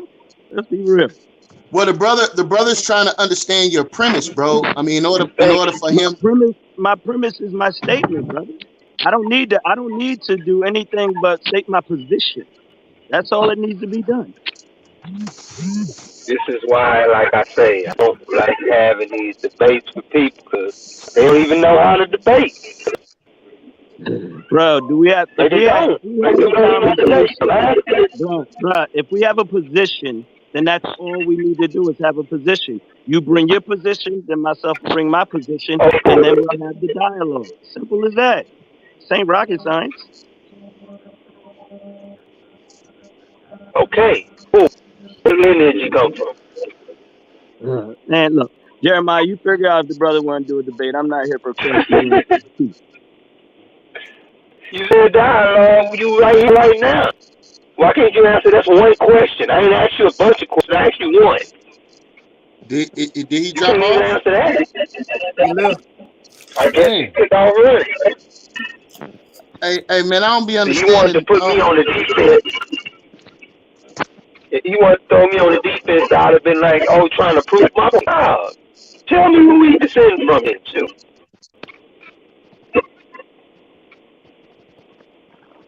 What is he trying to argue? Man, I don't know, man. I guess Jacob said somebody else. I mean, Jesus probably a Hamite then. Who knows? Oh, damn, that's that BJM stuff. He going into that. He going into that realm. Nah, man, Everybody, I think he's trying to. I think he's trying to say that Hamashiach is not the Messiah. You understand? Yahushua is not. Jesus the Christ is not Messiah. I really don't know.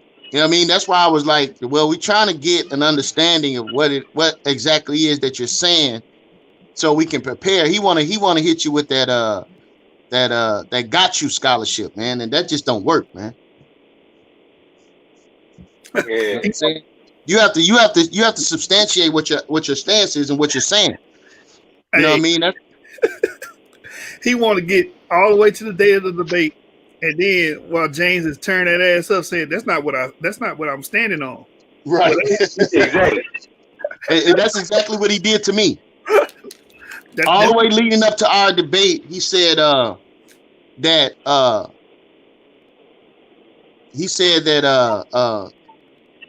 we were talking about Ishmael, right? Ishmael is the rightful chosen. And then when we got into the debate, he switched it and said that Esau is the rightful chosen. I'm like, brother, that's not what we talked about coming into this. You know, so I don't know what's up with these tactics. Deron, if you're listening, brother, I don't know what's going on with your tactics, bro. You got to cut it out, bro. All right.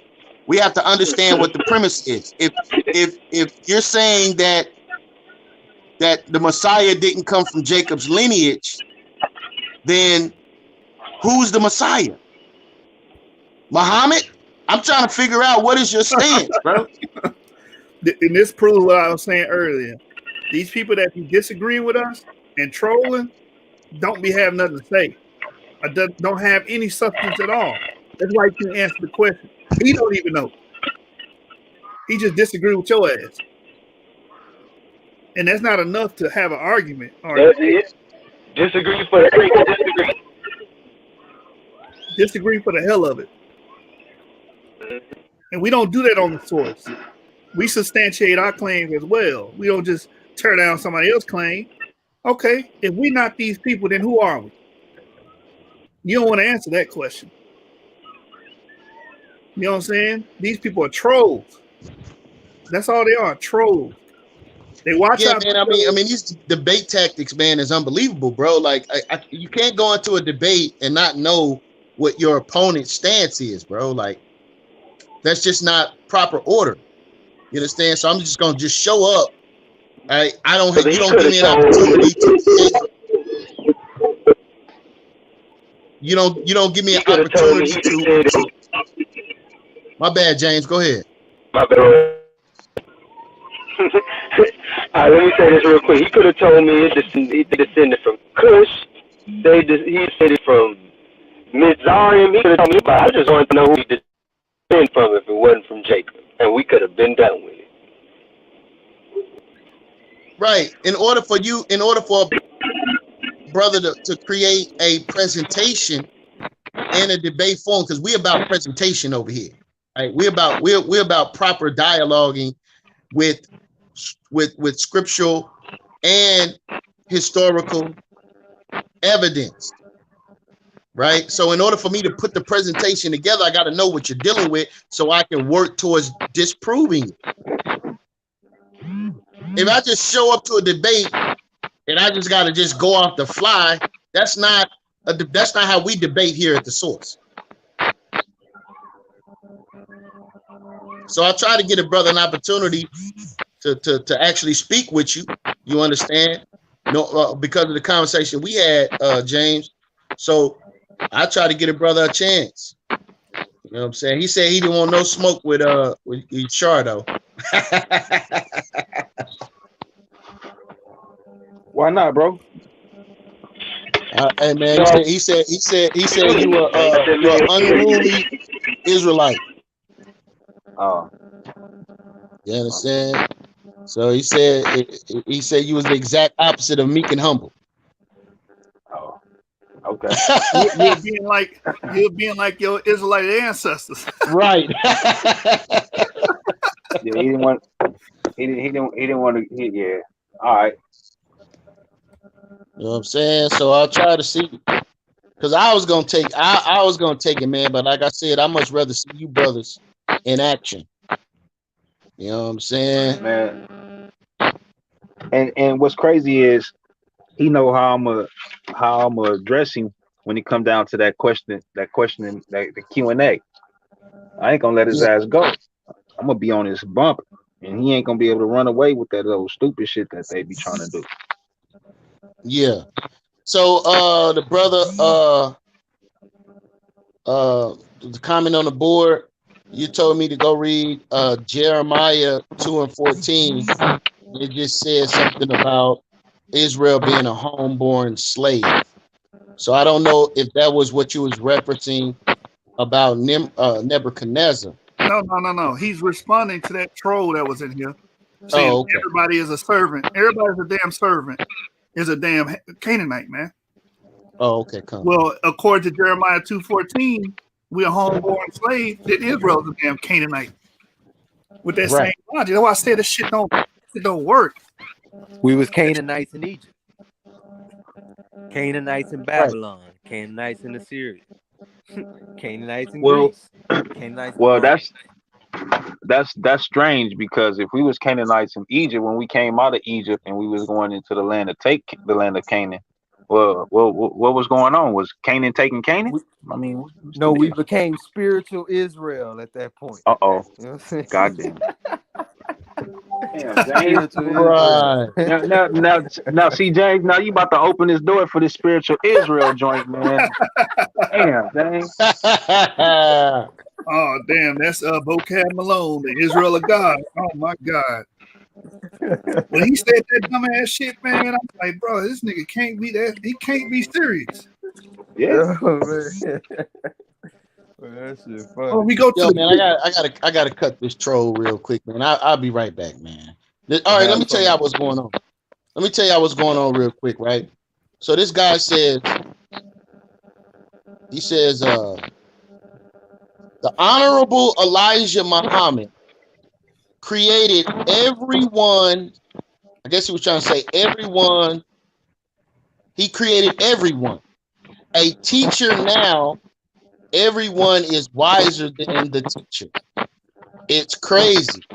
Every school of thought that came after Elijah Muhammad, I don't know what this guy's trying to say. Then he goes on to say, He I must will be saying prove the Christianity. NOI and breakout groups need to pay Yeah, homage to I their will God. prove Christianity was the order of the day, which in return will prove that. That don't make no damn sense either. What they got to do I'll with Elijah prove Muhammad? that the Americans only had Christianity, had Christian schools of thought before the 1930s. Let's go. Then he says, because let me drop down. He says, show me one of your schools of thought that existed in America before 1930 that was Who is that, Rob Bourne? That's easy. Nah, yeah, Is that that is Rob super Bourne? easy. That's super easy. All we gotta do is go to William Crawford. Your Right. ass is finished. Right. Finished. Dumbass. Who's saying this?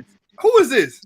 This is a guy in the firehouse group that I was telling y'all about. Man, you need to tell them stop hiding and go add us in that group, man. I told him I'm about to add you brothers over. Scared of The sports takeover, man. Talking about they I told Man, they need to go ahead and jump their ass on the live and say that shit. You know what I'm saying? No, man. Warrior. They don't want that. Hey, So drop the before link over there. 1930, Drop the there link was over no. there. See if they got any testicular fortitude. Step in here. Hold on, real quick. I think I got a slide on it about William. Good grab. Oh, good grab. That was a hell of a grab. He just caught that over like 4 niggas. Excuse my language, family. Oh, what you watching? Who you watching? No, it was 3. I'm watching the Bills and the Chargers. Let me find that slide, man. Go Bills. Here you go, right here. Watch. Hey, the Bills good this year, man. Fourth quarter, Bills up by 10. So yeah, it's a wrap for the Chargers. You ain't rooting for the Chargers, man? Oh no, man. I'm a Niner My fan. Texans finally won something yesterday and shit. I mean, it's Thursday. Yeah, y'all did that. Finally. Don't get me started with the Cowboys. Oh man, y'all almost did that. Ain't y'all about to call me up to play quarterback next week? Hey James, you ain't shit, man. Say they need another. They think I might be a Tony Romo. You know what I'm saying? Just call me up for bagging groceries and shit. They try to bring you. They try to bring you in, James, fresh off. Hey, this just shows how good of a quarterback we had. Because without him, we trash. That says a lot. He was making things happen for y'all, man. Yeah. But that's the difference from a leader and just having a QB. Yeah, but y'all wanted Troy Aikman. Yeah, Y'all ain't gonna get another Troy. I just wanted to bring back up that I was able to find J.D. Fage with William Tardoff, A History of Africa, on pages 61 to 63.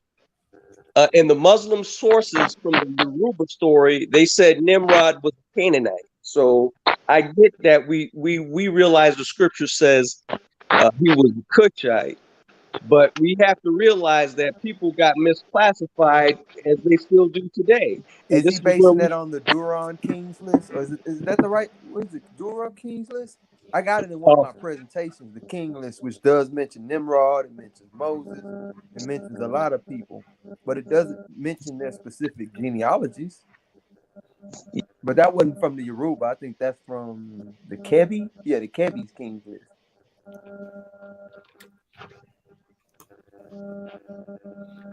Yeah, bring it up, brother, and I'll put it on the screen. Yeah, I would like to see the primary on that, or any documentation of the straight Yoruba tale. Hey, but look at this though. For that brother saying before 1930s, everything was this overly Christian, whatever he said, doesn't make no damn sense. But Islam been here since the founding of America. yeah, that's easy too. That's really easy. I mean, we signed the first treaty with Morocco.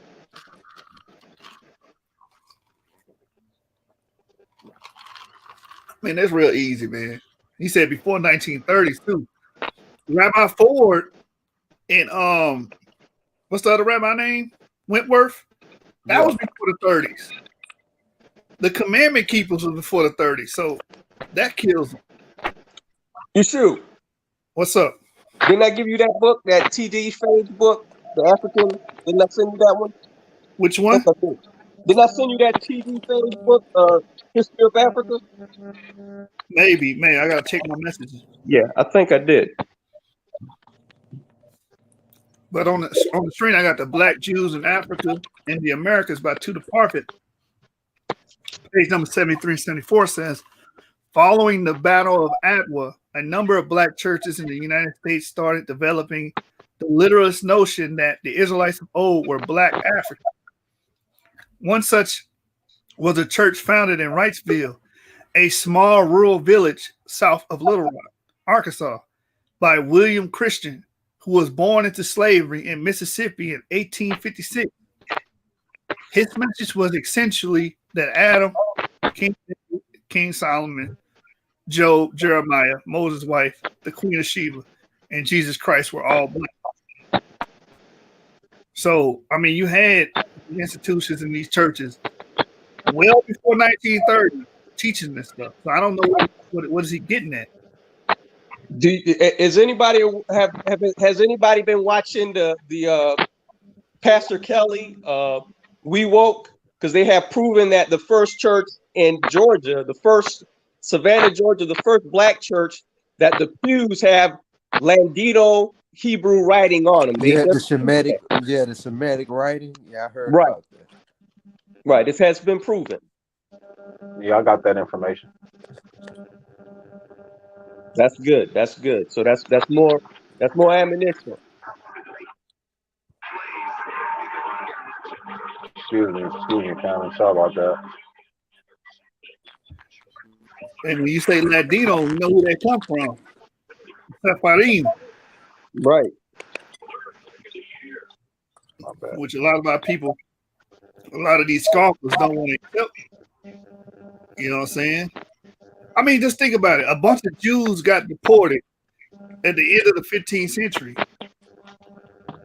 And then they get deported. Then where did they go? Did they just disappear? After deportation, being created slaves? Where they go after that? Well, see, this is where we get the problem where people don't read history. The white class of human beings wasn't created until 1680s. So when they came here, if they was black, they wasn't even classified white yet. That wasn't even a classification yet.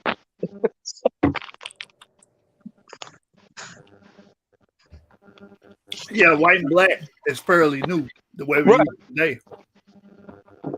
But people don't realize that. People think that these things have always existed. So they don't realize that historically these fake classes really never existed.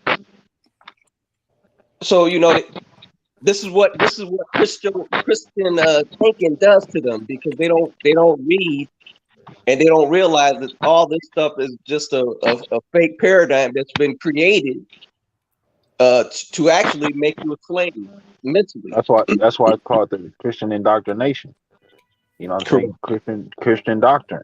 You feel me? Because at the end of the day, it's all about, establishing their thought process and simply their thought process. You know what I mean? And what's crazy is when you have these outside students, these foreign students coming in, this is why they be ahead of the game. And they just sit back and they listen to a lot of the shit that we talk about and they observe. Because they history and the shit that they talk about history is completely different than what they actually see and experience when they actually get over here in this land. You know what I'm saying? So it's just, but what's crazy is they erase us from the history. So when they come over here, they don't know who the fuck we are and what we are. Oh, y'all black? Y'all black people? Language, bro. Language. Please, language. Come on, man. That's a fact, man. The ancestry is right away and flushed down the toilet where all you go by is black. You can't trace that. Can't go to no specific tribe, no family, no nothing, no nation, no nothing. When you just call yourself black and they ain't got nothing attached to it, you pretty much effectively erased your ancestry, man. Yep. Willingly. Yep. And that's what Christianity does. Well, I mean, I guess it don't matter to people who feel like all they descend from is slaves from West Africa. This is something that the Father had me to. This is a phrase the Father had me to come up with. This is the B system. It's called white supremacy, Christo corpus corporatum. All that means is white supremacy. We know it. Racism. Christo is Christian. Corpus means your body, and corporatum means business. So that's the business of making the black body a slave. That's what Christianity is. That's what the whole thing is.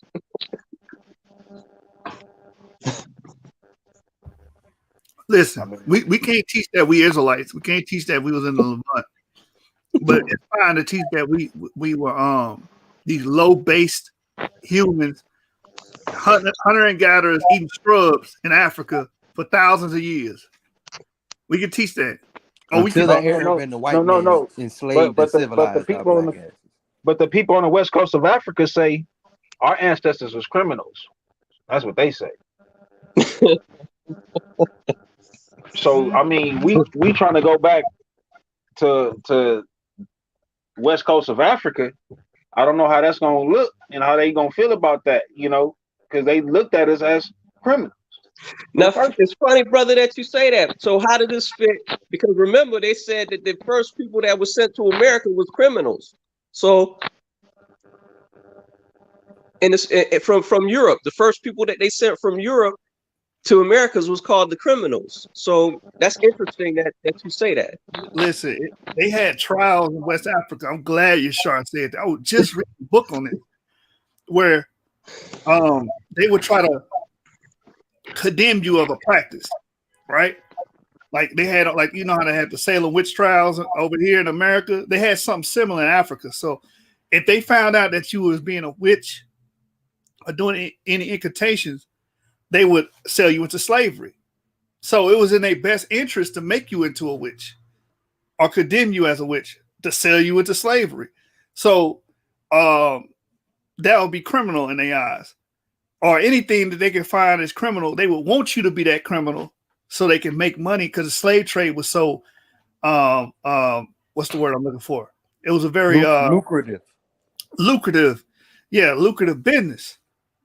So you could have just been minding your business. Oh, they being a witch. You know, I need some more commodities to sell and trade. So he's gonna condemn you as a witch and send you over there as a slave. That's what they started just declaring war on whole tribes. And oh yeah. Hey, what's the name of that book? Reading it this morning. That's why I said it's crazy Yashar said that, because I was just reading it. I gotta pull it up. It might have been the Luso-African people, Luso-African Identity by Peter Mark. That may be it, but I gotta look in my books. You know what I'm saying? Another good one is the African Slave Masters.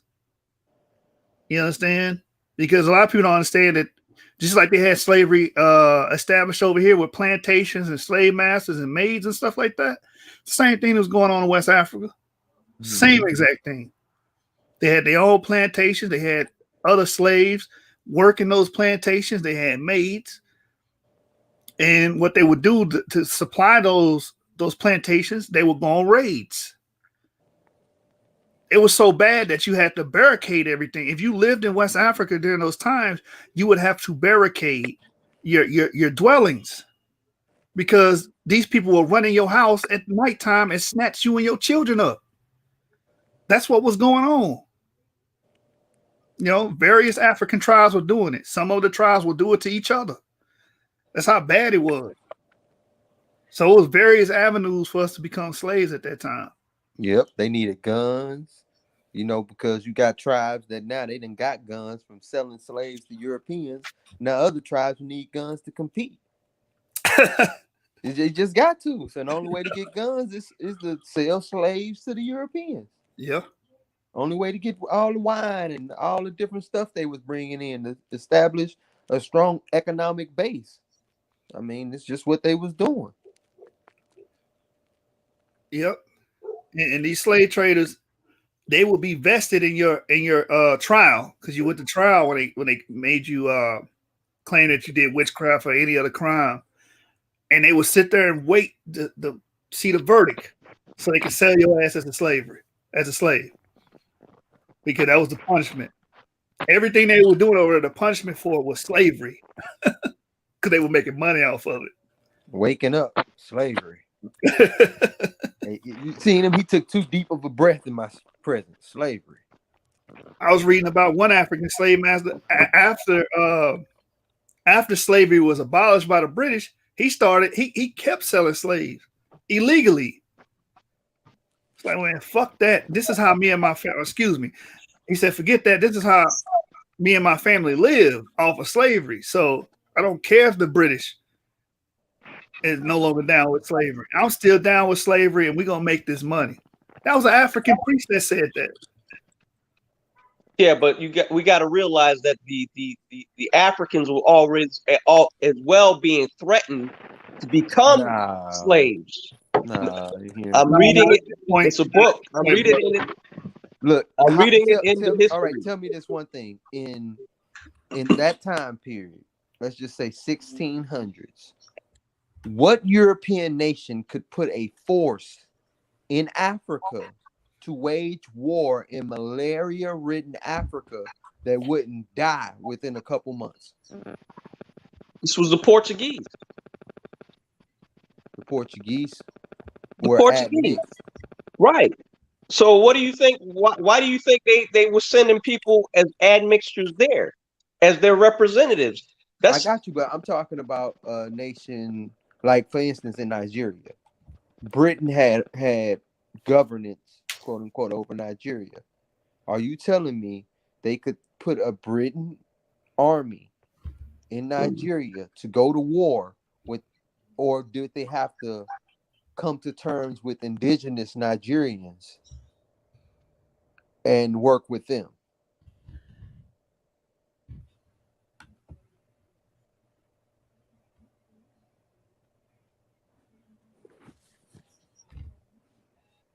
I mean, I think it requires you to come to terms, a treaty with an indigenous group to get a good foothold there in order to do these activities.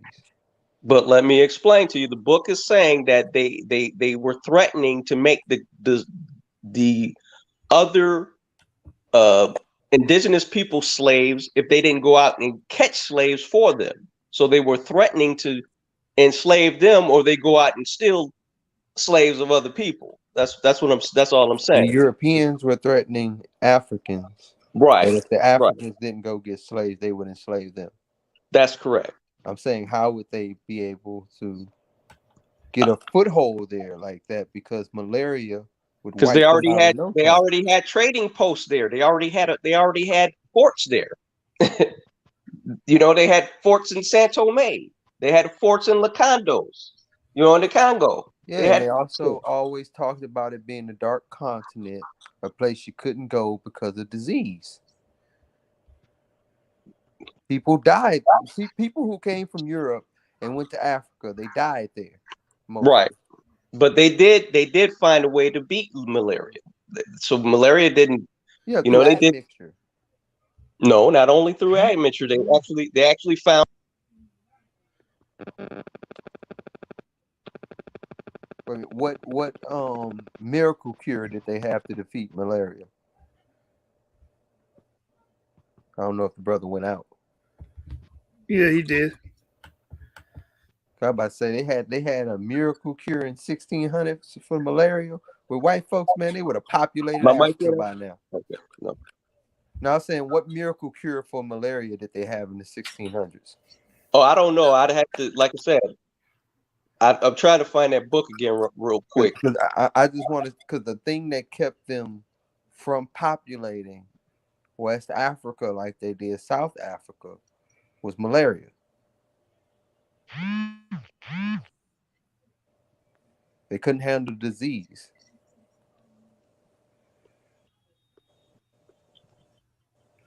Man, by and large, a lot of these Africans that was getting captured by slave raids. Mm-hmm. I believe the University of Houston did a paper on that. Majority of the slaves captured were slave raids, and those slave raids was conducted by other African tribes. You know what I'm saying? The white man didn't come down there with like a large cavalry gathering slaves. It was other African tribes that was conducting this for business, or if they had beef. Mm-hmm. Yeah, he's right. He's right. The Fulani helped the Europeans. Joe did. The Hausa did. The what's their name? Start with it. The Homie. The Homie did. The Arrow Confederacy did. And this just in the Nigeria area. Yeah. Even if you sold, let's say if you was one of the Africans that sold slaves, you get knocked upside your head too, going up the other ways. Next thing you know, you on a ship. That's how volatile and vicious this trade was. You know, we really got a childish view of slavery or how it was conducted. You know, we think the white man was like the boogeyman. He went to Africa and you know, intimidated everybody and caught them, you know, and then stuffed them on ships. That's not how it happened. No, they caught him. They caught him, and then they programmed them to go back and catch their own people. That's how they did it, brother. Because you know the white man God. The thing is, before the white man even, you know, before 1492, when they regained power, the slave trade was already going on. Mm-hmm. In West Africa, yeah. Yeah. Shoot, before Islam came down there, the slave trade was already going on in West Africa. I mean, you are prisoners of war was always traded and treated as slaves. Yeah. It just with the advent of Europeans, they industrialized it so much, commercialized it so much. That's what we credit them for, the level that they took it. You know what I'm saying? It started with 200 slaves, and then that became 1,000 more. Oh, we need more. We need a bigger labor force. Like, white people are good at watering down and systematizing shit. Yep. They're great at it. Look at what they've done to rap. So they created this big demand for it, and the numbers started racking up then, where, you know, they taking them all over the world, not just the Americas, and selling slaves. As far as Indonesia, you know what I mean? Yeah. That's right. It was big business. Now, how you've been on point all day. What do you mean not chattel slavery? It wasn't chattel slavery back then? You didn't own them? Oh, I think chattel, he mean to the extent that they treat them more like cattle than human, like take away their culture, their language, so on and so forth. Most slavery allowed you to still have your little culture and your language and stuff like that. Yeah, I agree there. That's one of the unique things. I can't even say unique because the Romans and Greeks kind of did that. They really were big on, but they were more of like, I'm gonna Hellenize you.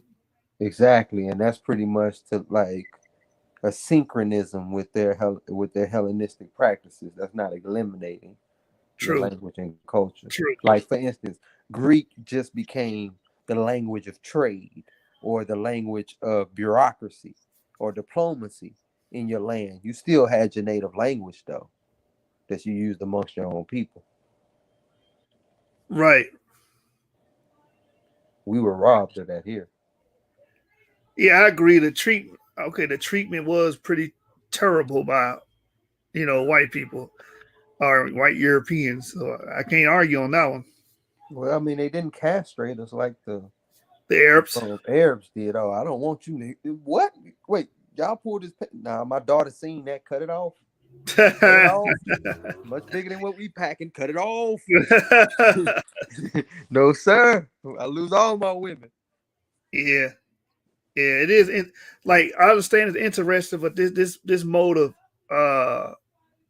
of slavery has been around for a while, and these Africans been.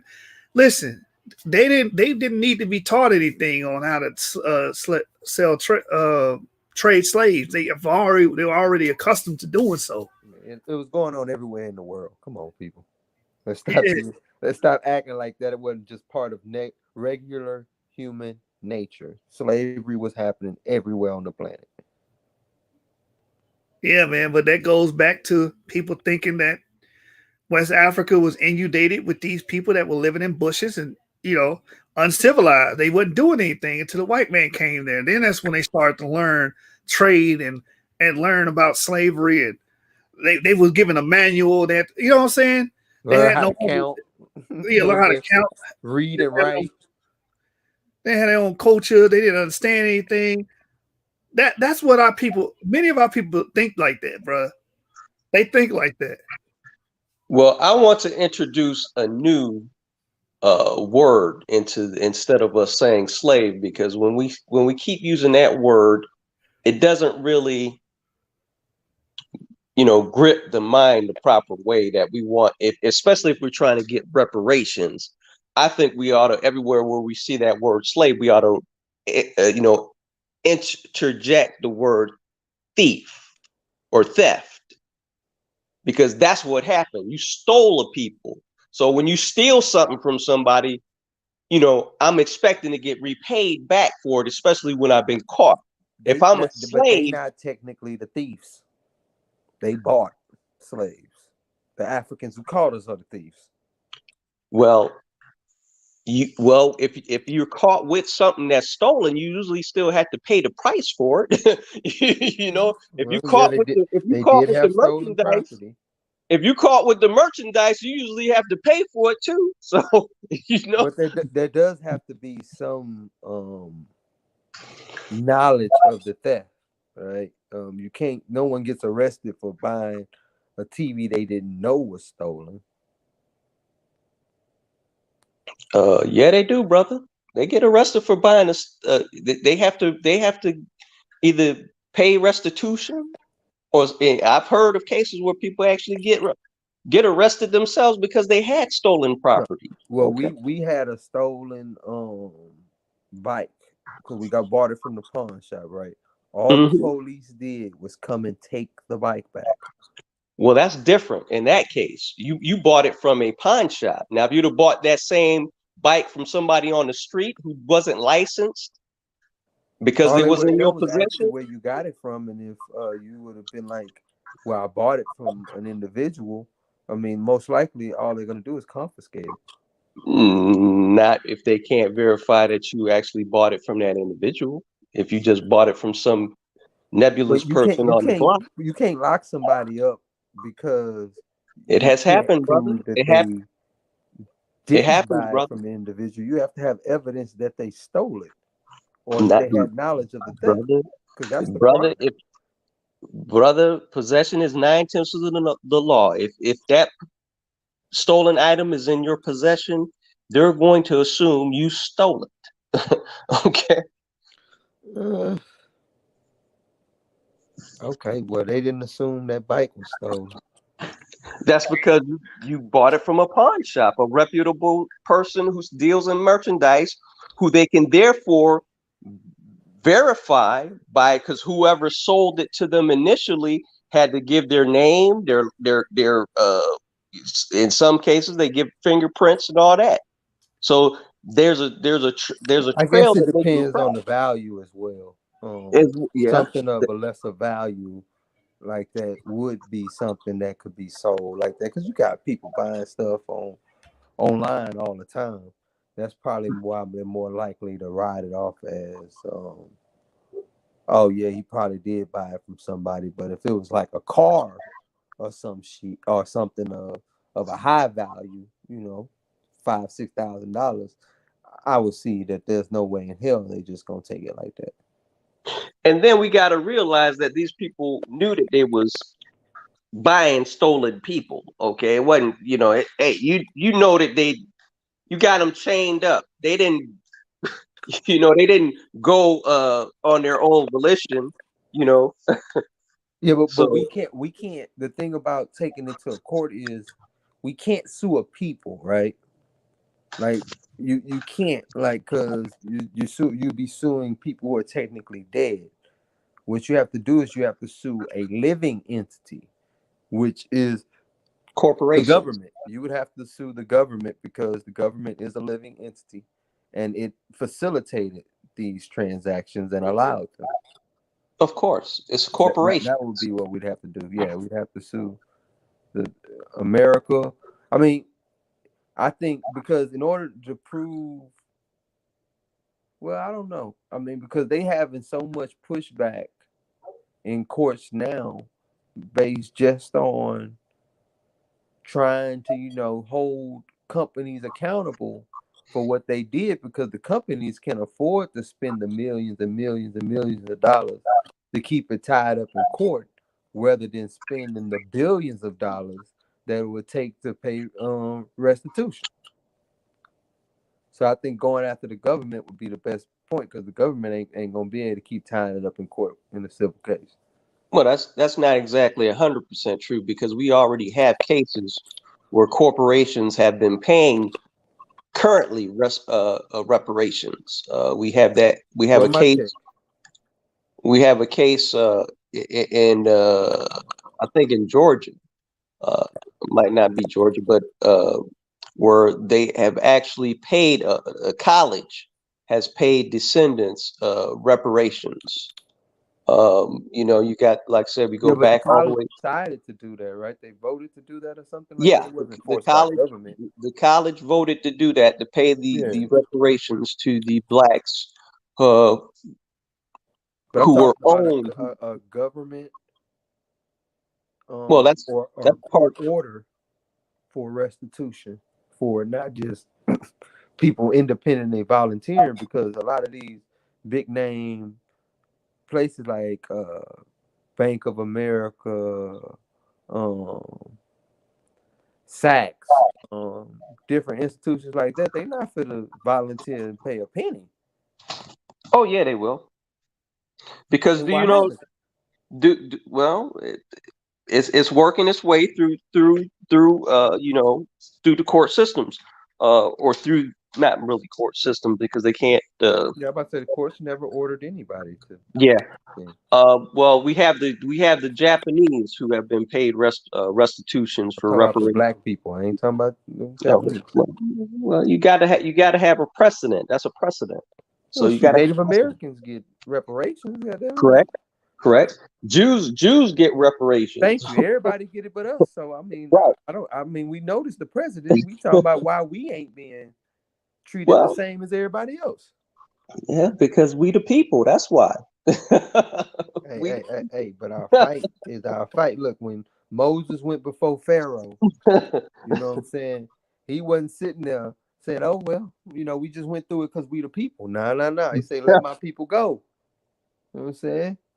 And we taking everything you owe us with us when we leave. That's where I'm at. Let us go. Just pay us what you owe. Hey man, y'all know I have a particular argument on reparations. I don't think it's gonna happen, man. I'm sorry. I'm with you, I but don't that think don't it's mean you don't feasible. ask for it.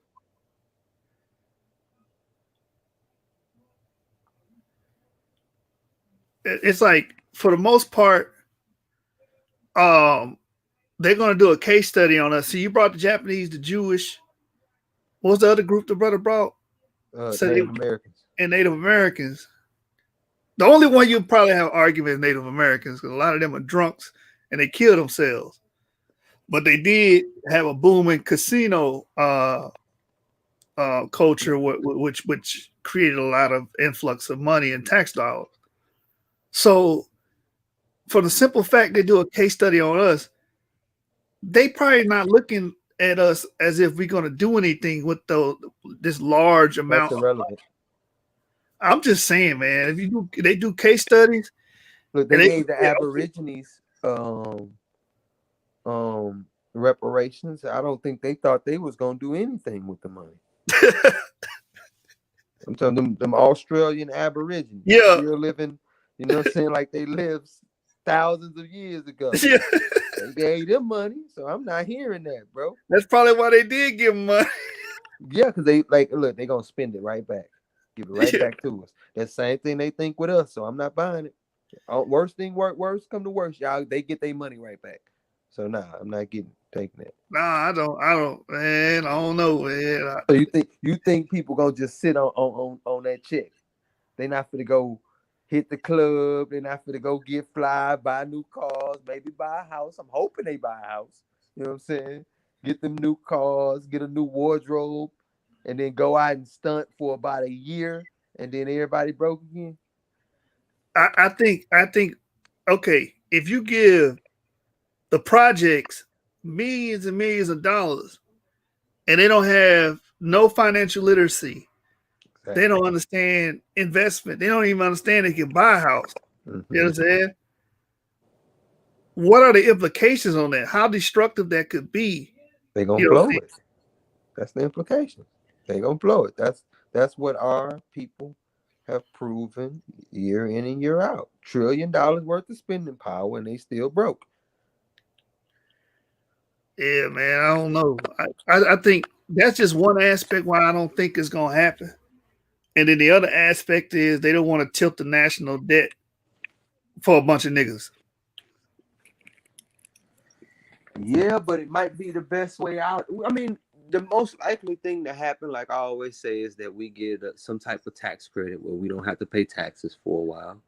And I think that would actually help with the national debt because we would be able to, I mean, the people also actually making money out there producing, who's getting the tax cuts, would have more money to invest into businesses, which would then pay taxes or way more taxes than they were paying just being workers.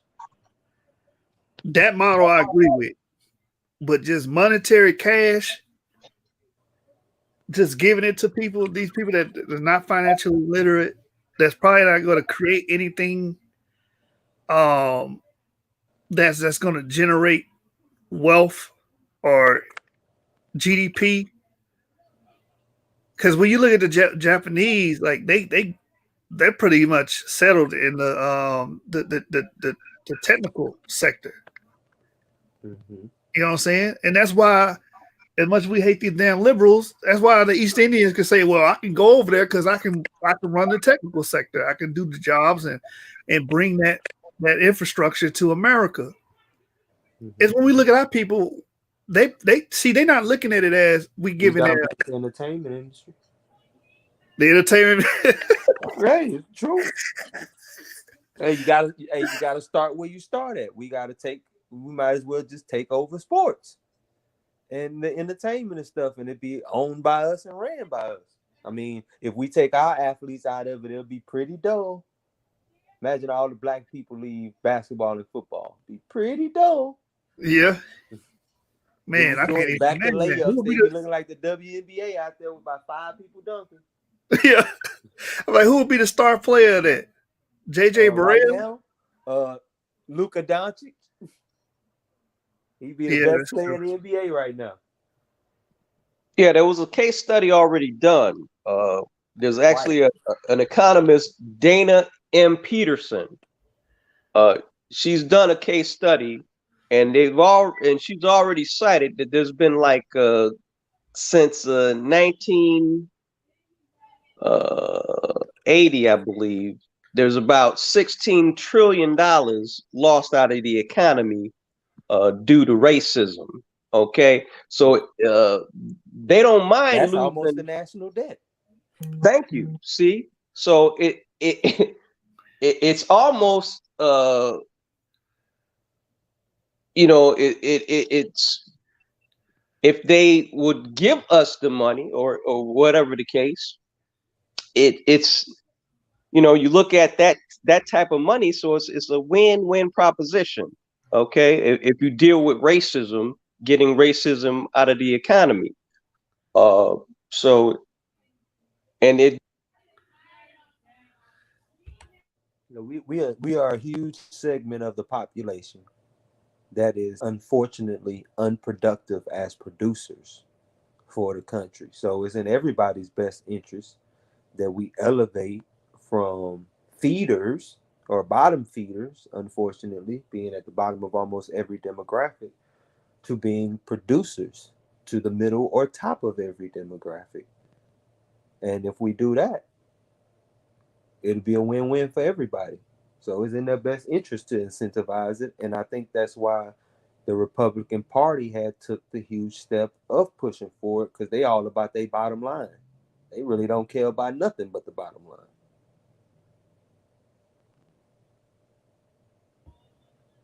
Yeah, but I still don't see it happening though. I don't see,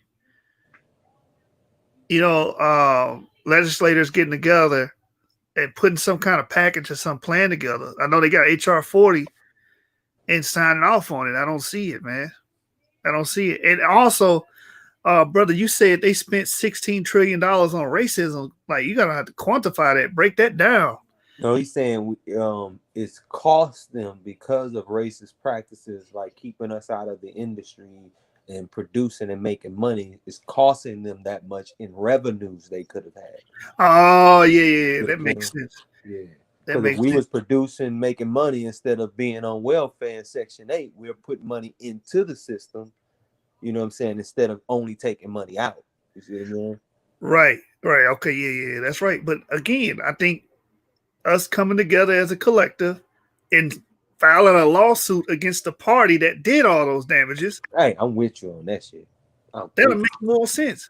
And we'll have a more logical argument. Listen, these people kept us out of these sectors, kept us out of the kept us out of Let's start with at the beginning. Since slavery, we ain't gonna even deal with slavery. We're gonna sit that on the side for a moment. Right. Only since slavery. They got us out of our 40 acres and a mule. Facts. That was the beginning of our downfall right there. We did not get our 40 acres and a mule. That made it very hard for us to compete economically. Yep. So we just gonna start there. You can go ahead and pull yours out, but I just wanted to hit that one. No, I mean that's an excellent start. But after that, they had black codes and Jim Crow, which made sure that we couldn't own businesses. You know what I'm saying? And have any kind of economic growth. Couldn't own businesses and own land. For the subsidized housing to go to white folks, where they was getting these houses worth like $10,000 that today worth hundreds of thousands of dollars. But we was kept out of being able to get houses like that. I think that was in the late 1800s, early 1900s. Facts. That was all. So really, all of our woes, our economic woes, can be tied to the Democratic Party, which is insane. Why we support the Democratic Party? We keep talking about reparations, all the things we crying about not having. It's because of the Democratic Party and the Dixiecrats. They were the ones that were doing the violence towards us, spitting on us, sicking their dogs on us. These were all Democratic people. These are the ones that made sure they redlined us and made sure that we didn't have the resources.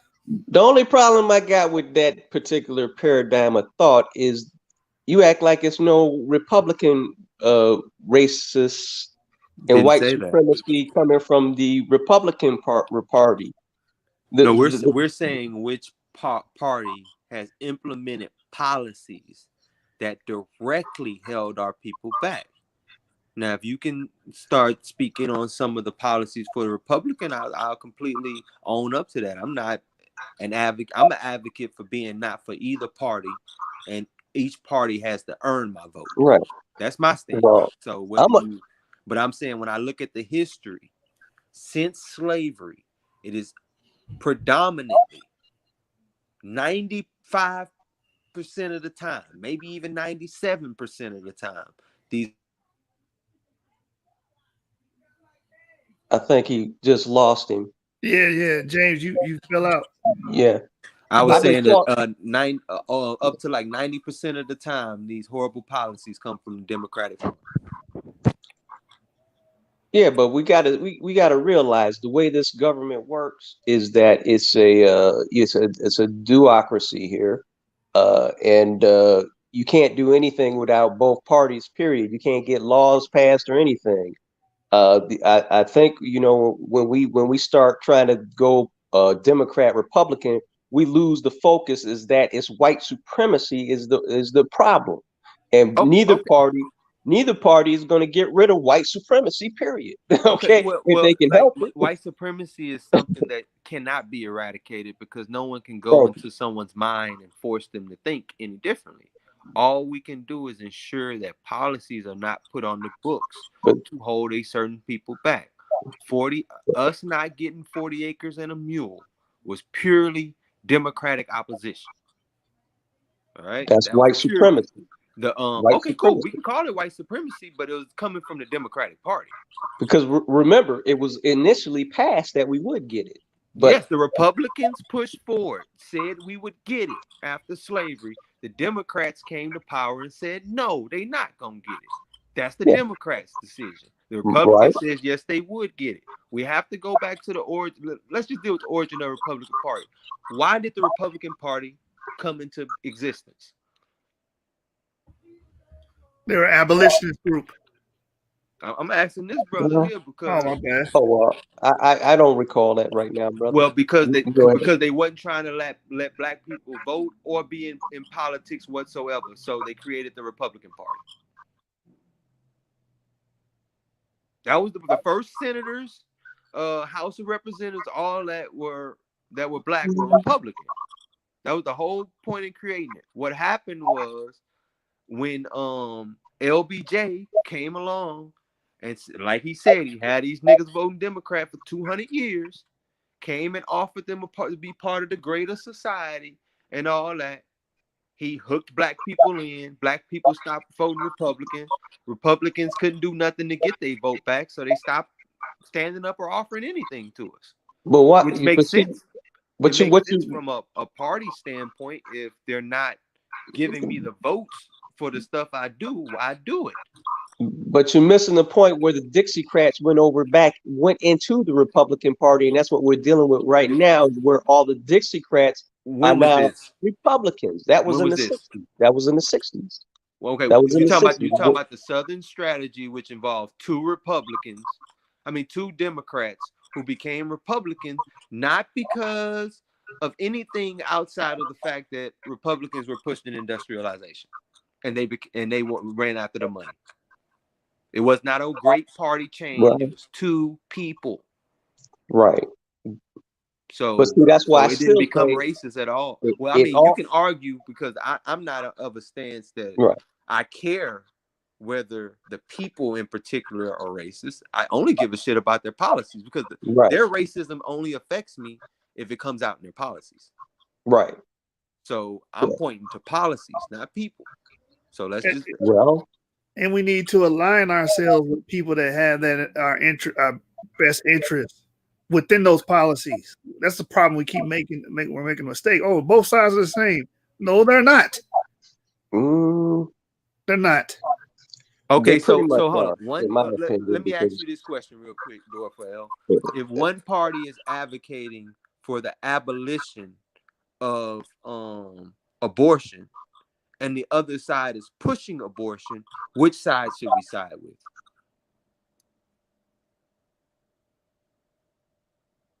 You asking me that? Yes. Oh gosh. Well, well personally, I'm for whatever person want to choose. I don't agree with abortion, but it's a person's own personal choice what they choose. Well, we're talking about substantiating the morality of the greater society, which directly affects you and your family, and you have a vote in that. So I'm asking you to raise up your hand and vote for a side. If you're against it, I think that your vote should align with your beliefs. So you should raise your hand up to be against it. If you're for it, again, your vote should align with your beliefs, and you should raise your hand up for it. Are you for it or against it? Well, I'm against it, but that don't mean I gotta be a Republican to be against it. I No, can that's still fine. be That's a fine. That's Democrat fine. That's fine. Look, I'm and not be asking against you to it. be a Republican for that mere fact. Okay. One party advocates for us to be able to choose to put our kids in whatever school we want to, regardless of our zip code. They won't be stuck in these continuously failing schools, and that we should have school choice. And another party is against us making the decision which schools we should put our children in. Which side do you agree with? I agree with choice to be Okay. able to put your child in whatever school you want to put them in. Cool. That makes sense. Okay.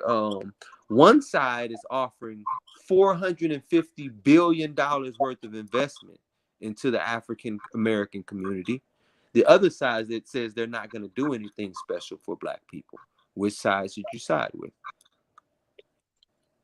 I would side with the one that's going to do something for the Black community. 450 billion. Gotcha. Okay. One side is advocating the greater society promote and be happy and indulge with homosexuality and all types of, I'll just call it LGBTQ acts.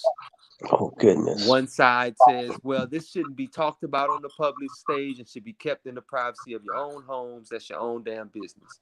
Which side do you side with? The side that says promote it, make it great, or man, that's your own business. None of mine. Well, brother, that's a deep one, because you know what? I see all these closet homosexual Republicans and fake televangelists that end up being homosexual on the down low. So that's a deep one, because just because you say something don't mean you practicing it. Okay, That's true, but that's why it's nobody's business, right? That's why it's nobody's business what Yeah. you're doing. Like what you doing in your bedroom, like it's nobody's business if you ain't out there promoting it. You know what I'm saying? Like that's why, like even like in the Bible, if you see a man laying with another man, you put him to death. But if you don't see it, you can't just pick him up and stone him. If you have no evidence of it, you just can't go out and stone him because he acted a little effeminate. Right. I want to add context to what you're saying, James. These liberals are trying to make it where if they're transgender and if it's a boy pretending to be a woman and you address that thing as a man, they can get you arrested on an act of violence. They're saying that's an act of violence by using the wrong pronouns with them. Well, Yeshua, the only problem I got with you saying liberal is you're trying to make it seem like Republicans aren't having the same issues on their side, and they also agree that they don't believe in that these children should be who are gay, homosexual, that they shouldn't be treated unequal either. So, like I said, when you start trying to, brother, why should a child be worried about sexuality at all? Oh man, why should a child be worried about sexuality at all? They should be worried about sexual. Well, they're getting So the 7-year-old should be worried about being straight or gay? 7-year-old. Who's that? It's James Cassell. I was asking, is a 7-year-old supposed to be worried about being straight or gay? So the 7-year-old worry about I being don't know. straight or gay? Yeah, I don't know many 7-year-olds that's worried about sexual activities. Well, that comes down to you're asking a deep question, because, like I said, a lot of it is coming from the home, and for one, I wouldn't allow my child to, you're getting indoctrinated by a lot of television and a lot of outside influences. See, so if I had a child, I'm over 50, so I don't see. I wouldn't have my child in types of environments like that where they would get That's indoctrinated. kind of unavoidable for your child to be, influenced by the greater society that's brought up in. His views are gonna be from the perspective of that greater society. That's why it's Right. our responsibility to ensure that that greater society is not promoting things that we don't think is good for our children. You see what I'm saying? Because Right. if we step back and be like, okay, well, I don't care. It's personal choice whether they commit abortion. I just don't want my kids to do it. But your daughter grow up and she's seeing it on TV is okay. All her friends telling her it's okay. The school telling her it's okay. Everybody screaming it's okay. Then she gonna be more likely to go ahead and get that abortion regardless of what daddy says.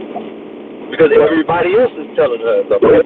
So it's our job to raise our hands up and be against anything that promotes things like that. And it just so happens that it's the Republican Party that, from everything I listed off earlier, you said we should stop, we should do that. The Republican Party is pushing that.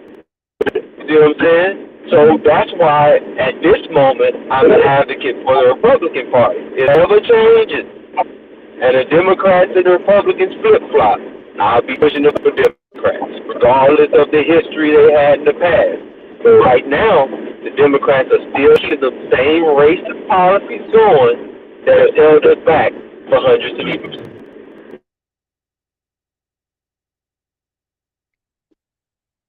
Yeah, I think it's just a logical deducement here. We're saying which one's better for us.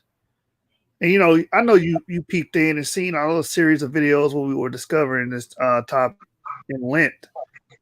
And I mean, we keep running into this roadblock that one side is pretty much negative and bad for us, and the other side we can ally with and get things done with. That's all we're saying. I don't know why that's some kind of cardinal sin to some people. Our ancestors always allied with people, allied themselves with other people and other people groups. The Maccabees were allied with the Romans, for Christ's sake. Yeah, but I just don't see any policies come, because, like I said, everything I see coming out of the Republican Party is on a racist stance. Racism. So how is $450 billion of investment in the African American community racist? Explain that one. Well, actually, a lot of that stuff that was, if you're talking about the that little platinum plan thing, Michael, what's his name? Michael. Please don't say that. Oh no, it's Michael. The guy he's on Rolling sometimes. Michael. Dice. Oh gosh, what is his That's name? the Not same Dice. guy with glasses, kind of straight hair up. Yeah, he wear glasses. Michael. Give me a second. Yeah, bright skinned guy look like he might be mixed like that and wear glasses. That's Mike Dyson. No, Michael Imhotep. Michael Imhotep. He actually goes through the plan. Yeah, Michael Imhotep.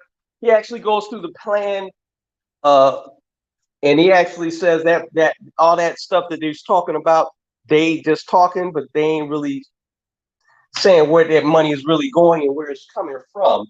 And he actually goes a lot through what Biden and Kamala was talking about. They're putting money up, so they ain't just talking about possible monies or it's going into, it's funneling back Kamala and Biden came out and said that.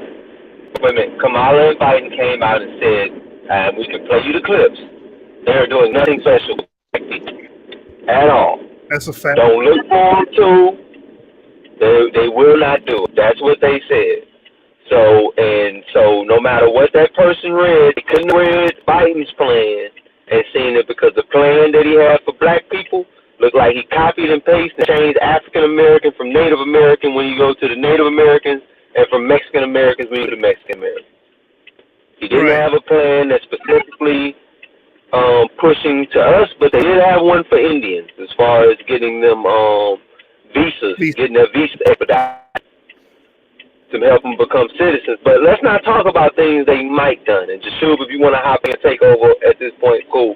But let's talk about things that he already did, like in his first administration. How is prison reform racist? When, what was it, 90-something percent, 97% of the food got out with African American for nothing? Peace and love to the family. How y'all doing? Peace and love to you. Hey, this brother Ngozi, man, I'm on my way inside of work, man. I missed half of the show. I just wanted to ask y'all a few questions. I mean, well, somebody asked me to come on here. Who asked you to come on here? One of the brothers, my good brother, KL. You guys were talking about Haplogroup E. I don't know if you guys wanted to, continue. You guys probably finished with that already, but yeah, that was 3 hours. That was 3 hours ago, man. Oh, okay, that was a minute ago. Okay, but what about it? We got him on here, right? We got Ngozi on here. That's who they like to go to. So what about what did he tell you? Because all we saying is that pretty much he didn't say nothing bad. E1. Okay, well we pretty much saying EP2 originated in the Near East according to the latest studies that we read. And that all people carry either E1B1A or E1B1B descend from these people, and they were part of that spread farming all over the Near East and the world. Okay, EP2 or E1B1 in the latest record developed in East Africa. That's almost 42,000 years ago, and they did find it with the Natufians.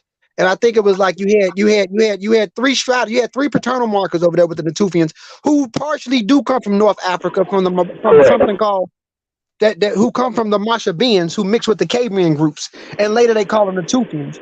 And they just didn't have they just didn't have EP2. They also had a branch of E1B1B1B, which is a form of EZ827. Which also developed in North Africa. And they also had another branch. They had CTM168, which also developed in East Africa before migrating out of Africa, giving birth to D, E, and E independently. Now, the thing about Haplogroup E, the earliest stratum of E, which is EM96, that possibly developed 70,000 years ago, there's a lot of backwards and forth on where did it start. Did it develop somewhere near Arabian Peninsula, or did it develop in the Horn of Africa? But here's the thing, though. When let me say one thing real quick. That's what I meant to say. What you're talking about right now. That's what I meant. Now, that's all I wanted to say. That's what I was talking about.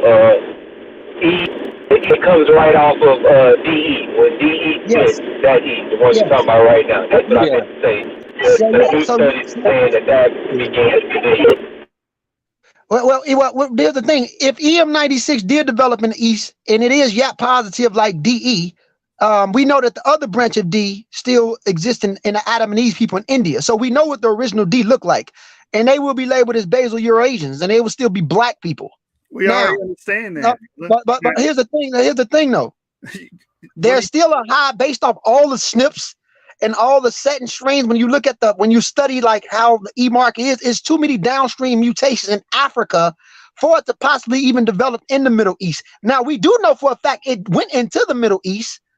We know that coming out of North Africa. So when you look at EZ827 or either the Egyptian main marker EM78, which is a branch of EV12, which comes from EV65, the predecessor of E1B1B is EM215, which branched from EM35. Follow the timeline.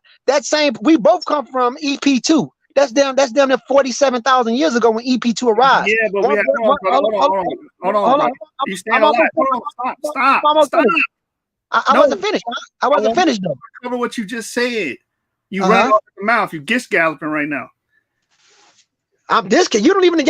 Well, I don't know about bro. You don't even know what the hell going on. Y'all want to be from the Middle East. Matter of fact, by the time brother is gish galloping. We don't want to make this an emotional argument right now. Let's just make the point. Yes, Make but a I'm point. trying to address this 47,000 year ago statement, and you just keep running off at the mouth. You scoffing. We're gonna let you talk, man, but we're gonna address each point. Is 47,000 years ago an emphatic and empirical date? That's what I want you to answer first, since you're trying to hold us to that date. Now, I'm going to open your mic up. Answer the question, brother. What was your question? What was your question? The YAP positive for Haplogroup E. Is that what you're saying? What are you saying arose 47,000 years ago? Haplogroup E is 70,000 years old, bro. It branches off DE. The YAP positive. Hold on, let me finish. Can I finish? I want everybody to get a clear understanding. When a yes associate, that's not your show, brother. Okay, my fault. Okay. Go ahead, bro. Okay, go ahead. I'm good. All I'm trying to we read articles on that earlier. That's what I want to clarify. We already read articles on that. Yes, we know all this already. I'm saying you're trying to pigeonhole us to these conflated dates. So are you saying those dates are right and exact? The dates that we have is definitely right and exact over somebody trying to say it come out of the Middle East. Most geneticists from Spencer Wells to most geneticists believe that it comes out of East Africa or Northeast Africa and it leaked into the Middle East. The only people that's saying it is people that want to believe in the Middle Eastern narrative. Look, I'm a whole Muslim. I'm not going to sit up here and say because I'm a Muslim and I believe in the Abrahamic faith that marker developed over there, even though I know it was there. And what I'm trying to also say is, can I finish what I'm trying to say, beloved? What I'm also trying to say is that's 70,000 years ago, Israel didn't exist yet. When the Bronze Age come in and the J started to dominate, there was a bottleneck on haplogroup E3b in the Middle East. That's still not E3a. That was a bottleneck. Hebrews didn't even exist at that time. So what I'm saying is by the time you get to the Hebrews are already looking like Puerto Rican people. The SLC 2485 mutation already kicked in. Hebrews right now. Let me We're just not talking finish. Hebrews right now. We wait still back here at the East. I'm just saying, coming here with arguments we're not making. Like, we don't want to talk about this. I'm just talking about but we got to follow chronology, brother. We are following chronology, brother. What you're trying to do is superimpose these things into our argument. No one's saying Israel, brother. No one's saying Israel existed 70,000 years ago. You would never hear us say that. So all what's we're the saying point? is that clay. All we're saying, if you would listen, all we're saying is that clay brought forth the clay that produced the Israelites. That's our argument. So if you're saying that, you're saying it as if that's a gotcha moment. No, it's not. No one's teaching Israel existed 70,000 years ago. But can I ask you a question, King? Just like you asked me a question. This is our show, but go right ahead.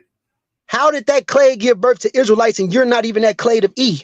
You're EM2. The clay that you find over there in Israel is E3b, and that's the second lowest out the J. What do you? How that clay didn't give birth to you? What study are you quoting? What study are you quoting?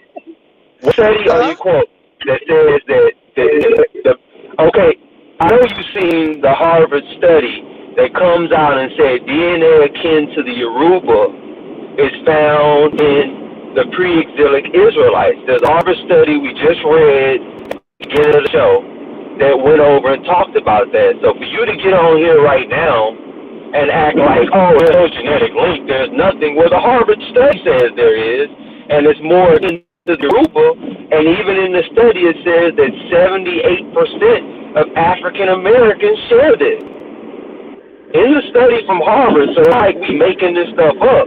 Y'all got the ad just trying to make it seem like we making stuff up that's strictly out of the academic literature. Like I just sent Jashuba text if he has a chance on the little study that comes out and shows where they talk about that this haplogroup grows in the Near East and that it's consistent with not only the genetic findings but the archaeological data. That's what the study says. It's not like we making this stuff up. This is what happens. Brothers get upset and they want to make the straw man. He just came in here and made a straw man to knock it down. That's all you did. We already went through the scientific articles. Kyle knows us. We go through the scientific articles and show that our subclade was in the Levant during the Israelite period. Like I said, we discussed this in full length 3 hours ago. We went over African gene flow, and we showed that the microsatellites were dated back to the known Israelite period, which is Iron 2A period. That's before the 8th century BCE. You can't get around that. So you come in here and try to knock down all your straw mans that you want, but we're going to correct you. Now hold on. I still want him to answer your question. You said something about the 70,000 years. He hadn't answered that part of the question. That's what I want to hear the answer. If he's going to be genuine, he's going to understand that's not an emphatic number. Yeah, but I just want to hear what I want to hear what he has to say. Let the brother speak. Please let him. I want to be able to hear what he's going to say. He can speak, but you're not going to gish gallop. Right. And you're not going to make straw mans and mischaracterize our arguments. It's not going to happen. I just want to hear what he's going to say. That's all. I got you. This is not Dagger Swan. You're not going to gish gallop, and you're not going to mischaracterize our arguments. Right. We can correct them after the fact, but let's hear what he has to say after he says it. Then you correct him. And then like slow down. You like rushing through all your syllables. Speak in a normal pace. You're going too fast too. Slow down. Are you nervous? Are you nervous? Question. Let us hear what you got to say so we can, get a clear understanding. Drink you some water, man. Get you a shot of liquor or something. Calm down. This brother is. I don't know how fast this brother's speaking. I seen him debate against Zion Lex. He did the same thing. Now I'm gonna open your mic, brother. Answer the question. Yeah, I want to know if that's emphatic. What methodology you're using to get these dates, and start from there. And then we're gonna go into your article, James. Just let me know what portion do you want the abstract or discussion. What portion of the article you want? Hey, James, we got a lot of noise in your background, too. I can't hardly hear you. No, he's probably driving right now. Okay. Yeah, I'm driving. I had to go pick up. Hey, shout out to Ahaya, man. I told you he's a 6 man. He said it's called machine gun speech. Brother came here and told us what we teach. Bro, slow your roll, man. Get off the gas for you crash. But I mean, if y'all tuned in early, you could have seen that we clearly went over the African gene flow and putting our sub-Saharan African DNA in those lands, in those areas during that time where we had material culture. We brought up Ramesses III having a paternal line going back to that region. So it's like, what are we discussing here? You knocking down straw mans. You think you're on Dagaswad right now. You're not. This is the source. So open your mic, brother, and speak your piece. We're gonna let you talk, but all that trying to run over and gish gallop. Hey, bro, look. Hey, bro. Answer the question. Hold on, bro. Bro, you're not even, bro. All this little Hebrew jump on work, bro. Y'all don't know what the fuck y'all talking about reading. I'm on my way to work. I'm gonna catch you niggas and I'm gonna slaughter y'all dumb asses. All you. All right, get the fuck out of here. Yeah, I just want to answer the question. He had to go over there. He's upset because he can't run over here with his he can't come on here with his bullshit, and we're not allowing him to mischaracterize our arguments. Right. We're a grown man here. We can make our own arguments. Well, the brother has knowledge. I just wanted to hear what type of argument he was trying to make. I wanted him to answer the question so that we could, hear what he was putting out, because it's not like he don't know what he's talking about. He has some knowledge, so I just wanted to hear what he was trying to get to. We know who the brother is. There's no secret who he is. This is the same shit they've been doing for the last 10 years. What they do is like what he just did: gish gallop, throw a whole bunch of points, don't want to address anything, and mischaracterize our argument. No one said Israel existed 70,000 years ago. Right. And all I wanted him to do, and that's why he went on a rampage, is to justify the 70,000 years. Yeah, that's the answer I wanted to hear. That's all I wanted to hear, what he was going to say today. They make these dates off of mutation rates and assumed mutation rates. Not known, assumed mutation rates. And that's how they come up with these long, stretched out timelines. So he don't know nothing about chronology. He doesn't. And there's different models and methods of how they Hey, get but if those you get a numbers. chance while I'm Say it again, brother. Say it I again, was gonna James. say, if you get a chance while I'm driving, could you read that that all you gotta do is read the abstract off of it, because the abstract gives a beginning on what they going into the study for, then it gives you their results and then their conclusions they draw all in the abstract. Look, I'm gonna say this again. If Ngozi want to come on here, he gonna come on here respectful. He not gonna come on here and gallop nobody. He ain't gonna sit here and characterize and tell us what we arguing. We can articulate ourselves very well on you. You understand? And answer the question. Show. You answer our questions. You don't come in here. I got questions for you. This is our show. You don't run a damn thing over here. Take your ass back to Garfield. Now let me read this article, man. That's why he's mad, because we don't put up with the BS. The other two guests. And he knew I was to bring out a source to validate what I was saying, and he wouldn't be able to bring no source to validate what he was saying. Right. Well, all right then, brother. Enough said. Enough said. I got something for you. Enough said, man. Because you couldn't come on here. Because you couldn't come on here. Even necessary. Because he couldn't come on here and have his way. If you would have sat down here and talked like a human being, you understand, and be civil, you would still be on the show. But all that F you and I'm frustrated, I don't got to answer nothing. Hey, go back to the dagger. Listen, ain't nobody begging y'all to be on here. I dealt with two other brothers prior, Kyle and Mugabe. I didn't mistreat them brothers. I let them brothers speak their piece. Everybody witnessed it. You came in here sideways. And that's what's wrong with black people. They'll be in the wrong and act like you in the wrong. You know what I'm saying? He was in the wrong the whole time. I said, bro, slow down. You're making too many claims. Let me just answer the first one. That was a problem. Then I had to correct them on y'all, ain't no Israel 70,000 years ago. Duh. Ain't nobody saying that. Anyway, man, I'm gonna read the abstract, James. Man, that brothers like that, man, need to find a cliff and drive off of it. All right, let me pull this up. This is. Well, everybody ain't gonna make it. Click on the PDF format. Click on the PDF format. Click on the what? Click on the what? On the PDF format. The PDF format. He said something about a format. He said a PDF format. Yeah. I can see the abstract right here. Or do you absolutely need the PDF?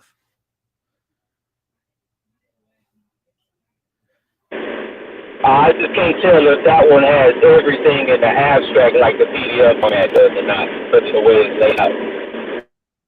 All right, I gotta find the PDF button.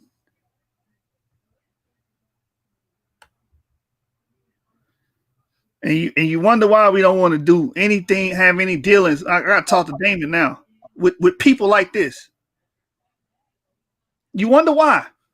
So don't hit my phone and say anything about that, brother, after the day, Damon, if you watching.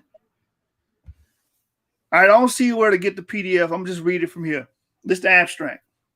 The main unequivocal conclusion after 3 decades of phylogeographic mitochondrial DNA studies is the African origin of all extant modern humans. In addition, a southern coastal route has been argued for to explain the Eurasian colonization of these African pioneers.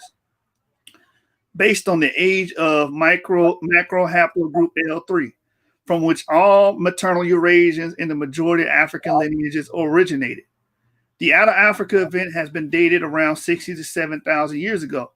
On the opposite side, we have proposed a northern route through Central Asia across the Levant for the expansion and consistent with the fossil record. We have dated it around 125,000 years to bridge the difference between molecular and fossil record ages In this article, we assess the possibility that mitochondrial DNA, macrohaplogroup L3. Real quick, let me say this real quick. You see how they said that it was in line with the fossil record. You know, I just want to point that. Right. Macrohaplogroup L3 matured in Eurasia and returned to Africa as basal L3 lineages around 70,000 years ago.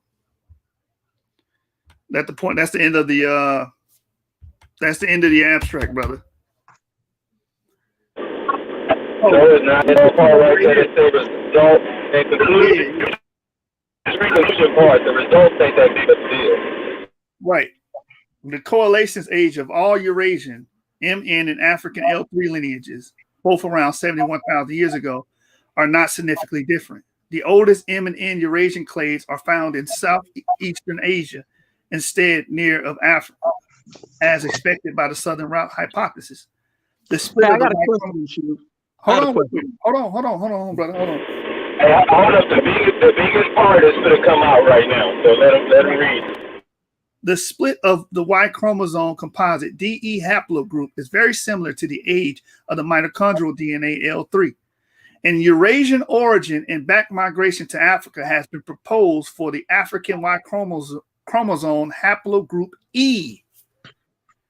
So, according to this article, haplogroup E had a Eurasian origin. Everything we're talking about just got proved right here in this article. Now I got a question.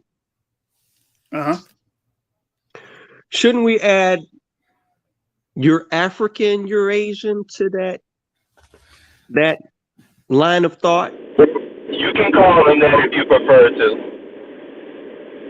Well, I'm just saying that I think that because African is a generalization. But I think that would help. Correct. That's what I'm saying. I think that would help the greater, those who aren't as steeped in the, especially with the DNA. Because it's just like saying Afro-Shemitic, because, when they say Eurasian, that kind of, most people will tend to leave Africans out of that. So if you throw in the Euro-African Eurasian into that, they would not. Yeah, I get what you're saying. You're saying that it'll help people understand that these are people of color. Thank you. Yeah, that's what I'm saying. Yeah. Yeah, you resonate better with them. They understand that you're talking about an African element. But the thing is, there is no European element at the time. The hell is who is the European element? They look a modern European. Yeah, they didn't come into existence till what, 500 years ago? Yeah. Right. But see, then why are they saying Eurasian? Because it doesn't even exist. Then that's what I'm saying. If we throw that in there with it. Because of the geographical location. That's what I'm saying. They're not basing it off phenotype. They're not basing it off of, do they correlate with where the people live today or modern population density. They're just basing it off of the geographical location that they're finding the evidence in. You see what I'm saying? It ain't got nothing to do with who the people groups are per se outside of the DNA. But see, what I'm saying is that when we say when people who don't know, when they hear Eurasian, they're thinking about Europe and Asia, and leaving out the east side of Africa. See, we know that, but unless you say African, you're African. You see what I'm saying? They'll include that as well into the mix and won't leave it out. I'm definitely not against it, but the more things I'm trying to push is that people come more in line with what the academic literature is saying when you're having these academic type things. You know what I'm saying? Well, it's because, like you're saying, that most of these people aren't reading these articles, though. So you know what I'm saying? So sometimes you got to give them a little cheat to help them. Facts. I can agree with that. Facts. Well, yeah, because they do that, man. They do that. Go ahead, your mom. Now I was just saying they do that when you try to say, when you say, yeah, these people are Eurasian. They immediately think you're talking about a white person. That's big facts. Well, I mean, when you're an idiot like Ngozi, I can see him making that mistake because these brothers, their understanding of this stuff is shallow. Again, like everything he was saying, we're trying to deal with each part. He's saying 1,000 points. It's called gish galloping. We throw a bunch of arguments out there and hope we don't catch them. I'm like, hold on, slow down, brother. Let's talk about that first one you just said. You know what I'm saying? Yeah, because we only one to talk about. He went from that time period all the way down to Israel being a nation. We like, hold up, brother, you just skipped off thousands and thousands of years. Let's go down, man. And let's start at the beginning and work our way down. But I think he didn't want to do that because it makes sense. If you sit here and say, all right, I'm going to go back to when D and E split. He knows well everything that the E descends from that E. That split. He know that. So we go through there and start talking about, okay, well, let's look at our branch. Oh, he going to start talking about, it's thousands of mutations and stuff between that. We don't care. We're talking about father to son descent and common ancestors. That's the topic. You can't come in and decide you're going to man our points and then move the goalpost on the topics we talking about. You know what I mean? Facts. You know what I'm saying? They used to doing that troll-like behavior over there on Dagger Squad for the last 10 years. That's all they do. Over here, you got to actually explicate, man. You can't just throw shit out there. I want you to explain it, how you get this number, how did you come to that conclusion? That's what we want over here, because that's what we do. It's the source. That's right. And we can't, that's what I'm saying.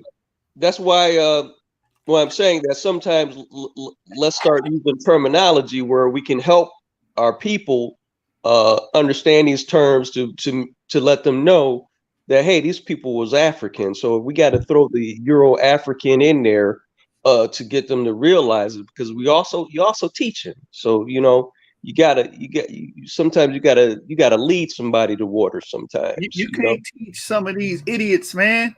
I've been knowing these trolls for the past 10 years. They troll. They heard these breakdowns. They read these articles with us. Right. I'm talking about the listeners, not so much the individual that you everybody that's listening. Right. I have done plenty of shows on this, and even today, the first 3 hours was based on what we were just talking about. Right. But some people remember that some people were just coming in. They didn't see the whole beginning of the show. Some people just, so some people didn't see that. It's like even when I told you, YouTube was like 2 hours behind. I said, hey man, I'm still in the first part of the show. I didn't even know that y'all was even to a whole nother conversation. Yeah, man, you're not gonna strong arm your way to victory over here, man. It's just not gonna happen. You're gonna have to do this shit the right way or not do it at all. You know what I'm saying? We're not in here for feelings. We in here for information, disseminating information. Now, all I wanted him to tell us is how he come up to these dates. Not if the dates were accepted. I want to know what's the methodology behind getting those dates. Right. Because we got information that the MRCA only 7,000 years old. Most recent common ancestor, by the way. That's when you don't put no assumptions into the mutation rate. Well, if the brother's still out there, I would like him to just answer that question. If he could just answer it in the chat, then, because if he got where he got the information or how he, where he's coming, I would like to hear it. Listen, he can't even answer in the chat now because he went to the chat talking about F you and F your show. I'm not tolerating that stuff, man. Right. Okay. So you booted him. Okay. Yeah, man. Yeah, he's too old for that, man. Right. Told about it, man. We ain't trying to have all the nigga shit over here. Yeah. We dealt with Kyle respectfully. Doriel, did you see me in any shape, form, or fashion disrespect Kyle? No, not at all. What about the first brother, Mugabe? Not at all. Okay, then. So I expect you get what you put out, what you give. I expect the Same from that, brother. I'm not disrespecting you. I'm just telling you to slow down, man. That's all. Right. And don't mischaracterize us because we ain't mischaracterizing you. We're not telling the people that you teaching X, Y, and Z. Well, yeah. Well. I guess when he was, gonna get to the question, I guess he didn't really want to answer it anyways. Then, and that's why he did what he did. Now exactly the same thing. Garfield does this. Rob Bourne, all of them do the same thing. When it come time for you to answer some questions, flip out. And your information gets scrutinized. That's when all the nigga shit come out. You understand? Because you don't have any information. All you've been doing for the past 10 years is attacking ours. You haven't built any premises. Don't believe in nothing. Don't stand on nothing. Just argue against somebody else. How is that being a man? Your whole life is based on arguing against somebody else, not standing for what you believe in. Professional question askers. Right. We over here building Afro Jeopardy. We're building and curating information here. That's what we do. I just dropped the lecture on the victims of the slave trade, or Hebrews, the victims of the slave trade. I don't see that content on that channel. Their content is the Bible's false. The Bible, you guys are just bashing. That's all your content is. Bashing and trolling. You're not building any model. You ain't showing your methodology. You're just making claims against all. That's all y'all do. They not even debating the ideas. You know what I'm saying? Like you go to them with hard facts, they start talking about you. You know what I'm saying? Right. What you believe, they don't want to discuss the facts. Right. Well, see, that's another problem that when we come to debating. So if a person, usually when you see academics debate, they've read the counter arguments. So even if they believe differently in the sources, they are familiar with the information. But I'm seeing people that come on here that they don't even bother to read the opposite argument to be familiar with the information so they can attack it at that particular, way. So it's like frustrating. It's like frustrating. We had Chris on here. Chris got mad because we said the Natufians brought in agriculture into Africa. That made him mad. Why are you upset? Even though the academic literature pretty much shows it. Exactly. Right. The Neolithic, he got mad about the Neolithic Revolution and where that started. All because it didn't start in Africa. Now it's a problem. Hey, you know what? Just start calling Israel Northeast Africa and it'll all go well. All right. Just don't tell them you're talking about Israel. Just sum it up as Northeast Africa. All right. Hey, that's been a 2,000-year fight already. You think it's gonna work now? Oh yeah. Hey, let me make an announcement real quick, if you brothers don't mind. So I just got off the phone with Deron Tillis, James, and he said that his stance is that Christ comes from Esau. Oh shit.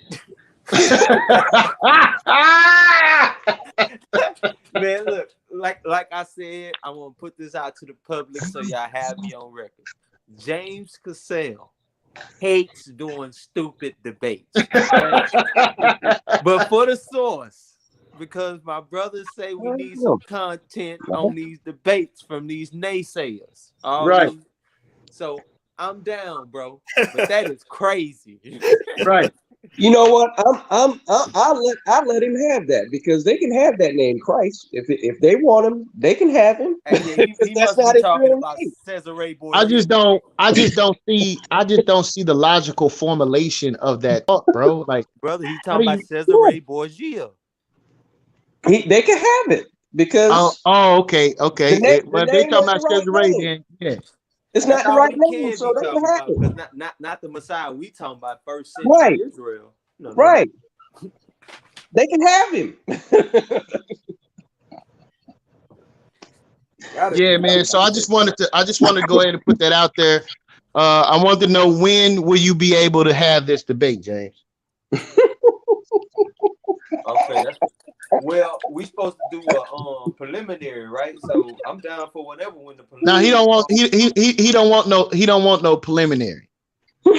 How can I understand what the hell this brother's coming from? Basically, he told me that he gave you enough information. All right, and cool. you, This is what this is what the debate will be. Did Jesus of Nazareth descend from Esau? That'll be the topic of the debate. Okay. That way he will be the affirmative. That way he can bring out whatever arguments he got, and I'll just be knocking them down. Right. Yeah, we can do it like that. Cool. That's a cool. made-up person anyway, so they can have it. Yeah, man. For me, I ain't gonna lie. I want to see it. You know what I'm saying? I get to see the Scholastic Killmonger back in action. You know what I'm saying? And showing the brothers and sisters what scholarship looks like. It's always a pleasure and honor, Rock. Sincerely. I don't know. That's a crazy one to me. I don't. Man, I hope in these 30 seconds, I just formulated my whole debate. So listen. For me, man, for me though, it's an opportunity to go into archaeology, to go into historical merit, right? To go into biblical chronography, right? It's not a argument from belief, and that's what here at the sword we trying to get away from those type of interpretation debates. We don't give a damn about that. You understand? I just hope it don't turn out like the brother who was bringing forth about Hinduism supposed to be best for black people, because that evolved into some craziness. That was a circus, and I blame Joshua for that thing.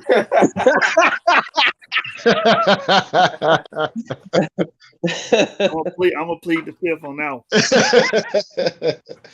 You understand? So, you know, even with that type of debate, I'm cool with that. You know what I'm saying? This whole thing about interpretations, arguing over interpretation. Well, I see it this way, you see it that way. That right there is not beneficial for scholastic debates. Yeah, it's not productive either. It don't. Yeah, you know what I'm saying? So like you can have your beliefs. I don't give a damn about that. What can you prove?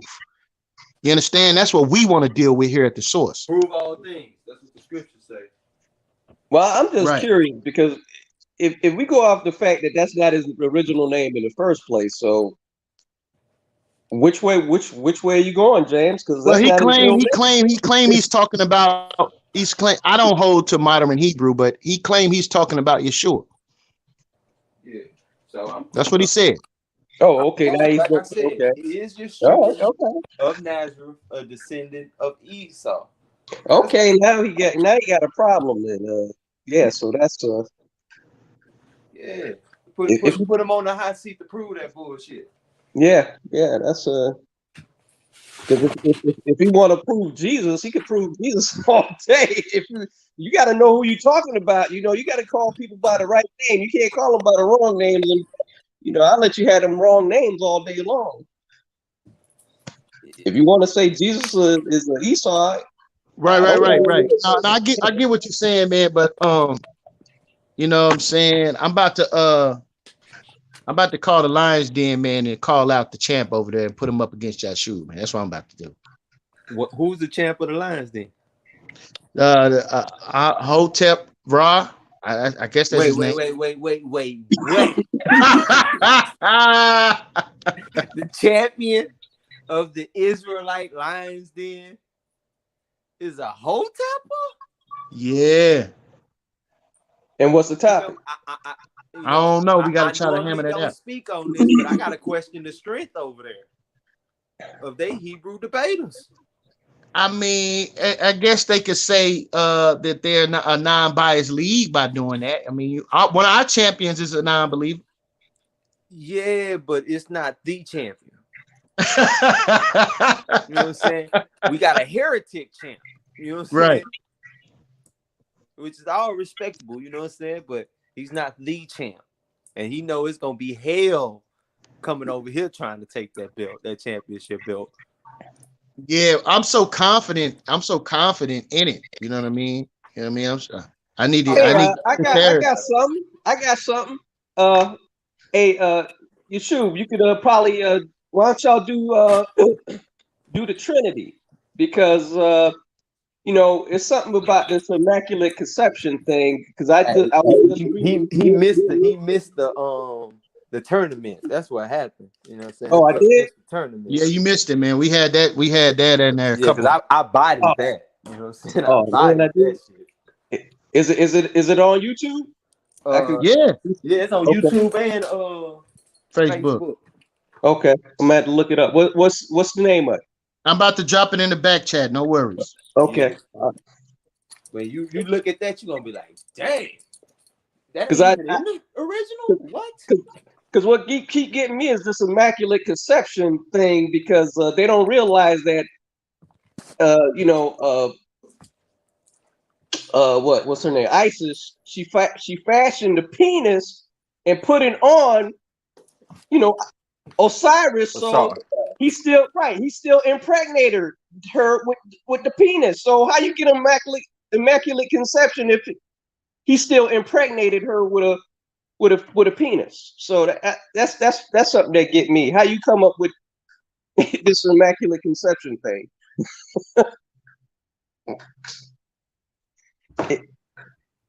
Man, this shit Greek. We had a debate on that. Yeah. I don't know what I would debate that Hotep dude on, to be honest. What I don't know this brother.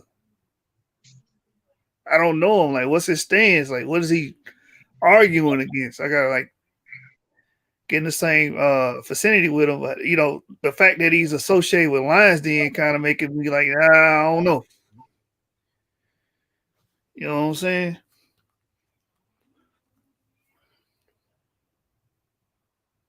But yeah, man. I hope they don't back out this time, because you listen. It's hard to find people to debate because these people. I'm gonna try. Go ahead, Salah. These people that people want me to debate. Let me put it like that, nicely. They're just like that brother that just got booted off of here. You know what I'm saying? And if I react a certain way, everybody gonna look at me like, "Oh, look at this brother. He can't." You know what I'm saying? He's an animal. Yeah, and they don't like the format we have where you have to show and prove stuff. That's what caused most people to bag out from these debates. They want to just get up and talk and not have to prove anything. That's a fact. There ain't no rhetoric battles over here, man. Right. Hey, that Trinity debate with my brother, the Scholastic Killmonger, is in the chat right now. It's in the comment section. Y'all can go check that out, man. Now, what happened with that Ron Shields debate that was supposed to happen? Man, hey, that debate kind of fell to pieces. You know what I mean? You talking about versus King Self? Yeah. Yeah, man, it's a long story, but it just didn't pan out. Yeah, it had a whole bunch of variables in there, man. You know, so we ended up doing a 4-hour video though with Divine Prospect, and yeah, it just didn't end up happening, man. Let me just say this. I haven't seen him on here lately, so where he's been? That's what I'm about to say. The brother extremely busy, and he only available at nighttime. So, and he not a debater like that. He don't really like to debate. You know what I mean? So, it's really hard to book him unless he really want to do it. So shit, it's hard to get Divine Prospect in the ring. You know what I mean? No, I'm talking about King Seth. I ain't seen him on the platforms lately. Where you been? He did a show yesterday. Oh, he did? Okay. Yeah, he did a show. He around. He still source. Okay. You know what I'm saying? We trying to get him in the ring now, if I'm not mistaken, with somebody. Yeah, but James made a good point. We was talking about that earlier. Like it's strict. Like a lot of people won't debate here because it's so strict. These other platforms, you can just open your mic and say whatever and get points for it. You know what I'm saying? Right. Come in there with that damn willy-nilly scholarship. Yeah. You know, a whole bunch of rhetoric. Right. And you get points on the board for it.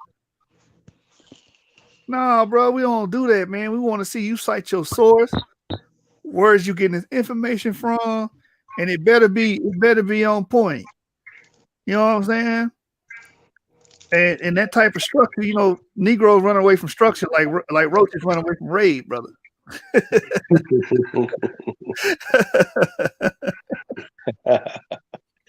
It's funny you said that. I had some of my grandkids trying to move in and live with me, but I told them y'all gonna have to be reading every day. Can't be on them phones all day long. They ran up out of here, boy. They ain't want to deal with that. Hey, Josh, man, you a beast, man. You had 6 hours and 4 minutes, man. You a beast. Hey, I was just about to end it, and then that brother popped up and re-energized me, man. Yeah. Hey, that's that. Hey, I know we don't do Thanksgiving, but you probably had some turkey. Man, I was just sitting there chilling, talking to y'all, and I was like, man, it's been 5 hours, 4 hours, whatever it was. Let me go ahead and shut it down. Then out of nowhere, this brother pop up. I let him in. I didn't know who he was. Oh, it's Ngozi. So, oh shit, here we go. You know what I'm saying? He was talking good. He was talking fast, you know. I don't know why he do that. Is he nervous? Why do he talk so fast? You know what I'm saying? I'm trying to follow him. I'm trying to, you know, I was hoping he'd answer the question that you put out there, but you know, he didn't do it. So, you know, I was just trying to figure out which way he was going with what he was saying. Yeah, let me ask you, brother, some questions. You starting off wrong, man. You know what I'm saying? Well, D-Red said Mugabe and the one Africa want to debate Yashub and James on Haplogroup. They got to do a preliminary with us. You know what I'm saying? I don't know who the one Africa is, and I'll believe it when I see it. When Mugabe step his ass in the ring, right? I'll believe it when I see it. See, Damon, you getting all these people that cash checks that's gonna bounce, man. These brothers been saying they was gonna debate me. I bet Mugabe $1,000. He said, I won't do it if somebody pay me. I said, good, I'll put $1,000 on it right now. But hubba bub then. You know what I'm saying? Hey, Josh, Dewan, Dewan the Africanite, that's Dewan, the one that I debated on Esau, being Japhet. His name Dewan Africa? Man, that man he got about 3 or 4 aliases, man. His name is Dewan, man. That's what I know. The audacity of that trash brother thinking that he can call any of us out. Stop it. Oh God, that brother, he lost that debate bad. Right. Mugabe. If Mugabe show up miraculously to debate, I will debate him. Yeah, man, because Mugabe is a master of backing out of a debate. I know, man. None of these brothers is worth their salt, man. They don't never live up to whatever they say. You know what I'm saying? All these brothers just say something because they feelings. Oh yeah, I debate them. All right, that man canceled a debate because of a football game. Now that's crazy. If that's not one of the lamest excuses for not holding to your word as a man, right? Holding to your word and following through on your debates. You understand? Now, wait a minute. Now, maybe the brother has some money on the game. See, so that I don't give a damn what you had on the game, man. When you say you're gonna do something, you should do it, man. You know what I'm saying? Now the brother's a good brother. Don't get me wrong. I had several conversations with him, but he got to do better when it comes to following through on his word. That's true. He should have picked another game to bet on. Not that particular day. So I was thinking maybe because I was looking at the Genoan Jews. Maybe you could do something with that. And denim. The what? The Genoan Jews and denim. Yeah, I'm not familiar with them. Oh man. I ended up actually just coming into some information because I was reading I got the Smithsonian Institute magazine, and they're talking about how in the civil rights movement that denim was something common that a lot of the people involved in the civil rights would wear because it was actually went back further into slavery. The slaves wore denim, because it's durable. So that was part of the clothing that they wore. And come to find out that it's actually made by the Jews that was cast out of the Sephardic Jews that were cast out, went into Italy, and they actually made this denim. It used to actually be used to protect the cargo ships because it was used as because of for the cargo on the docks. So it would be used to protect the cargo. And the interesting thing about that is that you look at that and you come to the word jeans comes from Genoa, and it also goes back to genes, your genealogy. So, and that's kicking right back to Sephardic. So that was interesting. And what blew my mind even more is that they talked about a movie that the guy Marlon Brando played in, and he wore a denim outfit, all black denim outfit. So your clothes can represent your color, But what he said, one of the lines that he said in this movie, he said "woulda," kind of like "weeda," like the west coast of Africa. So I just found that fascinating that that was in there. That was one of the lines that they had in the movie. So it was crazy. Oh, okay. Yeah, man, it's a lot of information out there, man. Like I said, bro, we try to curate this information and make strong arguments for it. That's what we do here at the source. So we had to look into it and then disseminate it. And like I talked to my brother James, Damon, and I let them scrutinize my information before I try to present it, see how they feel about it, and I go from there. Yeah. These cats on the internet, they don't have a process like that. They just, it's some words I want to save. I'm respect you on here, brother. I don't want to use any foul language, but every time I think of them brothers, I can't not think about that terminology. Right. I appreciate it, brother. I seen that you've been more mindful, because I tell you, we got to clean our language up, because that's part of what we get graded on for as well. We can't be using foul language like that.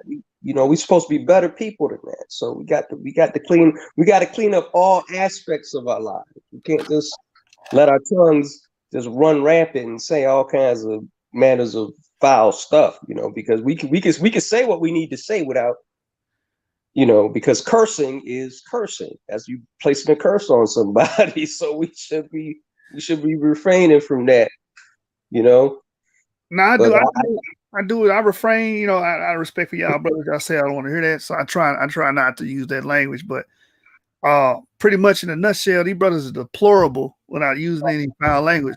What I want to say is they deplorable. Yeah. The actions. You know what I'm saying? And a lot of people want to see me debate people like Ngozi. I debated Garfield. That was I pretty much wiped the floor with him.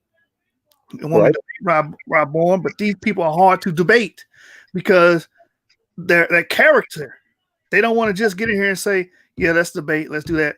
They got to do all the extra stuff that, that's not going to sit well with me. It's just not going to happen.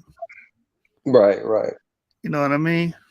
Well, like I said, I do appreciate the scholarship you do, because, like I said, and like I said, I know I've been sending you, books and documents as well. So, whenever I come across something that I see of interest, I will shoot it to you, because I believe in sharing the information and not hoarding it. Yeah, me too. I don't believe in trying to sit on PowerPoints too long. The last video I did was a PowerPoint. That PowerPoint was like, what? It's November, probably 2-3 months old. Right. I was like, let me go ahead and present it to the people.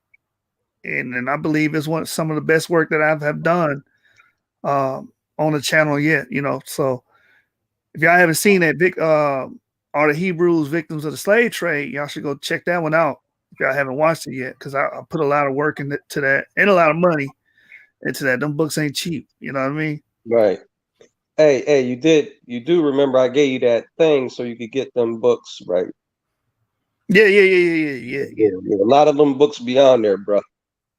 Yeah, I know. When you showed me, I was like, damn, this book and that book.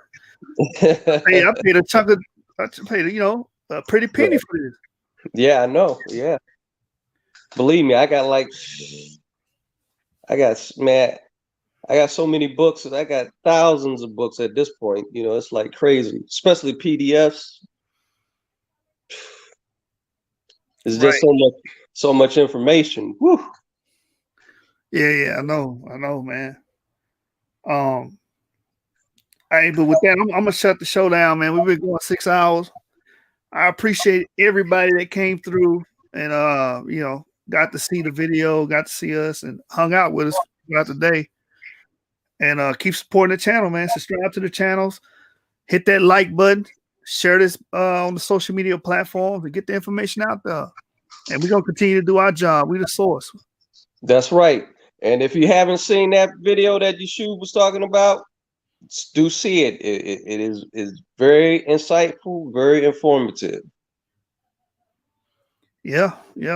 For years they said ain't no evidence of Hebrews, Israelites, or Jews being victims of the slave trade. So that video right there, that should go into your archives. But with that, I'm gonna say shalom. Shalom. Let's get out of here, man.